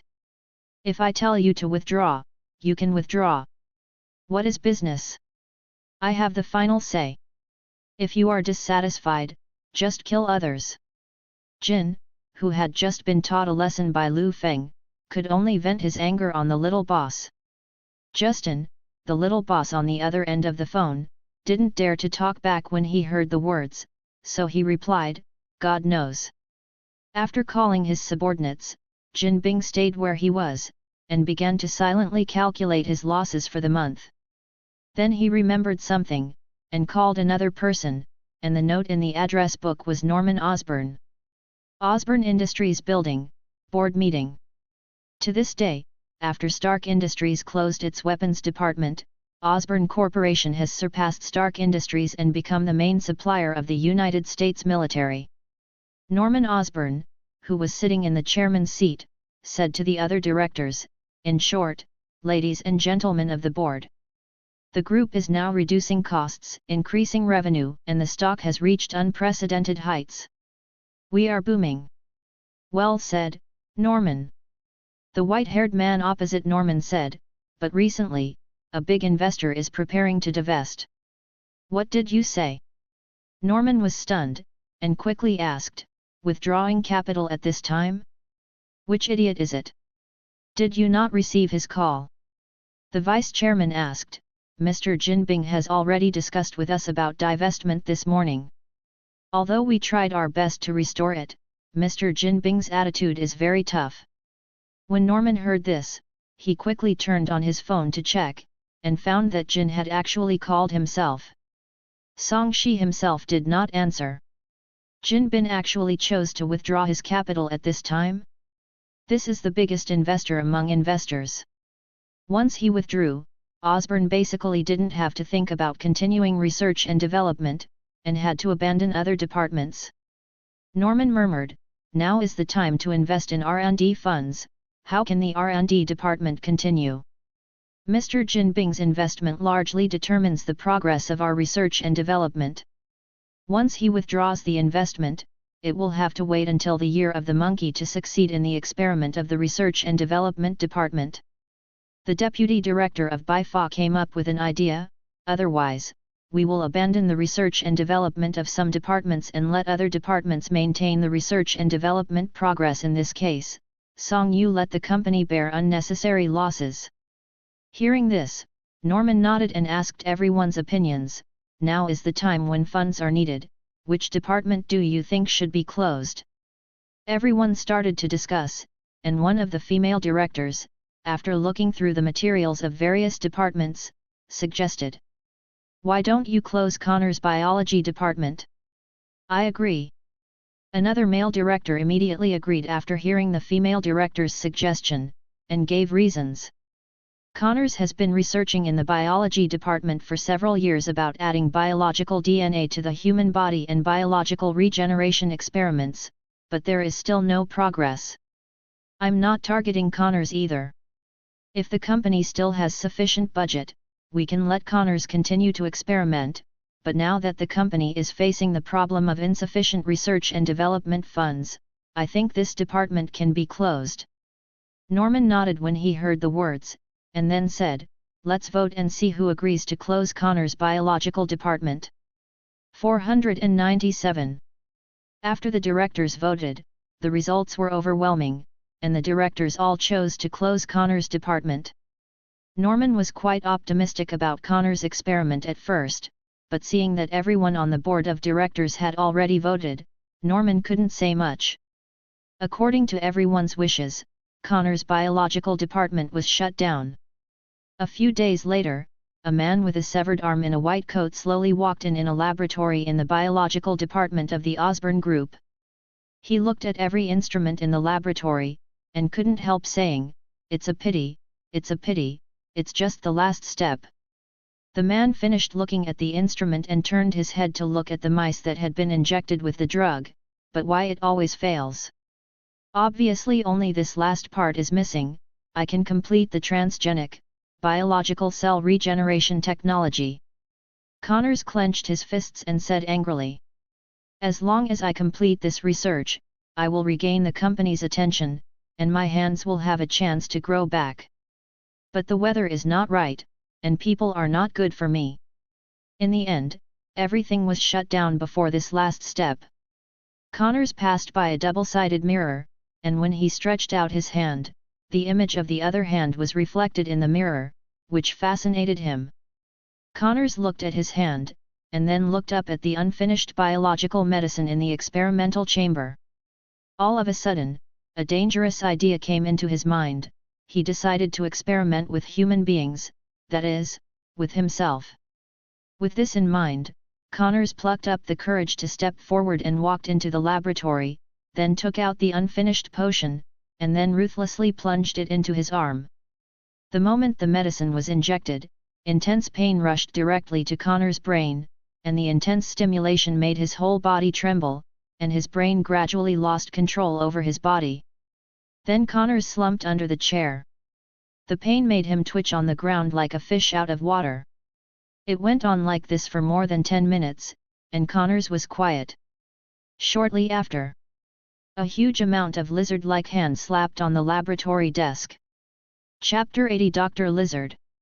Dr. Connors turned into a huge amounts of humanoid lizard, with red eyes, wantonly destroying in the laboratory. When it was destroyed, Dr. Lizard saw the names of the doctors in charge of the department and the directors of the companies posted on the wall. Dr. Lizard opened his hand, grabbed the job list, and then slid from bottom to top with his clawed fingers. Finally, it stopped at the penultimate person, and then the lizard said, "Deputy Director." "And that woman?" Connors didn't know the decision of the board of directors, but he vaguely remembered that the people in the department were talking about these two. Connor's obsession turned into anger, and what he vaguely remembered in his mind was that the two were on a business trip to the other side of New York. Dr. Lizard clenched his fists, then smashed open the window, and jumped down from the height of the 4th floor. He started running on the avenues of New York, crazily catching the figures of deputy directors and female directors in his sight. There was a traffic jam on the bridge that the deputy director and the female director must pass through, and Dr. Lizard also knew that the target would pass there. So Dr. Lizard also came to the bridge, and started throwing all the cars off the bridge one by one. Passers-by were immediately stunned when they saw this, and Xiao Dian was thrown under the bridge before he could be surprised. In this way, countless passers-by were thrown under the bridge to die. And the white-haired deputy director and the female director came out of the car curiously, looked to the rear, and said in surprise, "Courtesy shit, what's that? A lizard?" Unexpectedly, when the director came out, Dr. Lizard Connors also looked at them. After finding the target, Dr. Lizard was even more vicious, so he didn't go there, and just stepped on the car and rushed away. The two directors wanted to run, but they couldn't run Dr. Lizard, who had such a big stride. Just when Dr. Lizard was about to destroy both directors and the car, gunshots rang out, and Dr. Lizard was shot all over. Dr. Lizard saw the policeman and said viciously, "You treat me as a monster, then become monsters together." Immediately afterwards, Dr. Lizard squeezed the contents of the potion and threw the gas-like potion at his feet. The next moment, the police and some passers-by also turned into monsters, and Dr. Lizard fled here in a hurry. Infested isn't rage like Dr. Lizard, but still twitches wildly. Others had no choice but to tie it up and call an ambulance. Soon after, the ambulance and fire brigade arrived and rescued the people trapped under the bridge one by one. NYPD. Liu Feng is currently in the office discussing with Banner about the establishment of the laboratory. Banner is making suggestions, and Liu Feng is thinking about whether it is necessary to add these. In fact, there are 3 people in the office, but the little Spider-Man Peter Parker on the side can't get in his mouth. Peter can only silently study the cobweb that he is about to create a finished product, deriving various formulas. That's it, Brother Feng, I think the scale should be larger, so that we can expand the research later and. Before Banner could finish speaking, there was a sudden knock on the office door. After Liu Feng replied and came in, policeman Chen Long opened the door and said, "Brother Feng, something happened."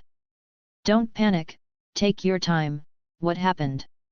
Liu Feng asked. Police officer Chen Long calmed down his mood, and continued. The masses called the police and there was a lizard monster with the file size of a dinosaur. Hearing this, Liu Feng frowned slightly, not because of fear or something, after all a Dr. Lizard is nothing. Liu Feng was just wondering why the villain Dr. Lizard appeared in the Dutch version of Spider-Man in the Marvel Universe. Liu Feng glanced at little Spider-Man. This young Peter Parker was obviously not the extraordinary version of the tall and slender Garfield Spider. It seems that the Spider-Man in this universe is integrated with the worldview of 3 generations. Liu Feng secretly thought, and came up with this conjecture. Chen Long, the police officer at the gate, thought that Liu Feng didn't believe in such absurd incident, so he quickly added. Because there are a lot of people calling the police, we have sent people to investigate and found out that what they said is true. At that time, there was really a dinosaur-like huge amounts of lizard on the Al Bridge. Although we finally beat the monster away, the lizard monster also infected our own brothers with a strange potion. Now we don't know what to do. This matter is a bit big, I have to ask you. Liu Feng listened to all this with his hands folded, silently recalling the plot direction of The Extraordinary Spider-Man. Dr. Lizard's original name was Connors Curtis, and he was a PhD in the Biological Research Department of the Oscar Group. Later, he was injected with lizard medicine for unknown reasons and his attachment to his arms. Next, he will increase the amount of lizard potion used to strengthen himself, and then he will use the developed potion to make gas planning to turn all people in New York into lizard monsters like him. Although I can beat him up directly, I need someone to make an antidote. It's too slow to go directly to someone from the Osborn Group, and I'm not sure that someone will make such an antidote. When Liu Feng was struggling, a middle-aged man in police uniform suddenly came beside him, entered the office and said to himself. "Hello Sergeant Liu Feng, I'm George Stacy from the Washington Police Department. I would like to inquire about the Al Bridge." George Stacy, if I remember correctly, he is Gwen's father in The Amazing Spider-Man, and he is a cop like himself. In the original setting, he was the chief of the New York Police Department, but now because of his own existence, he can only go to Washington. And this bridge is the junction of Washington and New York. So George appeared and asked Liu Feng what happened. "Mr. George, hello, it's me. I'm Peter Parker, a classmate of your daughter Gwen Stacy." Peter greeted hurriedly. George Stacy was even more confused, and asked, "Peter? Why are you here? You're wearing a police uniform. Could it be that you also became a policeman?" "Yes, thanks to Mr. Liu Feng's kindness, I joined the New York Police Department and became one of them." Peter scratched his head, still a little embarrassed. After Peter and George Stacy talked about the past, Liu Feng asked Chen Long to briefly describe what happened to Sergeant George, saying that he would handle it if he wanted to. After George Stacy left, Liu Feng asked Peter. By the way, Peter, if you just said that Gwen Stacy was your classmate, right? She seems to be an intern at the Osborn Group, if I remember correctly. Peter was stunned for a moment, not knowing why Liu Feng asked this, but he still said. Yes, my classmate Gwen, she is an intern at Osborn Company, but how did Mr. Liu Feng know? Why did you ask this suddenly? I met her when I was in the Osborn Group, the name is on the badge, and you just chatted with his father reminds me. As for why Gwen was mentioned, it's because the lizard monster is most likely Connors Curtis of the Osborn Group, which is the industrial department where your classmate works. Liu Feng said unhurriedly, we now need to make potions to restore the infected to normal, since your classmate Gwen is working under Connors, maybe she can help. If you have her contact information, ask Gwen if she has time to make an antidote and send it to the police station. Peter nodded, and he did have Gwen's phone, which Ned had gotten for him earlier. But Peter is a coward and already has his own goddess, so he doesn't have much contact with Gwen. But now the situation was critical, and it was Liu Feng's request, so Peter had no choice but to call and tell her the ins and outs. Peter continued to stutter and communicate with Gwen, but after a while Peter looked at the phone with a confused face and was hung up. What happened? Liu Feng asked. Holding the mobile phone, Peter was puzzled and said. Gwen said that she knew in advance that the lizard monster was Connors, and she said that she felt something was wrong in the company recently. When Connors turned into a lizard monster, he also told her jokingly that when the potion was finished, he would use it to benefit mankind.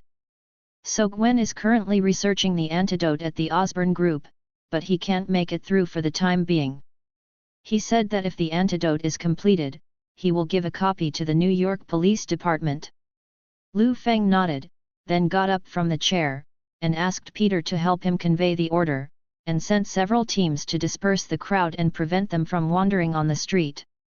Liu Feng himself left the police station, and in a corner that no one noticed, Superman in red and blue uniform flew into the sky, aiming at the Osborn Group building. Osborn Group, within the Biological Division Biotransgenic Cell Regeneration Laboratory. The blonde beauty Gwen in a white coat is preparing the antidote for the lizard potion in the empty laboratory. The moment Gwen saw the news about Dr. Lizard, she rushed here without stopping. She knew best that it was Connors from the biology department who was smashing and waving in the street at the moment.